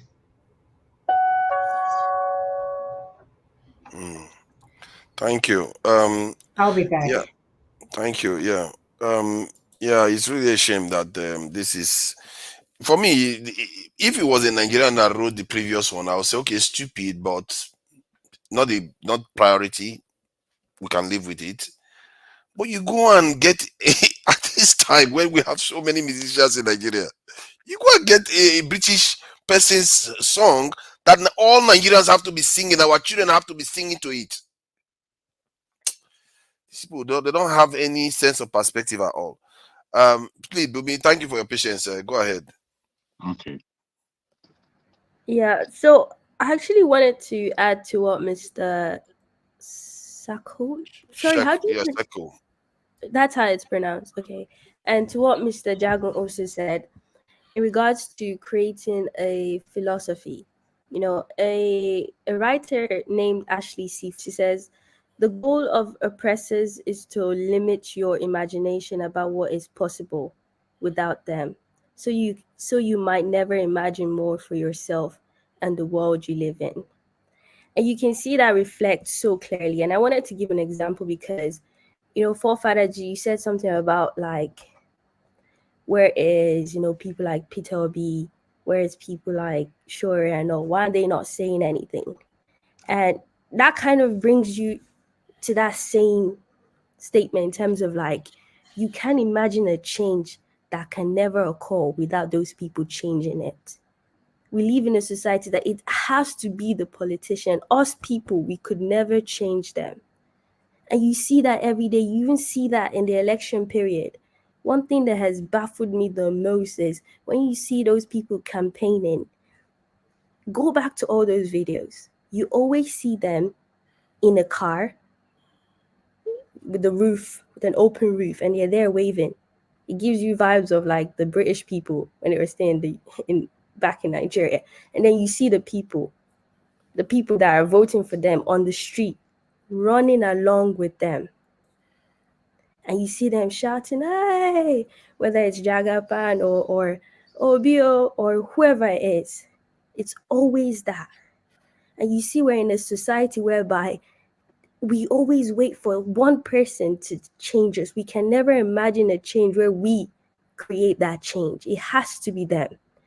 In this case, people will say, oh, Peter Obi is different because he actually wants the best for us. Fine, that might be true. But I think what is weird is the fact that you can never imagine a change without him. That's what's weird. Not him creating the change, is you imagining, you not being able to imagine that. So I just wanted to put into that, creating that philosophy needs to probably start with a vision, maybe breaking, which is the same, or the ideology. There needs to be a vision for the people, for us to all strive for. And then that creates this philosophy or idea. If you gave an example of the China, even though it's a communist country, but they at least had an idea of where they want to be. It was totally different. And then the people looked at it and said, okay, you know what, this makes sense for us. But the question is, what do we have as a people? Is our vision, our future, the goal for ourselves just 100% forever waiting for one man to tell us where we are going? Because ask yourself, and this is not me praying for anything bad for those people, but let's say Showere, and let's say Peter Abi somehow just, they decide to say, you know what, I'm not doing this anymore. I want to go chill to the corner. What's the plan? What's the plan? Because let's even forget 4 years from now. Let's say you leave Tinubu for 8 years. What is the plan? Because you can see it so clear. We don't have goals for ourselves. We don't have vision for ourselves. We are waiting for someone to come. We don't have a system. We don't have where we as a people want to be in. You talk about creating, like having a country. How does that country look like?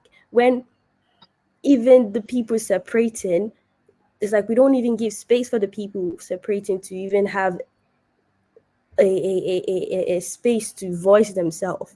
And even if you give those people who want to separate, it's like, how does that look like? I don't see any plan of where we want to go as a people. It's just kind of, we just want, and it's understandable, don't get me wrong, I understand it, because what the oppressors, like Mama Echo always says, is they use poverty to kind of limit your imagination. And that's why so many people, what they want from a governor is just give us light, give us food. So even us Nigerians, we say we're ourselves, we don't want much as Nigerians from our government. We just want you to deliver the basic.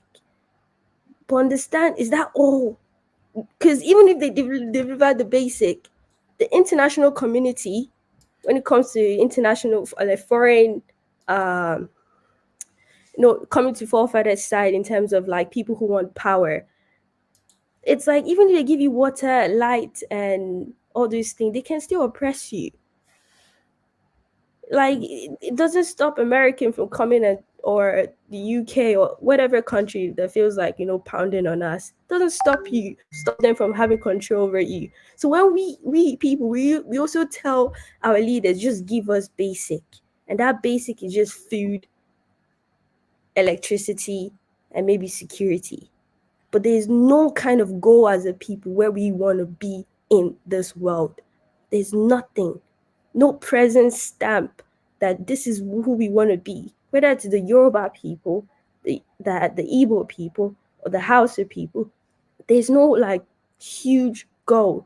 I'm not a big fan of America, but America is, we're forever going to be at the top, period. And you can see that in their foreign policy, in their domestic, everything they do is they have to be at the top. Where is our own? So that's why, for me, I'm just like, we're getting distracted when it comes to national anthem. I think it's important, yes, but understand that's just the tip of our problems and where we are as a people. But that's just what I wanted to add to. Yeah, I understand. You know the meaning of symbolism. What it does do is a way of fleshing out something deeper, and that is what this represents. It's not that on its own it makes no. It's just a song in the end. It makes no difference. But what it reflects is it brings out the mindset of what the people that are operating. We already know the mindsets. The idea that I lack imagination in terms of that is not very generous. It's quite mean, because clearly I have fleshed out that we need our own ideology, that we need to be on the ground, and we need to have relationship with all the necessary power institutions. If you want to change the system, it's easy to talk, but the reality is that most of those things that are prescribed are the real ways you change stuff. When the Bolsheviks arrived in the Soviet, or before the Soviet Union, the country was already ready for them, because they have already made the changes on the ground. The ideology was already, seeped into the people. And, I always give the example of how Nnamdi Kanu was able to do what most of the stuff he did overseas, and Simon Ekpa was able to do all this. How can we not do that? The examples are all there on what we need to do. We know our leaders are quite weak in terms of being able to resist the people when the people mean business. So I'm not lacking illusion, this in a vision from that point of view. The reason why I called on these people are these are the tip of the spear right now in terms of at least criticizing stuff. And when I call them out, I'm trying to imply that maybe they too are compromised, and this is the problem. And people that are following them should also keep an eye, because when I heard it immediately, my whole being just changed. And we were having a meeting, and my focus on that meeting went away. So to say that, oh, it just came out, they couldn't say anything. How long does it take to get to Twitter and write a message? How long does it take to stream? Is this guy not streaming it now? And people are actually voting, doing all these things, and they have their ears closer to the ground than we do. So they probably had it a lot earlier. So why are they not saying anything? They allow all this to carry on because they are not there to necessarily change anything. So we have all arrived at a point where we now know we need an ideology to change stuff. I've always said that it's a nationalist ideology you need, interwoven with Pan-African ideology. But from the point of view of a nation, you have to look at it from a nationalistic point of view. That's how you can dislodge this kind. If you want to try to dislodge them with a Pan-Africanist point of view, the people won't resonate very well with it, because they would think, what's this is the nation we know, this is the leaders we know. I don't care about the other countries. So if you want to deal with them, you go with this nationalist ideology, and obviously be on the ground to be able to dislodge these people. Go ahead, Shekau. Yes, thank you very much. I actually do agree with you that we need a balancing of this. But you see, the question of philosophy for a nation to evolve is very, very important, because you see, values, your elite, the first thing you need to look at, what are the values of this elite? What is their concept of right and wrong? Very important. because the values system in the country, when it's not properly defined, then you find people doing certain things.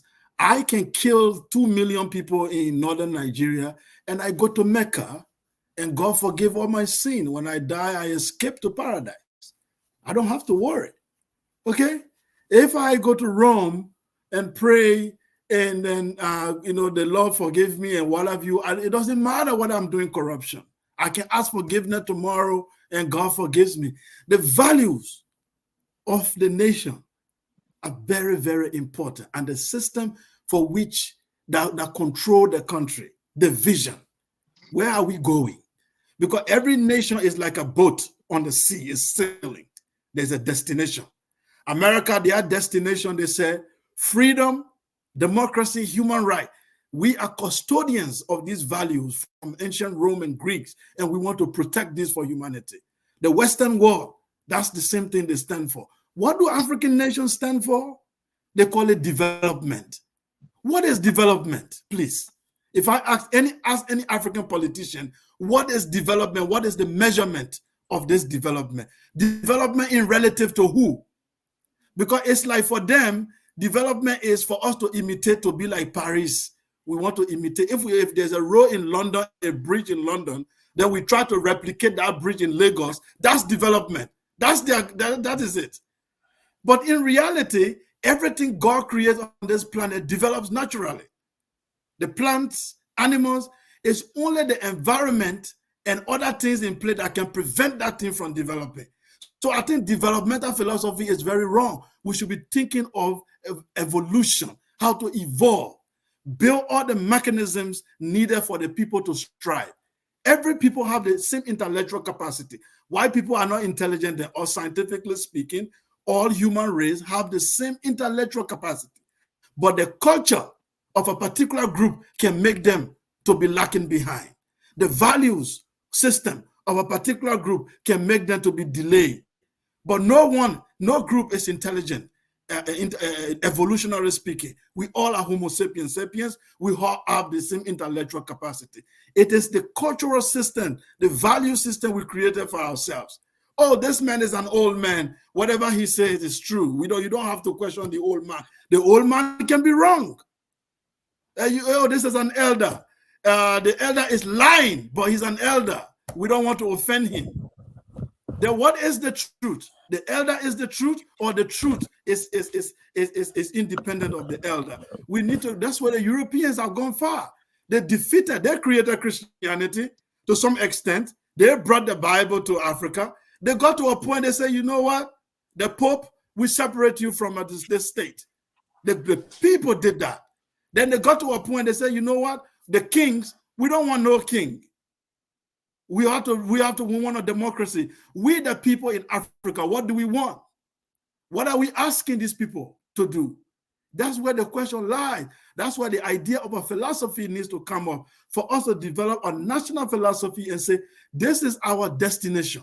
For me, over the year, the philosophy that I have followed is African Renaissance that was created by Sheikh Anta Diop of Senegal. I don't know if most of you know him. He said the African Renaissance is the rediscovery and expression of African creativity and genius. We need to believe in our own creativity. We need to imagine the future that we want.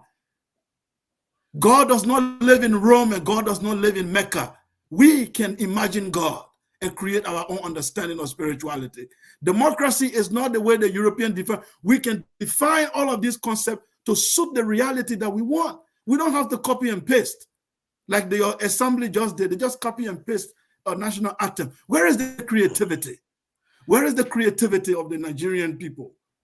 This is what we want to talk about. That's why when you talk about economics, we don't have to copy and paste. If you want to talk about national development, you have so many tribes. How do we dialogue to put all of these tribes to have the same vision? We don't have to copy and paste from anywhere. We need to look at our own reality and create a system that works. For example, our ancestors created empires. In West Africa, we had the Ghana Empire, Ouagadougou Empire. There were so many tribes there, but there was no tribal war. Why? They created a system where everybody had a voice in the King Palace. But today, we practice a democracy of minority and versus majority. So the minority is trampled upon. And Ishakiri Ma cannot be president of Nigeria. A Benin man cannot imagine to be president of Nigeria because he's not from the major tribe. Unless he do a coup d'etat, unless by mistake like Goodluck Jonathan. They cannot aspire. That's not the vision. That we need to redefine this so that people are choosing based on competence, based on character, based on what they are able to deliver, and not based on their religious affiliation. We need to tell the people, a Muslim, a righteous man is not defined by his religion. A religion does not make you a better human being. Otherwise, religious countries will be running there for asylum. If religion makes people better, I think all of us will go and look for refugee paper to live in Mecca or live in some Rome. But people run to secular countries. That's where everybody run to. Why? Because everybody got a voice. Why? Because I can criticize the Prime Minister of Canada today and nobody will come get me. But if I criticize the King Salman of Saudi Arabia and I live in Mecca, I will be gone tomorrow morning. So we have to look at that religion does not make people better. We have to look for excellence. We have to strive for a vision that we want for our people, that all men are equal before the law and everyone should be judged based on the competence and their character. Not just a slogan, but the system should be able to do that. The system should be able to put that check in place. So I'm saying we the people of Africa, we are the one. The ball is in our court. It's not these leaders. This leader will never fix it. And the concept of Messiah, I would like to say this before I end, the concept of one man will come and save us. It's not African. There is no Messiah spirituality in African culture. That one man will come and save us one day. No, it is we the people that will rise up and decide what will be good for. Obi will not save Nigeria. I'm obedient in my mind, and I'm also Showore camp. But Showore cannot save Nigeria. Obi cannot save Nigeria. It is a philosophy that will go to the mind of Nigerian people, and they will say, this is the way we want to be governed. If anybody gets there, irrespective of his tribe or religion, if he doesn't comply with that philosophy, we'll get him out. That's what Africa needs. My own country, from 1847, we've been having people who get to power by using Christianity. They just lie that the Lord, I have a vision. The Lord said, I will change this country. Then they elect him. He does nothing. The Lord told him nothing. We forgot that we were supposed to check his character. We were supposed to check his record. But because he said the Lord sent him. In fact, we had a president who was a pastor in the 1980s. He was a reverend. He did nothing. So I am saying we need to move. African people need to understand there is no divine intervention to fix a country. Otherwise, Israel will not be using Iron Dome to protect itself. There is no divine intervention. It is we, the people, that will decide to create a secular philosophy where every man or woman will be equal. And we will assess our intelligence and strive to create a better life for our children. Other than that, we will be going in circle. We will just be going in circle and there will be no salvation. Well said. Well said. Yeah, I think the only one area I will add something to is the Nigerian leadership. Wahala. A lot of people always think that that's only the majority governs Nigeria.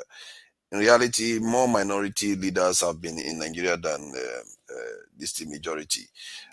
Even Buhari is not from a major tribe. He's Fulani, but not Hausa. Hausa is a big tribe in the north, but they don't produce leaders in Nigeria, which is, for some reason, maybe because of Islam or something, they don't produce a lot of leaders. So in the context of Nigeria, we've had far more minority leaders than from majority leaders. Even when Abacha came in, Abacha is Kanuri, Babangida is Nupe, Gowon, all of them, they are all from minority tribes. I'm actually next. Not democratic. Yeah. And in democracy, if you want to Buhari Fulani 6% of the population, Jonathan 1 point something percent.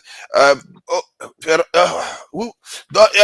not now, if no, Ferrari, 1 minute. Okay, 1 minute, Ferrari.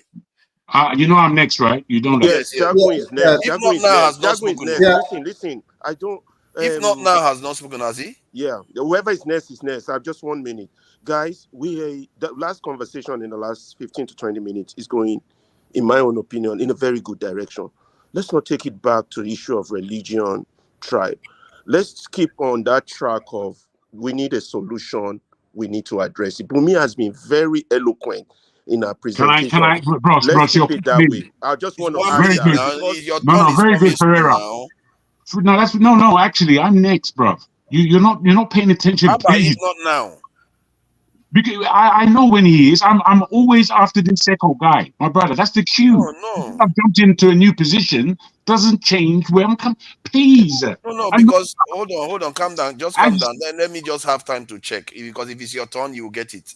So just to be sure, if not why now, don't you ask my man? Why don't you ask Steph? Can you just let me? Can you just? That's what I want to do. That I'm calling him. If not now, that's why he didn't notice. If not now, have you spoken since? Because I'm not sure I've heard you speak. Is he frozen? No, I'm not frozen. You can allow Jago to talk.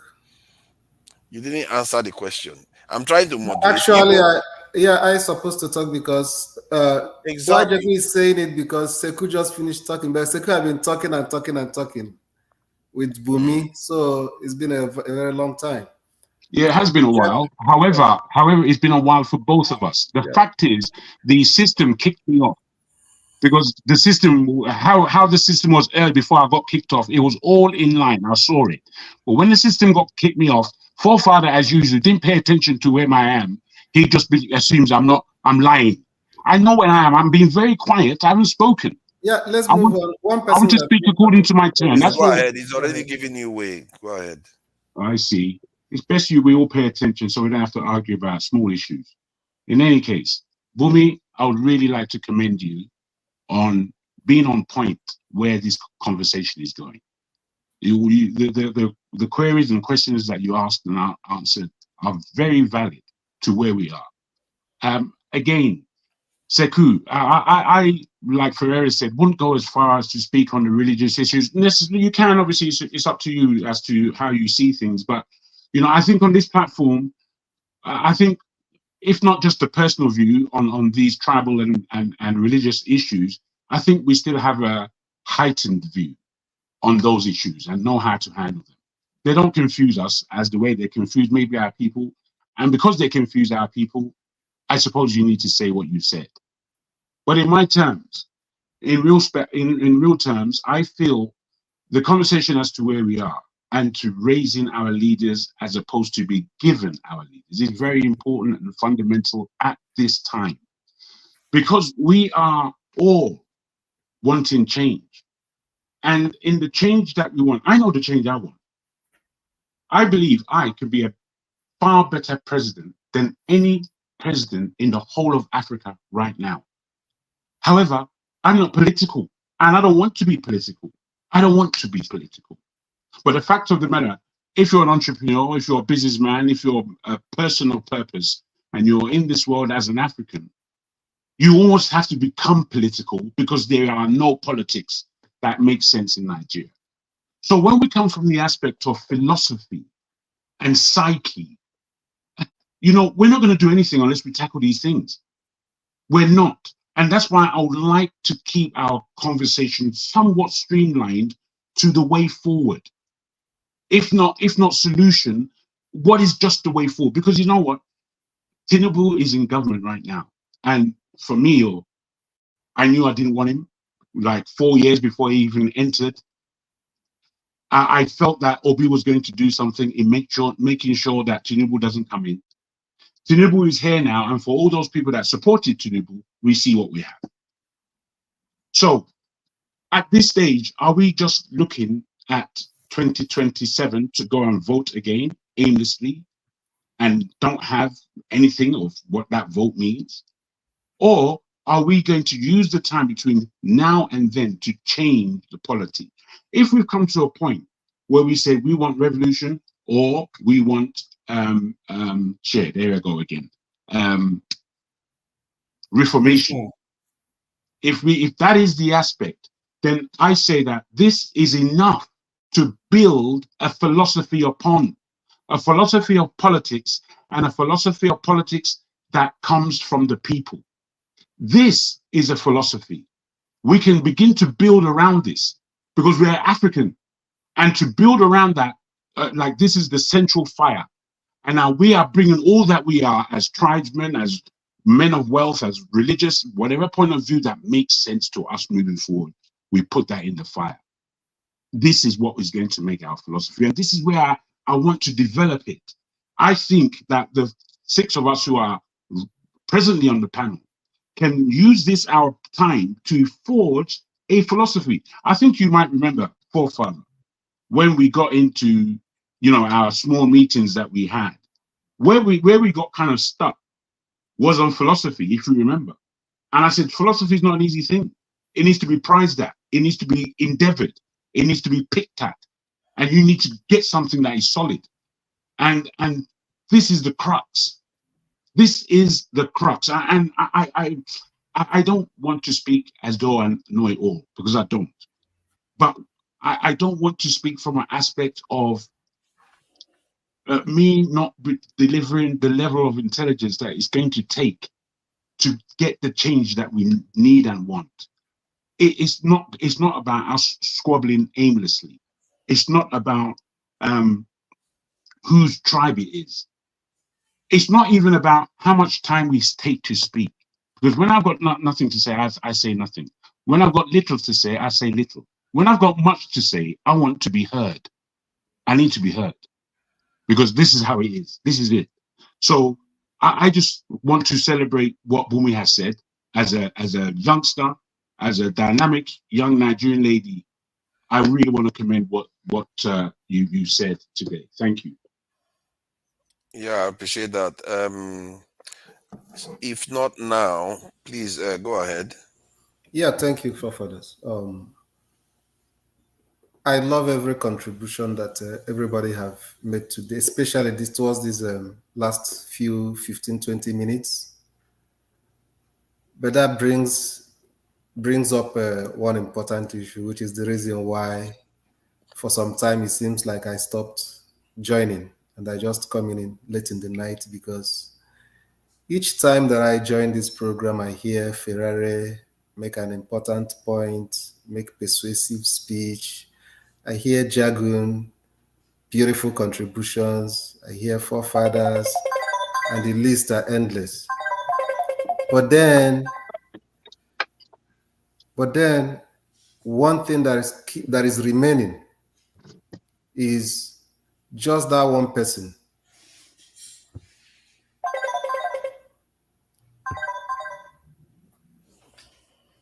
Can you hear me?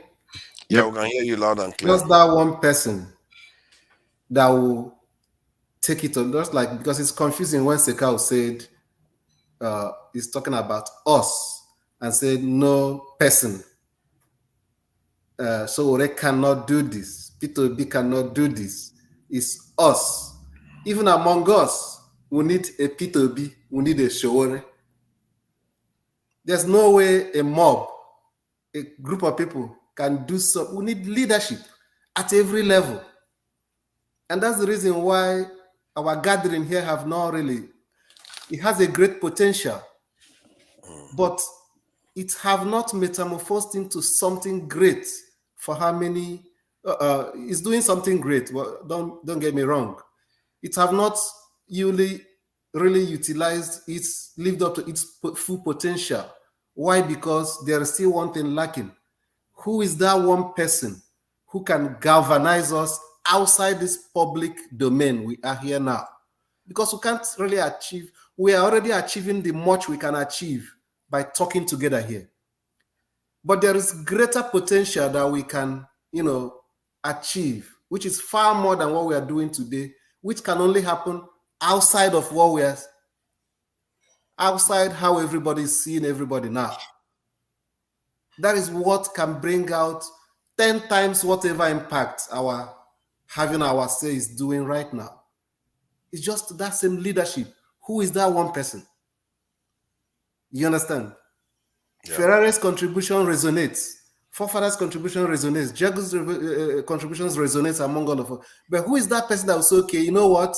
Let me take it upon myself to try it out outside of this forum. That is what is lacking. Action. Yeah. Action. Yeah. Okay. On the word action, guys, I've started speaking. I need you to be quiet, guys. On the word Harare, hold on for a second. For a second. You see what the point, if not now made, is a very pertinent one, because when it came down to it, what it came down to was resources.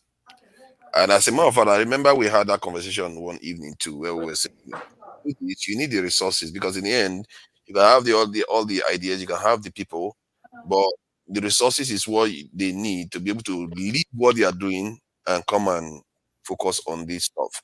And every movement in history has always had that resources, and at the core of it is what is missing right now. But I'll leave it at that. Okay. I want to pick it up from where he stopped, where he keyed on the keyword action.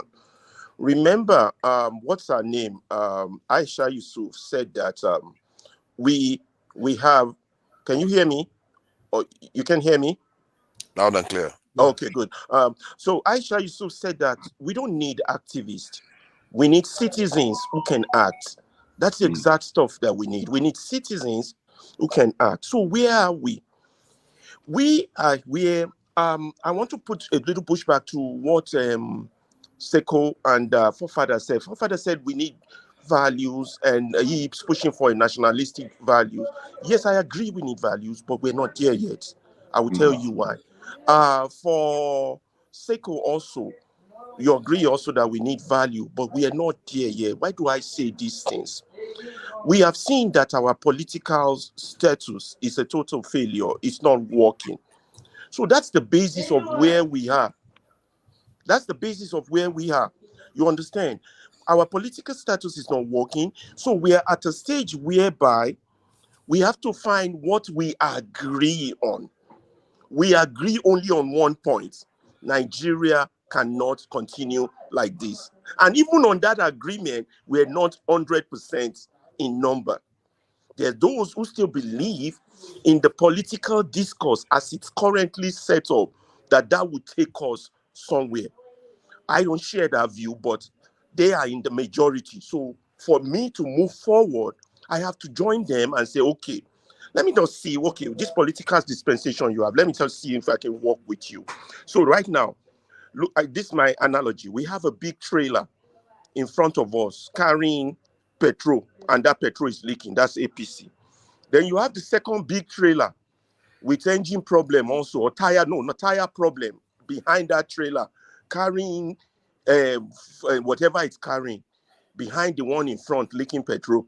Then we have the third trailer, which is the obedience movement, that's saying, wait a minute, we got to overtake, like Fela Singer, overtake, non-overtake, overtake. We have to overtake this second and the third trailer and put things right. But they are in the third, and the road is narrow. Do you understand? So how do we, that's the impasse in terms of analogy, dilemma analogy that we are in. So for us to move, which is possibly why Obi is saying he will consider possibly a merger with the second trailer, to get rid of the first trailer that is leaking petrol. Now, there's a problem with that. The second trailer is filled with the people that created the problem that made the first trailer to overtake and be in front. That means it's filled with thieves. So if you form a merger with them, the analysis we should have been doing should have been, if you form a merger with them and you want to move forward, are you going to be a president of thieves? Because those people still have their philosophy or ideology. Those people have their philosophy or ideology. You understand? And they are not going to change. And it was their philosophy and ideology that got us to where we are, which they call politics, which they are trying to normalize to the rest of us and all the other vehicles behind. You understand? So we have to say, okay, That's why those who say we need OB, we need Showore, and Showore is the toy, is the vehicle that is behind OB's bus. By the way, if we have to arrange it. Do we need each other? The first thing is we need each other. Second of all, we don't want the first trailer in front leaking petrol to explode because it might likely burn all of us up. So we need to be very careful on how we navigate this narrow road. Now, what do we need? Can we beg some people, some in the second bus, who can help us, the likes of the Showore, the third vehicle, and the likes of the OB, to help us sensitize people? Because you cannot have a reform or a revolution without sensitized people. And you have a people who have been completely desensitized. That's the problem. So our objective now should be focused on sensitization, and that's why I fight so hard sometimes. That's why me and you and forefathers sometimes get into it. Me and some other people get into it, because I keep saying, when you go this route, you're desensitizing people. Let's go this route. Let's elevate the conversation. So that means to get to the people, we need information, media houses, and obedience. And that was my question to Obi when he came on this panel. What are you doing to make sure the message, it's only one message of we can't continue like this, gets to the people, gets to the people in the first trailer, get to the people in the second trailer. That's all we need. We're not talking of values yet. We've not arranged of values. We have to wake the people up first. Once they are awake, then we can now debate values and the way forward. That is the analogy I see. And so, what do we need to do? So, that's why I said we need active citizens. Even though we don't have citizenship rights, we need people. We don't need activists. We don't need a Wole Soyinka. We need people who get the message to come together. And in the like of my mind, I still can't understand why the likes of Mayegun, the likes of Obi, the likes of Kano, the likes of Dele Farontiwi, and the like of Rudolph Okonkwo and those of us who are their minions are not on a round table talking. I still can't get that. That's what we need to be doing right now.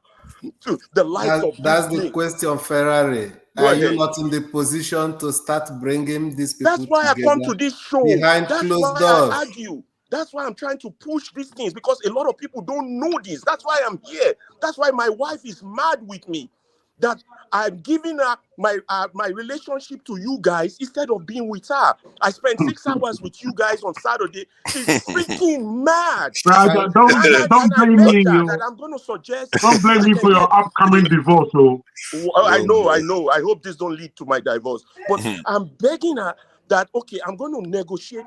How many hours can you even give me on Saturday, or 2 hours? She said 3 on Saturday. She said 2. So if Rudolph can have me for 6 hours on Saturday to negotiate, so that I can fight forefather to say, forefather, that question would desensitize.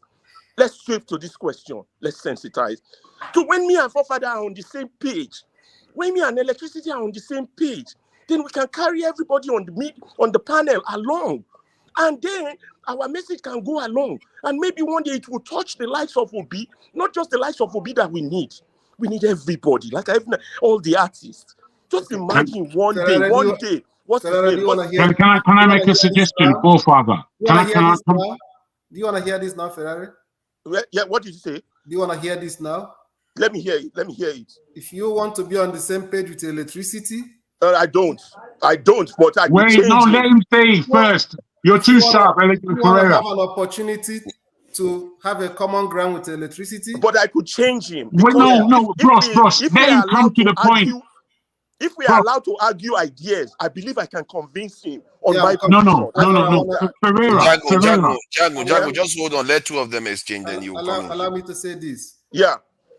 Opportunity that you're gonna have to have a common ground with electricity, forefathers, Dr. Rudolph, and some of these people.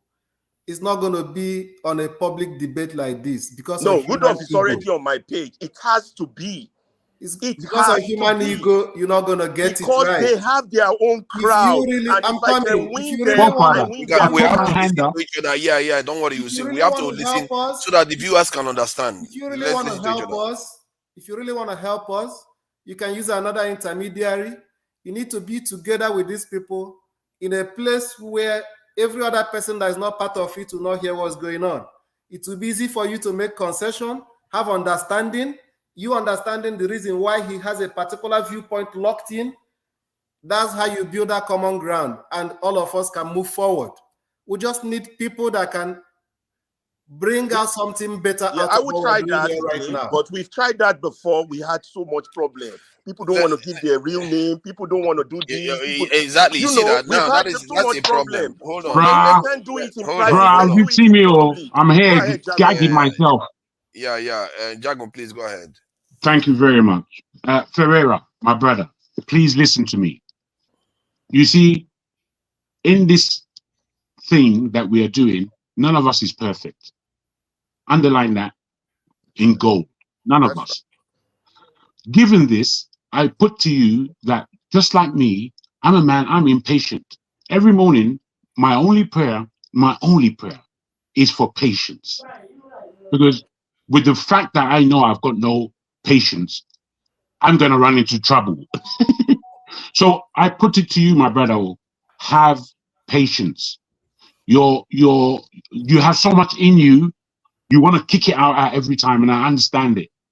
The more patience you have, the more you can consider. And you have to have patience anew at every time.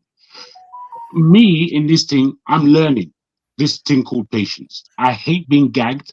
I hate the mic being taken away. I hate being interrupted unnecessarily. I hate all these things. Hate, with a deep sense of the word, hate. But it happens, an outburst happens from myself that are rather unfortunate, not very good looking. So when I look at you, knowing that you've got things to contribute, I saw the exchange between you and electricity today. And for me, electricity was 100% wrong. However, where you can, put the brakes on, brother. That's my only advice. Yeah. Yeah. So is this sensitization? I agree with you, Jagun, just not to ignore what you are the advice you're giving me. I agree. See, Ferrari, don't just start talking. Yeah, I wanted Without to give it to giving. Bumi to contribute. I wanted to say, I just say that the sensitization part is where we are, along with all the other Okay. problems. Let me add to this. I think one of the things I noticed is that you and somebody who have the same position on issues, and some of them, for other reasons, will forget about that one and those reasons are quite relatively downstream, lower level issues. They just make that a big issue. Like when you should be focusing on the goal. We are all different. We all come from different. We all have different concerns. We all have different this in circumstances. But where the purposes converge, should be the focus, not all the other issues that arises where people always except the issue that will arise is an issue that compromises the goal. That's when you raise it. But if it doesn't compromise the goal, what is the point? This one insult me, this one look me the wrong way, I don't like this one. And I must say, Ferrari, I find it very concerning that you, like me and Ferrari, will make a statement now. We agree with 100% of what he said, and then he will just come and attack me anyway. It's like when you don't even recognize the people that are on your side. Where do you even start from? It's like it's unbelievable. Listen, forefather, don't take it personal. When I attack you, it's not because I don't like you. It's because I feel strongly at that point in time you are going the opposite direction and I need to put a stop to it. That's the only thing. It's not personal. Nothing with me is personal. It's the objective and it's the goal. And I'm telling you that right now. Yeah, so we should all be focused. My key is that sometimes we don't elevate the conversation. Thank God for Bumi today. The conversation would have gone down the drain again. And I'm sick of it. Spending 6 hours away from my wife to go down the drain, you think that is funny? No. That's why I get vicious. Let Bumi talk. Okay, so yeah, after she speaks, I wanted to share something about philosophy. It's very interesting. You guys were talking about philosophy, and something came out today that I think I should share. Please go ahead, Ebumi. Yeah, thank you everyone. I would just say some things about when it comes to like the solution part. I think I was talking to Ovir and he made me realize something that I feel like majority of us we want solutions now. And it makes sense. I want Nigeria to be better right now. I want almost every African country to be better right now, but we also need to understand that this has been going on for years and you cannot just change something just like that, especially something that is not just it's not just bad government. It has come to the way we behave, the way we react, and you need to know habits cannot just change overnight.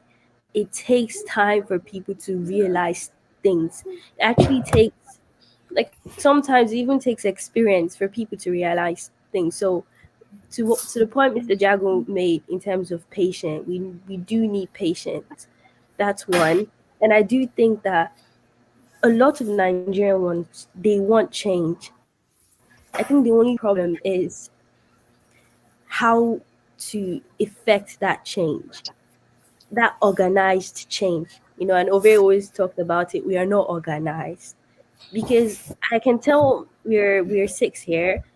I can tell six of us here probably want to do something when it comes to Nigeria, but it's like I think one person has a YouTube channel. I think two people have YouTube channels here, and you're talking about it, which is change.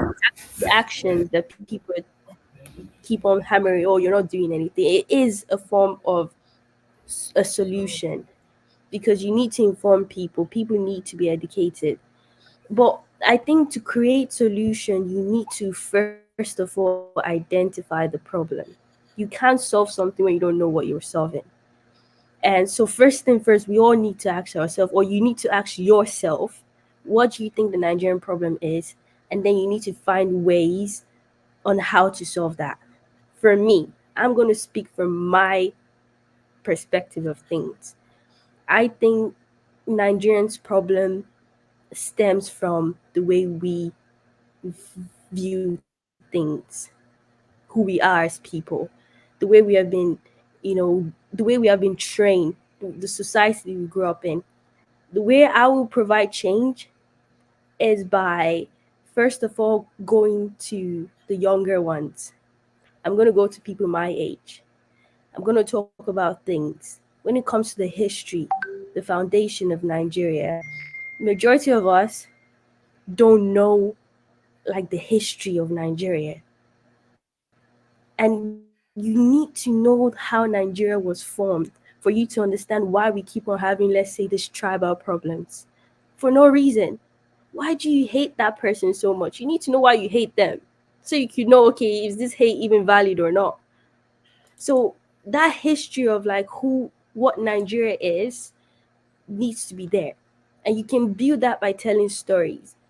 If not because I'm studying and I'm also working that takes my entire time. One thing I really want to do is work on creating more visual, more storytelling narratives so that people will get, because that's what evokes your imagination. That's what builds questioning, because you can't question things if nothing comes into your mind to question things. An example is, I don't know if you guys know Alexandra Cortez. She's an American representative, yeah. And when she was making her New Deal, when she was presenting that, she didn't just go and present it and say, hey guys, like to the Senate, and like, hey, this is what we want to do. Before she presented it, she made some things out there for the people so that the people can understand what this means for them. And then she was able to get the people on her side. So once she has the people presenting that to the Senate or to whoever, became easier, because not only was the deal a good plan for the environment and for everyone, but the people also now understand why they need that. So it makes the job of getting every people in Congress easier. So I think that's where we as people you need to find your own, like your own strong suit. I am very big on history, and I would do anything when it comes to the history. And that's why I always keep on going to the foundation of Nigeria, to understand who you were first so you can understand where you're going. And I think that that's where the solution really stems from. It's good that we talk about this because it brings up questions about, okay, what this is and what not. But then once we have those questions that identify the problems, the solution that comes by from you asking yourself, okay, what do I want to achieve? And who are people who think like-minded like me? And then you just go and vibe with them. You know, just create something. And it might not be big, but you can start small. My job is to start in a very small village. And slowly, if it grows to a town, great. If it grows to a state, great. That is still a lot of people. That's still a lot of mind that can create change. That's how I think we can create change. You see this stuff. Somebody is saying this stuff here. I don't know why people think that talking necessarily is not part of the process. Whatever you want to do, you still have to talk through it. Whoever is doing anything, they have to talk through it. So the idea Can I that just people ask, are Bumi? here, can I finish what I'm saying, please? The idea that we are here just talking, that is not going to make any difference. Nobody says one talk is going to make any difference, but that's how you build a house. If it was that simple, you would build a house with one block, but you build it bit by bit. You have to start from somewhere. And if you don't start from somewhere, you're not going to go and put a roof on a house without walls or foundation. So this is what is happening. So there is no use of people making this out comment like, oh, you are online, and like, you know what some of them were saying, like, you people think of yourselves too much, and like you are too much. Who do you think are all those people that did all those things? You think they had 5 horns? They are human beings like you. Even Tinubu is just a human being too. Make no mistake. They're just human beings like every one of us, and they were just in the right position at the right time that got them to where they got to. So let's not overstate things. This is how it happens. Anybody here can go on to become a Nigerian leader. And when we are doing all these things, is to prepare people for the future, because when they get there, so that they know they are well equipped. I'm not sure Tinubu had too much of this type of conversation before he ended up where he ended up. Maybe he should have had him. So please, Jago, go ahead. It's not my turn, but I just wanted to ask Bumi, are you a creative? And if so, what type of creative? Yes, I would say I'm creative. You know, I'm very much visual based. You know, I try to always find problems. I mean, I program, and I feel like to become a program, you always have to find ways to solve something. So yeah. Very good. So do you delve into graphic design at all, or anything, as you said, visual or film? Yeah, I want to, but those things, they look it's something I would love to do in the future. Let me just put it like that. I'm not very good at those things, but it's something I like to do. No problem. Thank you. Is it my turn? Our new Pansat is here. Check out. Somehow you have been very well, very, very patient with us. You don't interject much, you know. It's interesting. You should be able to interject if you want to interject when conversation is going on.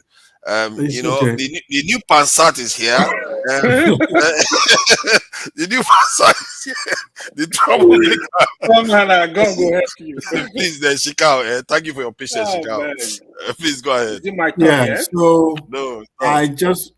This would be my last contribution, then I will go off. I just want to say a few things to Brother Ferrari. One, when I talk about the issue of not looking for a messiah in transformation in a nation, the reason being is that you have to avoid personality cult. It's very, very dangerous. Personality cult, what it does is that it put all your egg in one basket. So when something goes wrong, that's the end of that revolution. Like the Sister Bumi said, I think previous before now. Like if something happens to Obi tomorrow, there is no obedient movement. If something happened to Kwankwaso, there is no ideology. That's the problem. That's why ideology is there always is no important. We had this Kwankwasia. conversation before. Yeah, there is no Kwankwasia movement without Kwankwaso. So I'm saying you build an ideology and a philosophy that transcends anybody. It's irrespective of who is there or who is not there. It just there when you meet the criteria, you become the leader, and then you are pushed to be able to accomplish that mission. And you are weighed, you are valued. I mean, you are kind of evaluated based on the values of that philosophy. The French in the middle of 1800, they had a philosophy called La Lumière, the philosophy of light, which was a cultural philosophy in France where they criticized superstition. They need excellence in government. Everything has to be clear. That's why they use the word light, the philosophy of enlightenment. They want everything to be very clear. If you're in leadership, leadership should be transparent. We should be able to know when you took over yesterday, how were things and how are things today? No sentiment. No, he's from my village. No, we have to look at the figure and the fact and judge you. So they made the French people to be able to see leadership that way over a century. Now in France, they don't judge you whether you are from Lyon or Marseille. They judge you, what did you do? What have you done? Even people from your village can protest more than other people. So I think that's the point we need to get to. Let's look at the Western world. Their philosophy divide their political group into left and right. In America, you have the Democrat and the Republican. It's not Irish. It's not Italian white. It's not about British. It is based on whether you are left or you are right. And the left have its way of conservative way of looking at things, and the right look, and the liberal have their way of looking at things. We have to evolve to that point. I remember during the campaign, they asked Obi, what is the difference between you and the PDP? What is the difference between you and the APC? And he clearly stated, he said, we don't have much ideological difference. He said very clearly, there is no much ideological difference. The main difference is that I'm more competent and I'm more able to do it. In other words, these systems are almost the same. Okay, so the only thing we need to know, look for a personality and build around that personality. So if that personality failed, then everything failed. So I'm saying the Nigerian revolutionary movement needs to, and Africa at large, we need to create a philosophy that transcends people. Yeah, I agree with you, Seko. I agree with you. But hold on, Ferrari. One minute. Let him finish. No. Because Ferrari, he has misrepresented something that's important to clarify. Hold on. Let him very finish. Important. Let him finish. I did say that I was going to present something so that we don't go too long. We're going to have a hard stop at 6 hours. So no matter what happens, we are going to go backstage at 6 hours this time. So hold on. You are going to get your chance to speak. Just be patient, Ferrari. Please, Seka, carry on. Yeah. So I think the situation in the country right now, I've seen on internet, it has created a lot of progressive forces in Nigeria. That's the good part, because we've seen from obedient movement to this point, a lot of progressive forces are coming together on the internet, and they've been talking beyond ethnicity. So it's Nigerian, some of you who are progressive, it is time to capitalize on this, capture this moment, begin to bring Obi and Ashore together. Now, we don't want you we are not saying you should share love flowers, but we just feel like you have certain ideas similar, and we want to call a conference, whether it be in the diaspora or in Nigeria. You have a dialogue, you have a conference between these progressive forces, bring them together and say, what is the way forward? How do we overcome these pillars that are holding us back? And you begin to build on it and stuff. Every election, you find people among the progressive forces to push them forward. Because if you don't, if Obi goes away, the obedient movement is gone. And that's not the way for you to change a nation. The idea needs to be separate from the person, and you got every generation begin to build on that. I think that's the only way.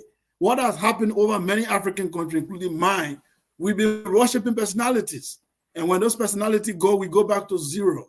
And it has never helped. That's the point I was trying to make. Thank you. Thank you. I think it's a fair point to make. Let me just share this before we carry on, because it's funny we are talking about this, and this video was just put out today. And one of the things, Shikao, you are welcome to come in on Saturdays and Sundays when we are on.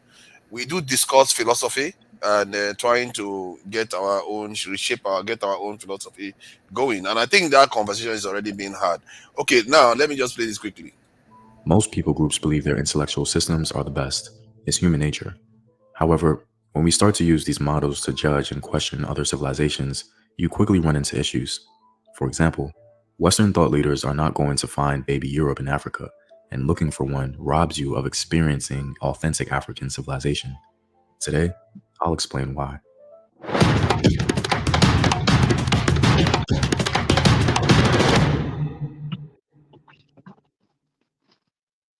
What up, African world? It's Home Team here, and welcome back to another video of African history, culture, and worldview. By supporting this channel on Patreon, Let me just do my due diligence here. We are reacting to this video, fair use policy. Thank you to the brother for sharing the video. you're helping in the creation of these videos and contributing to this content. The link to Patreon is in the description box below. To begin, it's critical to understand that this video does not apply to the entire continent of Africa. The information involves the regions of West, Central, and East Africa, so please keep that in mind. So where can we find Africa's great thinkers? Who are the ancient and medieval philosophers? Well, before we can tackle that, we have to face the question of African philosophy itself. There is considerable dialogue within the scholarly world that debates the very existence of African philosophy. I won't go into all of it here, but one example is the question of what's known as ethno-philosophy. Most of the popular material we have on African philosophical thinking is really ethno-philosophy, meaning the general collection of African worldview derived from culture, myth, folklore, folk wisdom, so on and so forth. According to several African scholars, this isn't truly African philosophy for multiple reasons. I thought this debate within the African scholarly world was incredibly salient and needed to be mentioned. However, for the sake of this video, we're going to set aside the general consensus among some African scholars because ethnophilosophy undoubtedly evinces the existence of great African thinkers, and that's what our topic attempts to learn more about. Historically, we've been constantly told that these great African thinkers simply don't exist, especially because European anthropologists did not see reflections of Europe in Africa. Africa, to them, was a dark continent with dark people and a dark history. According to scholar Innocent Onyewunyi, Africans were viewed as savages who developed nothing. Some of Europe's greatest philosophers, David Hume and Immanuel Kant, promoted that thread of thought. Hume and Kant held the view that Africans, in virtue of their blackness, are precluded from the realm of reason and civilization. Via hindsight, this was a puerile assertion. They certainly weren't going to find an African Plato with that mindset, nor were they looking for him.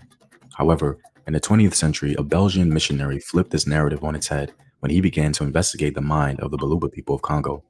In many ways, the work of Placide Tempels instantiates the rise of ethnophilosophy. His investigation led him to believe that he had discovered what he called Bantu philosophy. Suddenly, the idea of the unthinking, unreasoning African could not stand. Here's what he had to say. The discovery of Bantu philosophy is the disturbing event for all those who are concerned with African education. We have had the idea that we stood before them like adults before the newly born. In our mission to educate and to civilize, we believed that we started with a tabula rasa, though we also believed that we had to clear the ground of some worthless notions to lay foundations in a bare soil. We were quite sure that we should give short shrift to stupid customs, vain beliefs, as being quite ridiculous and devoid of all sound sense. We thought that we had children, great children, to educate, and that seemed easy enough. Then all at once, we discovered that we were concerned with a sample of humanity, adult, aware of its own brand of wisdom and molded by its own philosophy of life. That is why we feel the soil slipping under our feet, that we are losing track of things, and why we are asking ourselves what to do now to lead our colored people. Placide Tempels wasn't necessarily trying to do complementary work.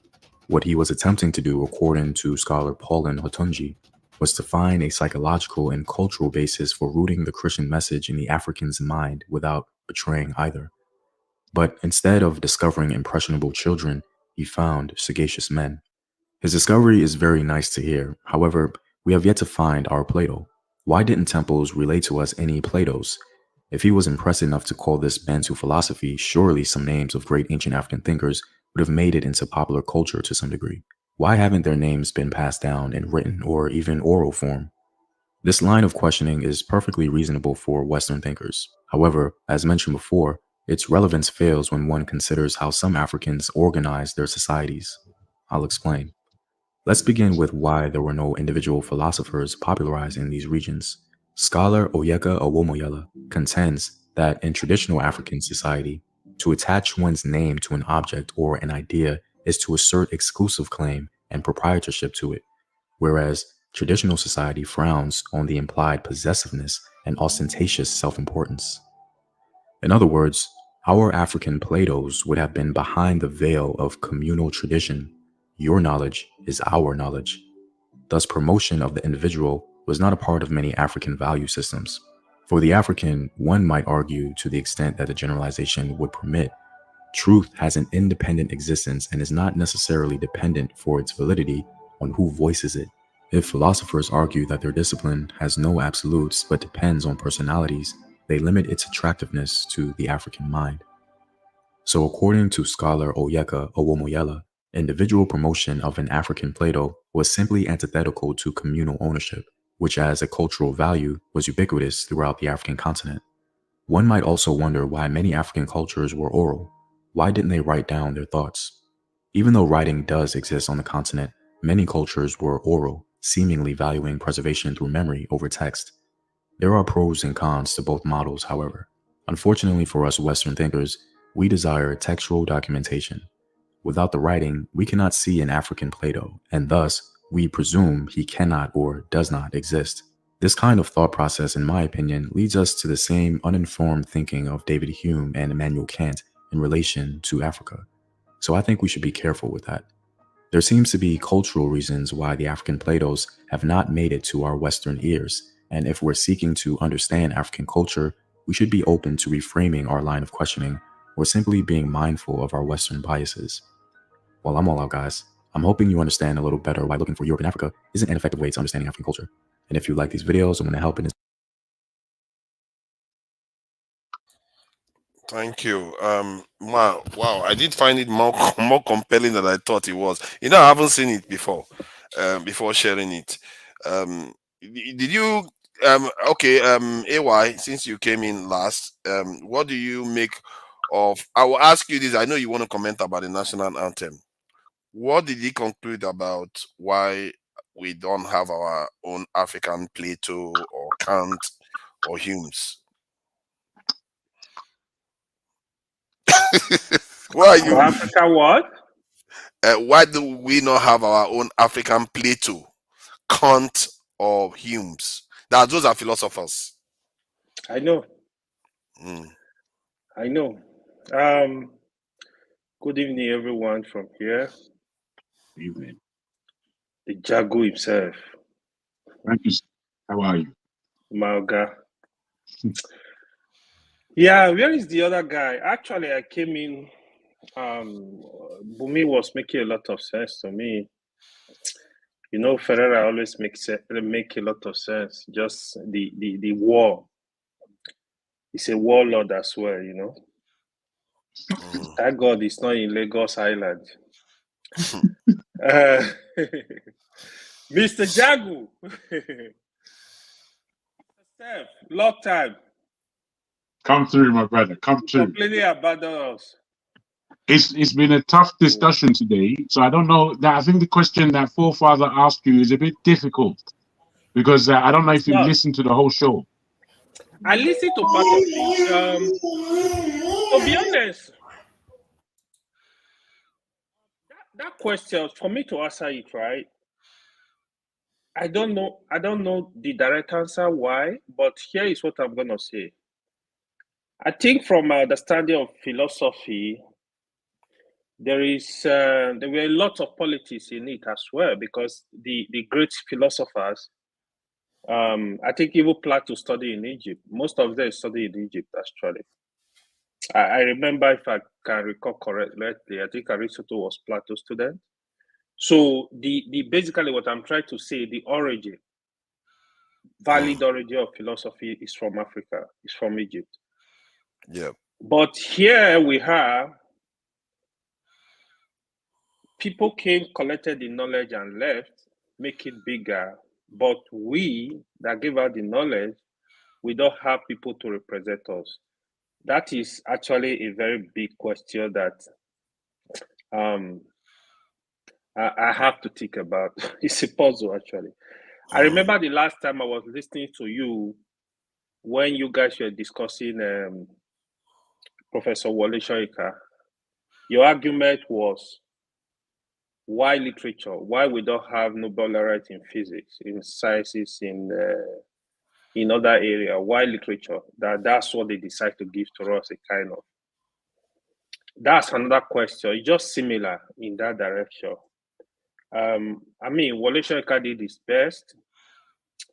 I heard a lot of people criticizing him, even if I disagree with his utterances. I think it's unfair for anybody to tell you Wole Soyinka is nobody, Wole Soyinka know nothing, that's all nonsense. We need to, my argument here is, we need to try and learn to stay on issues. The fact that Wole Soyinka is saying something today that does not resonate with us doesn't mean that he knows nothing. Come on. We play too much. You know, we can criticize him, you know, but making such statement, I completely disagree. On the issue of sciences, I'll also look at it like, we might not really, we don't have the, I think somehow we don't have the resources to, even in research, to really go into research. Research need a lot of money, because everything that is affecting us today is as a result of planning. Even today, if we are saying that, oh, Nigeria we don't have, it's not a rich country. We have the potentials. We still have the potentials today, but the problem is planning. I heard somebody said here that the system we are currently operating is not going to work. And that has been my thing. It's not going to work. The system we're currently practicing is not going to work. Even the Peter Obi, all of us are shouting for Peter Obi. The only reason I gave my support for Peter Obi, I felt Peter Obi was a better candidate than Atiku and Tinubu. I don't believe, I have stated it here, I don't believe Peter Obi will perform any magic. Because the truth is, even no matter how we love him, even if we don't want to accept it, Peter Obi belongs to the corrupt system. It's a part of it. This is the honest truth. We need to state things the way they are.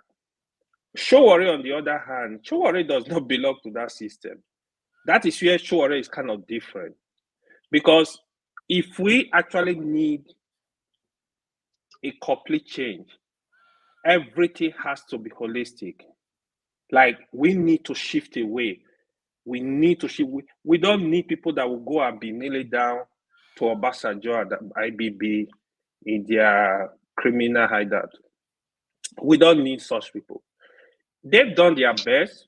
That is what I think they can offer, but they need to exit. They need to leave the system. Let the young ones build their own system. Let's assume they've lived their life. Just move away. This is just my whole thinking. If anything would change in Nigeria, just like what is going on in Senegal now, they were able to break the system and bring a fresh system. They have a complete new president that does not belong to the corrupt system. Now, if he chooses to go in that path, he knows the people will not forgive him, God will not forgive him. So this is a good opportunity for him to build. I know in Burkina Faso, whatever, they also have a younger military leader. I never believe in military leader because they don't change. They are the same. Right now, he's fighting for extra 5 years. after extra 5 years, it's going to be contested for the another election. This is the reason why I don't believe in those people. They are the same. They will start good, the end they get greedy. That means they don't have the people at heart. Because if you have the people at heart, you will be your goal would be, let me set up a system that will work for everybody. They don't do that. It's greed. Okay, let's talk about this anthem then. That oh man, I don't even know why you guys are wasting your time. It's To be honest, it's really how do we reverse it now? Because we can't be singing the Igbo man's national anthem now. So I heard Prophet Michael Zekome change the name of Nigeria. These are not our problem, man. They are not. What is national And they are not anthem? even being creative. From he was saying change the name of Nigeria from Nigeria to the United States of Nigeria. It's like they are When not you creative. say national anthem, we are talking about economy is down, people are hungry, criminal insecurity. You are talking about national anthem. It seems you don't even know why do you even have time to be what is it gonna do for us? What is it gonna do for us? You know, not that we cannot change it, but it's the way they put energy on this nonsense. Like a house is just like a house is burning. You looking for sweet you put somewhere inside the house. That is exactly what they are doing. To me, that is a sign of unseriousness. Why are you discussing national anthem? We can do this at a later time. We have burning issue right now. Country is on fire. You talking about national anthem? I'm not going to help you guys to discuss that. Who want to change it? Go ahead. I'm not interested, to be honest. It's so annoying. Very well said. Yeah, And I hear that the House Speaker is the one that proposed it, but clearly we know they are it comes dumb, from higher man. up. These guys are visionless. They are dumb. The House Speaker look at the Senate President. Look at the whole Senate, for example. How many senators today have you heard them like having a proper discussion, criticizing a system, like thinking of how they will change the system, change the country for prosperity? The House of Rep member, 360 empty vessels doing nothing. All they do, what are they doing for Nigeria? If you really want to change the system, you are not greedy. I was just having this discussion the other time. We don't need Senate and Rep. We don't need 360, 109. We don't need them. All we just need one house, one parliament, 109, 3 from each state. And let people work. Let people work for the country. We don't need all those people wasting money on those 360 doing what? The money you are wasting on 360 Rep members, I'm sure those money we build standard hospital for us. They will do a lot of things for us. I don't even know why these people don't. We need to do things very fast. The population of Africa, especially Nigeria, is blowing up.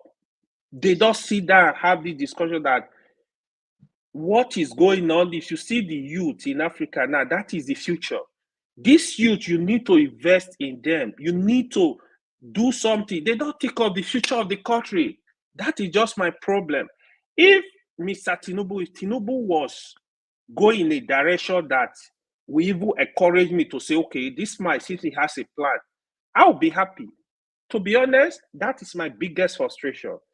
If you are a student of Nigeria, when you go back to 25 years, on my own, I kept asking myself, why are we not improving? Why is the country not improving?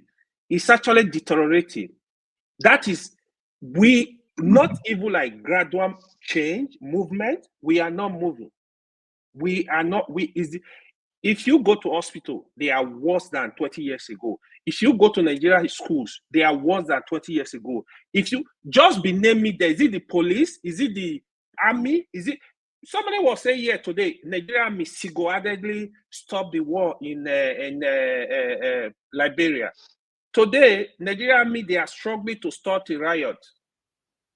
Unbelievable. So we need to, a system needs to be improving to give people hope.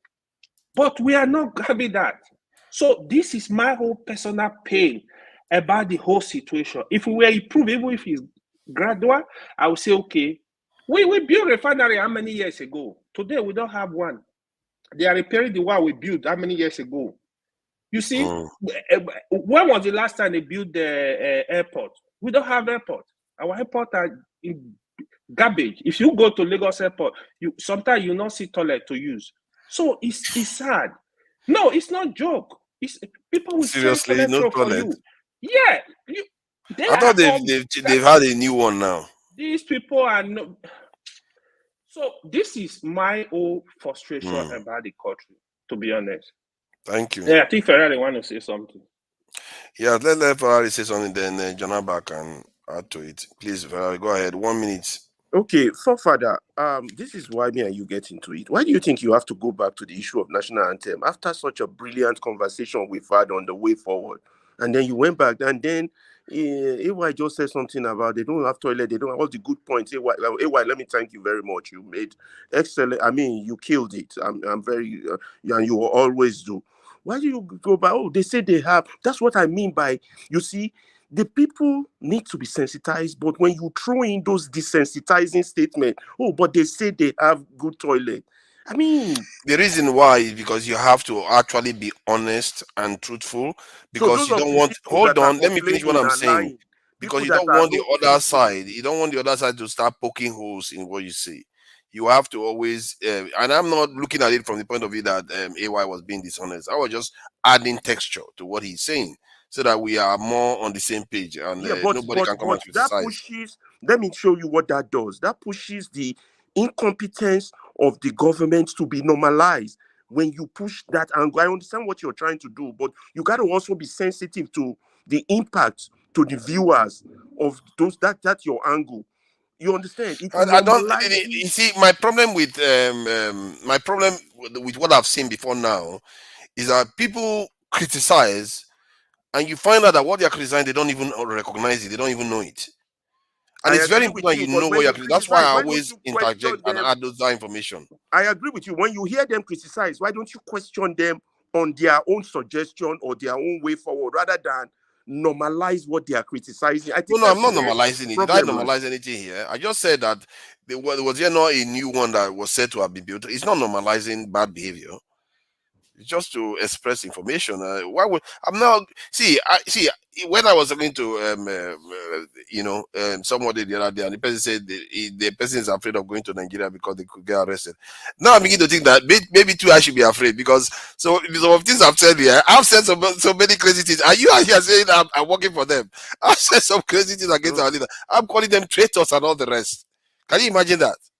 Yeah, on the other big point we were talking about, you let Seko leave, and I wanted to address, you know how he also went back. He also took it back to the issue of Obi and Showore and individualism and making a main character. I think that conversation has led us away from those people. We just wanted to use them, Obi and Showore, as an instrument to get to the sensitization of the people. To be fair, AY just came in. He hasn't made any comment about the anthem. So normally when people come in for the first time, it's not like he's been here and made a comment about the anthem. So I was giving him an opportunity to add his own, get his own opinion about this in the anthem. So that's why. And AY gave his opinion very well, and he's been very well behaved today. He didn't ask for anybody to be thrown out. Jonava, I'm sure you're going to do it over the weekend, AY. Jonava, welcome. Thank you for having me back again. I think I have some issues here. I'm struggling here, because we have to, moving forward, like I said here over and over. Yes, the airport have a new wing that is functioning. There's nothing wrong in measuring that. I was there 4-5 weeks ago. I went through it. It's a great improvement. It's a complete different wing in Lagos. If you come through Delta Airline, maybe if you come through any other airline that will take you through the other part, I don't know. The old terminal, I don't know. But this is a standard, is an improvement. We cannot just say, oh, we are giving the credit or we are trying to promote what these people, that is not how things work. Well, the adage in my place said that when you beat your child with left hand, you use the right arm to put the child close to you. It doesn't mean that we are not fighting in Nigeria against ourselves. What we are calling it out for our leader to be more responsible, to feel the pain of the citizens, to know that in 21st century, we have to do better and make ourselves competitive. Because when you are in the corridor of power, you are drunk. Sometimes that's why you have advisors around you to calm you down, to make you look at the important things. Power is very strong thing. And then you have to let the people surround the person. They say that the bird of the same feather flies together. That this thing that you are doing, I don't want to be part of it. Even when you are cutting out of such group, you make your case plain to the world that this is why I'm leaving this administration. This is what I call, or this is my suggestion, but they silent me. Don't we know the good and the bad one, the actors? And we can say, okay, the Nigerians belong to all of us, and we all have a stake here, and we all have a say here.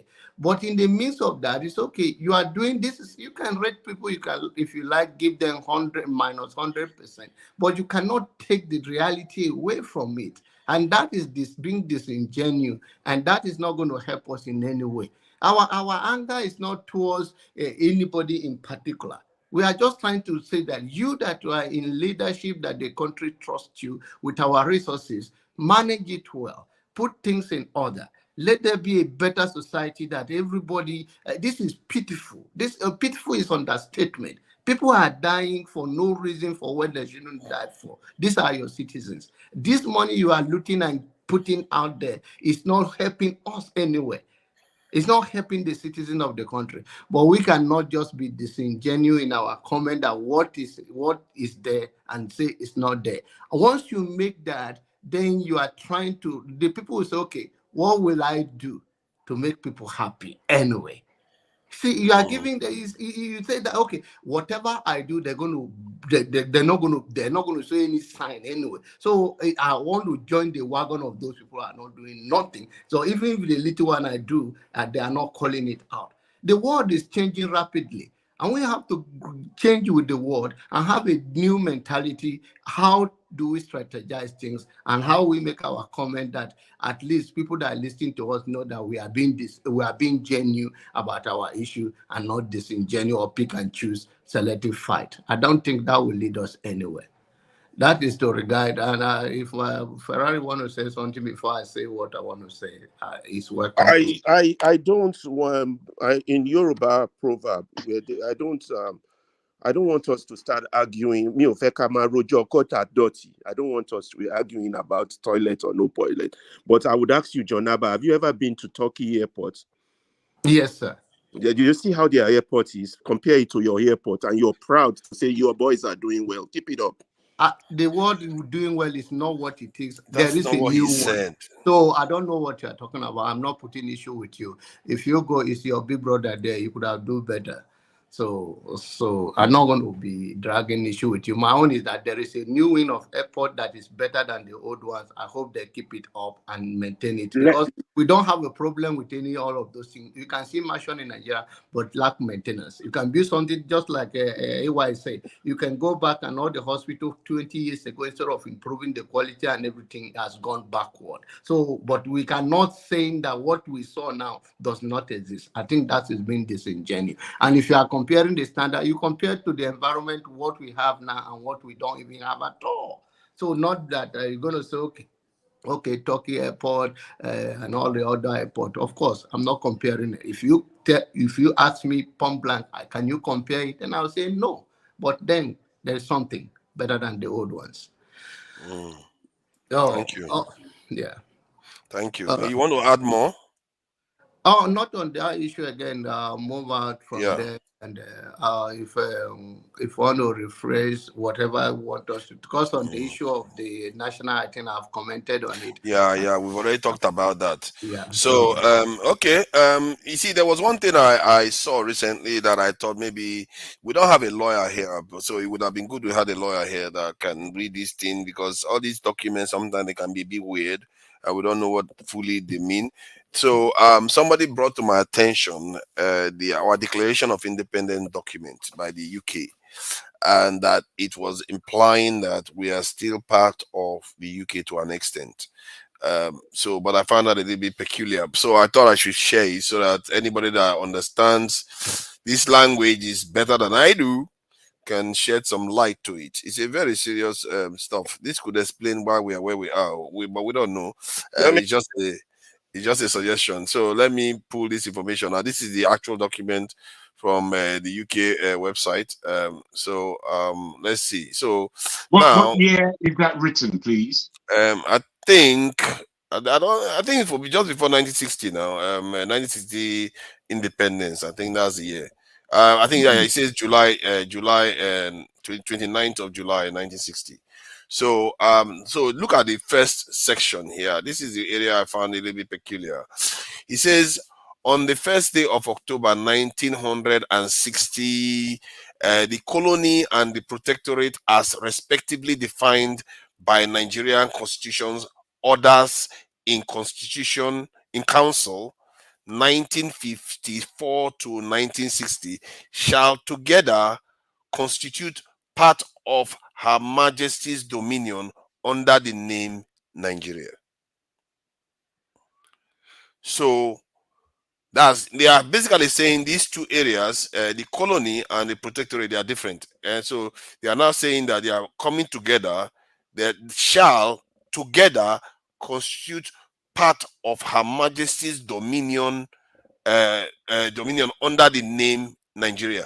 So for me, that statement is a little bit troubling, because I don't know what it fully means. But then they went on to say, no act of Parliament of the United Kingdom passed on or after the appointed day shall extend or be deemed to extend to Nigeria or any part thereof as part of the law thereof, and as from that day.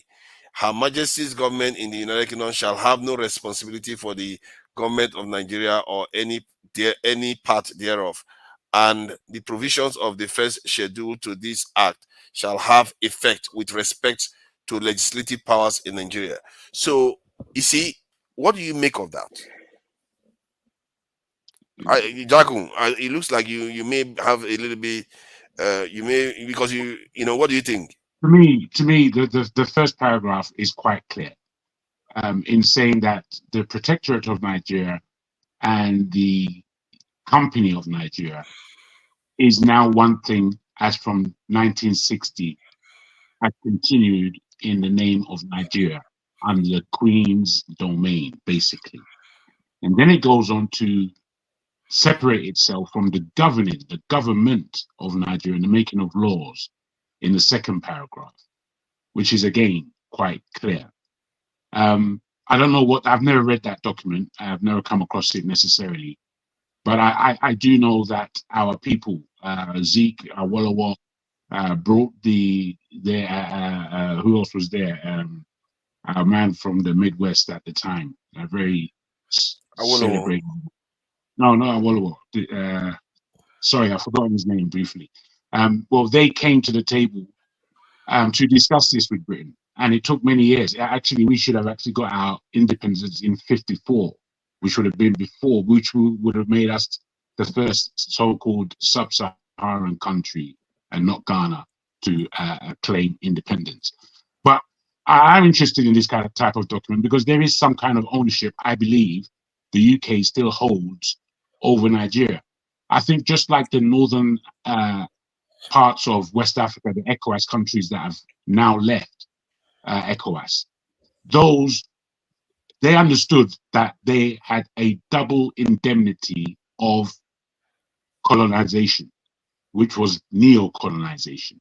I don't think Nigeria as a country really pays much attention to the fact that we are still somewhat, somehow, neo-colonized.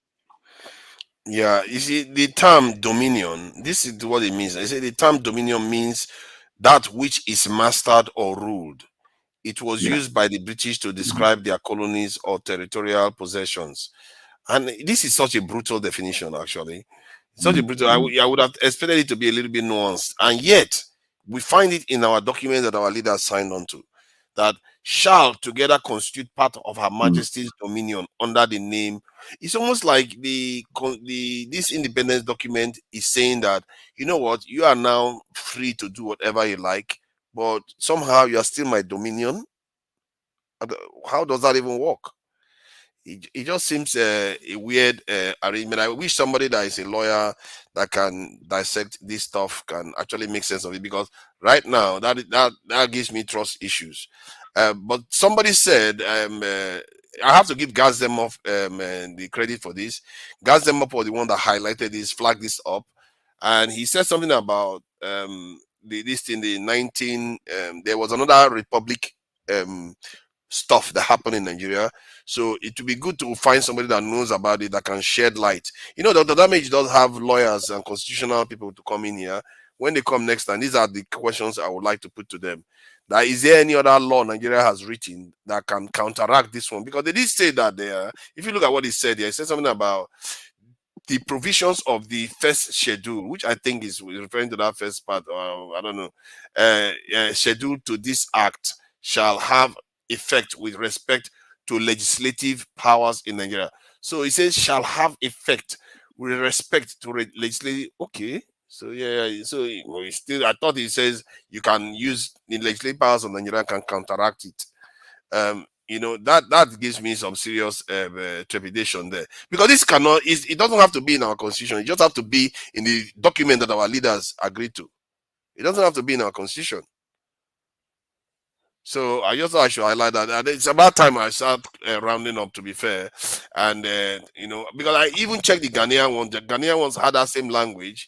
And Gazdemov did highlight that the Kenya one doesn't have it, and which is true. The Kenya one doesn't have that dominion kind of language. This one is more straightforward. It looks more like a proper, you know, independent document, an act to make provision for and in connection with the attainment by Kenya of a fully responsible status within the Commonwealth. You see what I mean? So this one seems like he's clearly saying he wants to be a whole nation from the beginning. But the other one is saying, you know, you're going to be part of my dominion, and somehow, you know, I don't understand. Well, don't you think by the time they've used the term Commonwealth, it is that language thing again, whereby you are still owned or you are still colonized? Yes, that's true. And that Commonwealth, the reason why one can, in a way, leave Commonwealth can be a little bit benign, because it's like an organization you can pull out of it. But when somebody signs on to a document where somebody says you are part of their dominion, that worries me a bit. They basically say you are a contractor, you are a free willing contractor, but you are still mine. You know, that kind of that's the kind of the stuff it gives me. And the way our leaders behave actually implies that look at, they just went back to an anthem that was written by somebody during that period. The way our leaders behave implies that they don't behave as if they are, you know, charting their own path into the future. It's really strange, and it's just weird that when. So to be sure, this thing that you were saying, sorry, this thing that you're showing us, is it present in today's constitution, or is it from the 1960s and it has no bearing on our present situation? I mean, how did the documents affect our constitution now? The constitution is the act. They call it the act. That's how you understand it. It's not for. I'm not sure it's directly for Nigeria necessarily. It's not our constitution. It's like a Nigerian Independent Act of. You see, the UK itself is the one that is passing the law.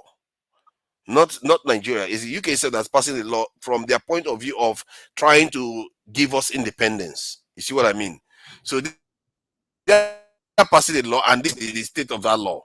This is how it looks. So it's not for Nigeria to have in their constitution. It's for them to use it as a way of bequeathing control of Nigeria back to Nigerians. Can I come in there? So from my own understanding of that You should have let language, me finish what I was saying now. You just one so I'm statement, but sorry. go ahead. Can I just so I'm sorry. So from my own understanding of that English language, that was supposed to connote a transitionary period between 1954 to 1960. If you look at it, it was very specific. You understand? Between 1954, I think there was a, they gathered in London to make the constitution. That's right. That transitionary period between 1954 and 1960, and upon the said date, 1st of October 1960, we become independent. It was that, I think that was it. We are not bound to any British. Hold on. I But this was think you're written. right, Olumide. Let me just add this. This was written in 1960, from what I can see here. It says on the first day of October. So they started with the Independence Declaration. Then it says the colony and the protectorate as respectively defined by the Nigerian Council, orders in Constitution, in Council, orders in Council 19. So they are describing something that happened before then, 1956 to 1954 to 1960, shall together constitute part of Her Majesty's dominion. You see, now this is what I'm saying. The earlier part is referring to something that happened before that period of 1954 to 1953. Then it went on to use shall. Shall is something that is going to be happening now. You see what I mean? That is what I find peculiar. If Tabini says was the or is even it makes more sense because you're using it to refer to that time. But shall So what? Shall what? It says shall together constitute part of Her Majesty's dominion under the name Nigeria. But is it inclusive of that time period? 54 to 60. No, it's almost as if they are describing that period. Then they said, because of what you understand about that period now, it's going to now become part of Her Majesty's dominion, like as one entity called Nigeria. At least that's the way it seems to imply, because there's a comma here. They finish describing this part, what this represents, because I think this area, like Olumide stated, implies that these areas are together. They are one. There's a colony and there's a protectorate. Now he's saying that two of them shall come together to become part of Her Majesty's dominion with the name Nigeria. You would think this should have been done in the first time they created Nigeria, isn't it? So why is it still being stated here? Because during the creation of Nigeria, it involved these protectorates and the colonies, isn't it? So why was Nigeria not the name? I thought Nigeria was created in something like 1914 or so, during that period. So why are they using the name again now? It's a bit odd. Or maybe they needed the way to name the new nation. So, but they just decided to use the same name as the previous old name. After all, our leaders went back to the old anthem. So what is the difference now? So maybe that's what is going on there. But clearly, they are implying something that is moving forward, not something that has ended. They are describing something that is currently going on. Because shall doesn't imply something that has happened before. Am I correct, Jagun? I think so. So I don't know, man. We need because all these other ones too, I can't even say I fully understand what. So with the English, did I make myself clear or you did? You made yourself clear in the way you explained it. It would have made sense if those language was not like that. The language didn't say shall. You know, it didn't go. If Tabini said these territories, these different territories are part of His Majesty's dominion. Then it's saying at that moment. But this one, he went on to say shall together constitute part. It's like now, it's like saying now, okay, maybe I don't know, maybe these are just preambles of the actual DC, but this is the actual act. So maybe they are just preambles. Maybe it's a way of saying how long is that document, please? It's quite long, from what I can see. It's it's quite, I wouldn't say it's too long. It's got a lot of references and all the rest, but based on this, one cannot say it's too long. Maybe it has more this thing there. Who knows? I'm not fully read it. But it would be good to have somebody. No, it says no laws and no provisions of any law made on or after the appointed day by any such legislature as aforesaid shall be void or inoperative on the, oh goodness, all this legalism, man. They are I just think it would making be sure. good to go through that properly. I think it would be good to have the Constitution next to it so we can see what we have divorced from and what we maintain from this document. Because what I regather from these things is, as you said, that's how the nation is. Nigeria is a very peculiar thing. And today, this guy, Sekou, he was asking the question, for which unfortunately James didn't take it very well.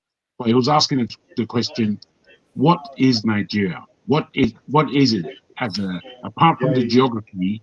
What does it constitute? And I think this is the peculiarity that confounds us all.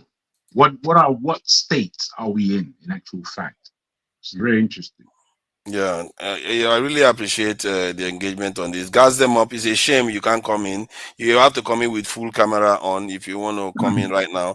But I'm going to be doing shows on my channel. So let me remind the viewers, if you've not subscribed to True Niger, please do that. If you really want somebody that's actually going to be active, you need to encourage me. If you encourage me, you don't need too much this thing to tell me what to do. All this stuff we talk about here, I'm actually going to action them. Like I said, I don't have the funding. If I had the funding, most of all these things we are talking here, I'll be actioning them. I'll be on the ground in Nigeria. I don't care. I have only one life to live. I'll do what I need to do if I have the resources. So that said, and subscribe to True Niger, because we do cover topics and we cover various, because this platform is defined in a specific way. You have to have your face on, and it's more of a kind of, how do I describe it, establishment kind of platform where you have things done in a more how do I put it, corporate way.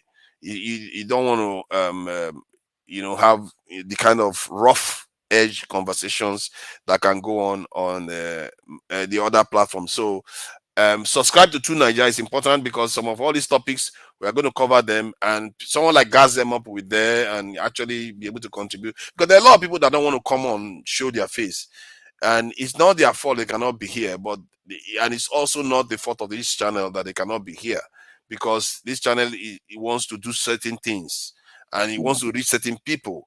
And it's important that, because like we are able to still air the views, but not, you can, like if Jagun comes to Nigeria and swears, that's free, no problem.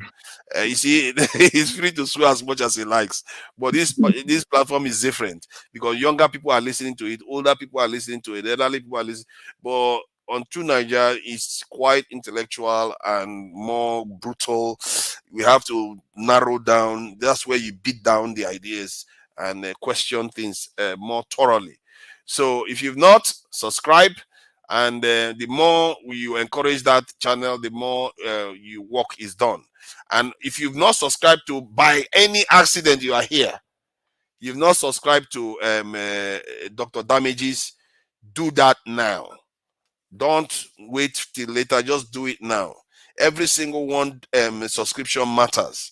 Like and share to other people. This channel is quite unique. Let's face it. Most channels out there, they cover their faces.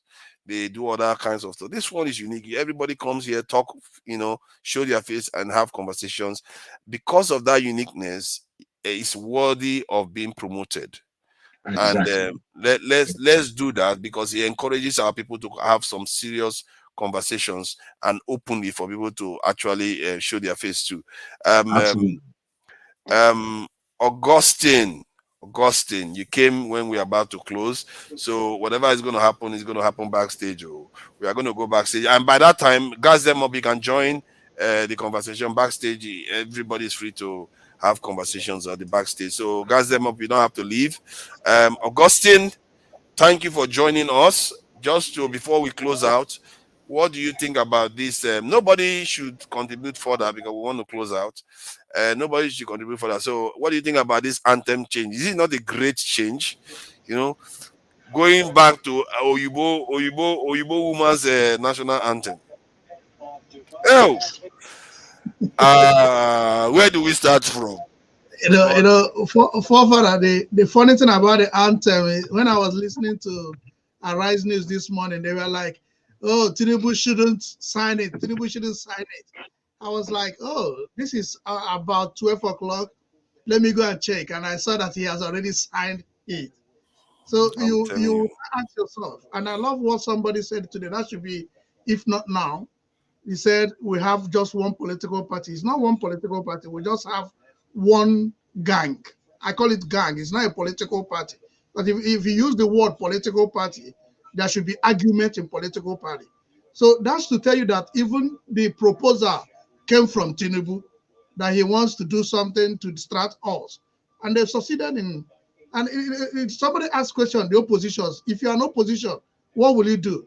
If your house is set on fire and you see the elders of the house pursuing rats, if you're reasonable, you will just try to quench the fire or you just look at them. So opposition shouldn't come to say, don't reverse to old national anthem. It's a shame that we allowed that robbery to hold.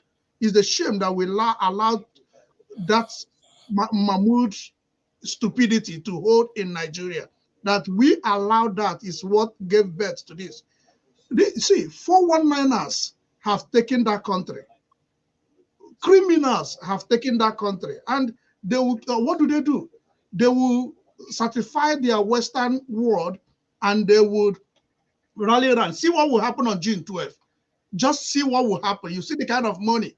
They say there is no money. See the kind of money they're going to spend on June 12th, thinking that they are celebrating. No, they are going to replenish themselves. It's a shame that we came from that country. So, man, you know, saying that is a shame. Yesterday, I was embarrassed. I was embarrassed yesterday. Yeah, so, but you know that after the national anthem today, if you had listened to what happened in the National Assembly, somebody intoned on your mandate. Somebody intoned in that National Assembly today. So people are still standing on that mandate. These politicians, why are they so sick? What is wrong with But them? actually, forefathers, that's what they should have done. Change our national anthem to on your mandate. On your mandate. That would have been better. At this rate, it's better than the one that they went and chose. Yeah. What are you doing on your This is bad.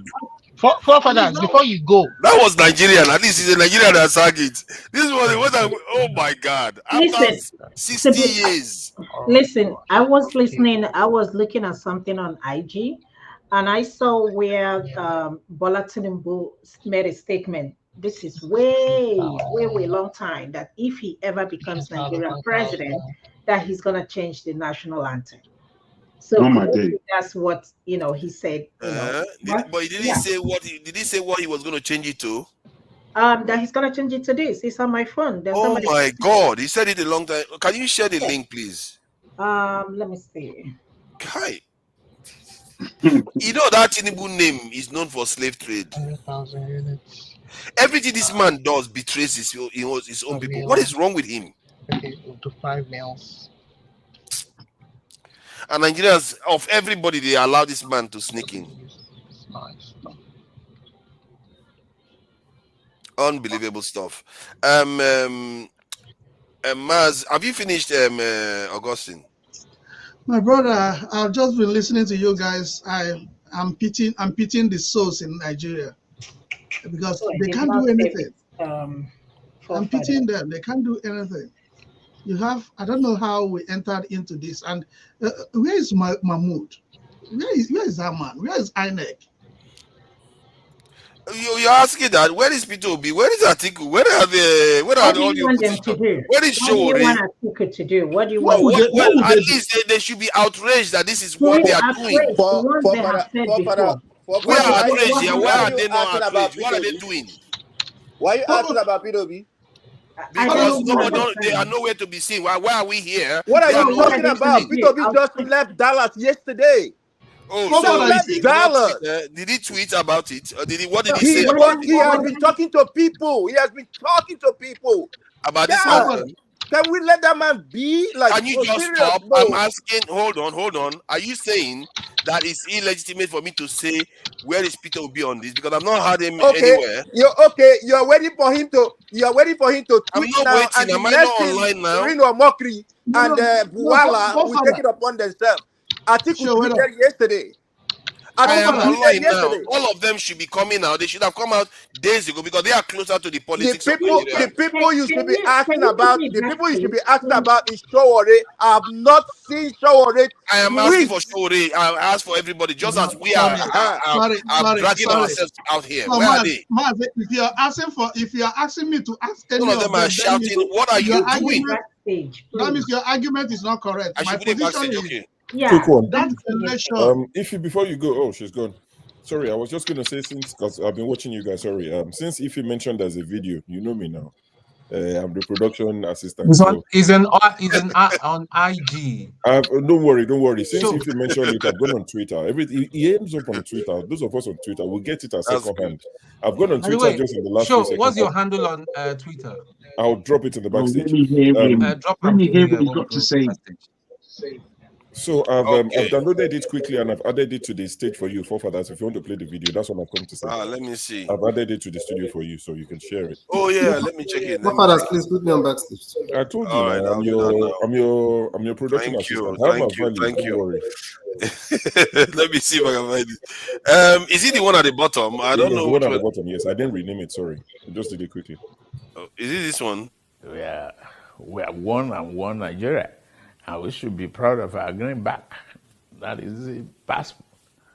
In fact, if I have my way, I will bring back our old first national anthem.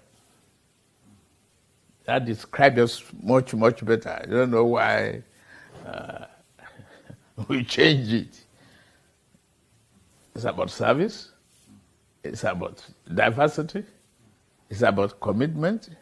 The value and nation building. So that is my message. Oh, you're welcome. So you see, the problem, if you listen to him, you will realize that the problem of this anthem is not anything other than fighting Obasanjo, because he almost mentioned his name. I don't know why we changed it. He almost mentioned Obasanjo's name. Yeah, this is a nation that they are playing with. Yeah, they are using their personal squabs to toy with the national. So there's no national cohesion in that country. That thing it shouldn't last more than 5. This APC government, the moment the next government, they should remove it.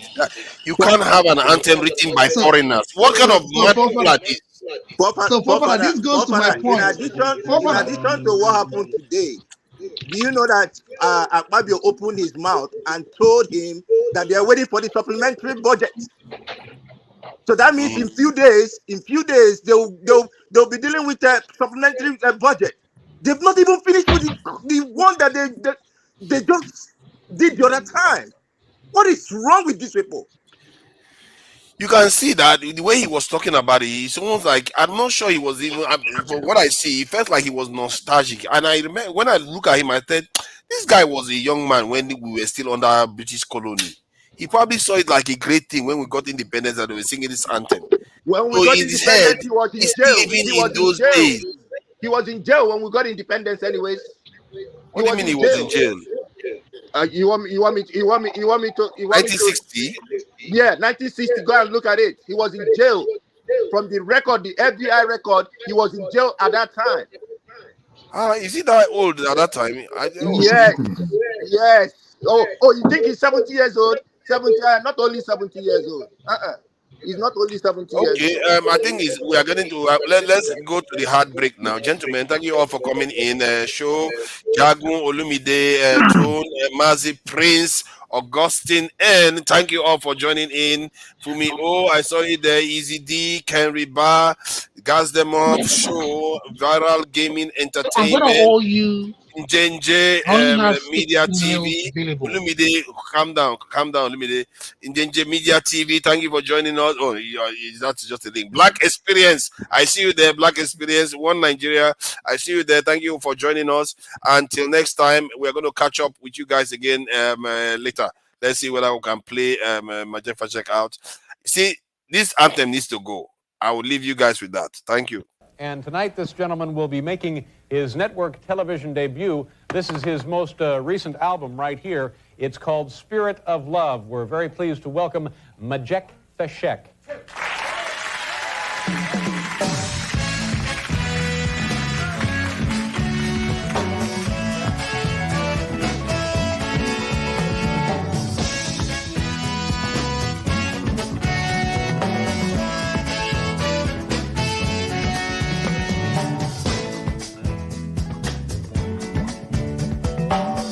Arise from your sleep, Africa. Rise from your sleep, America. There's work to be done, Africa. There's work to be done, America. But if we unite,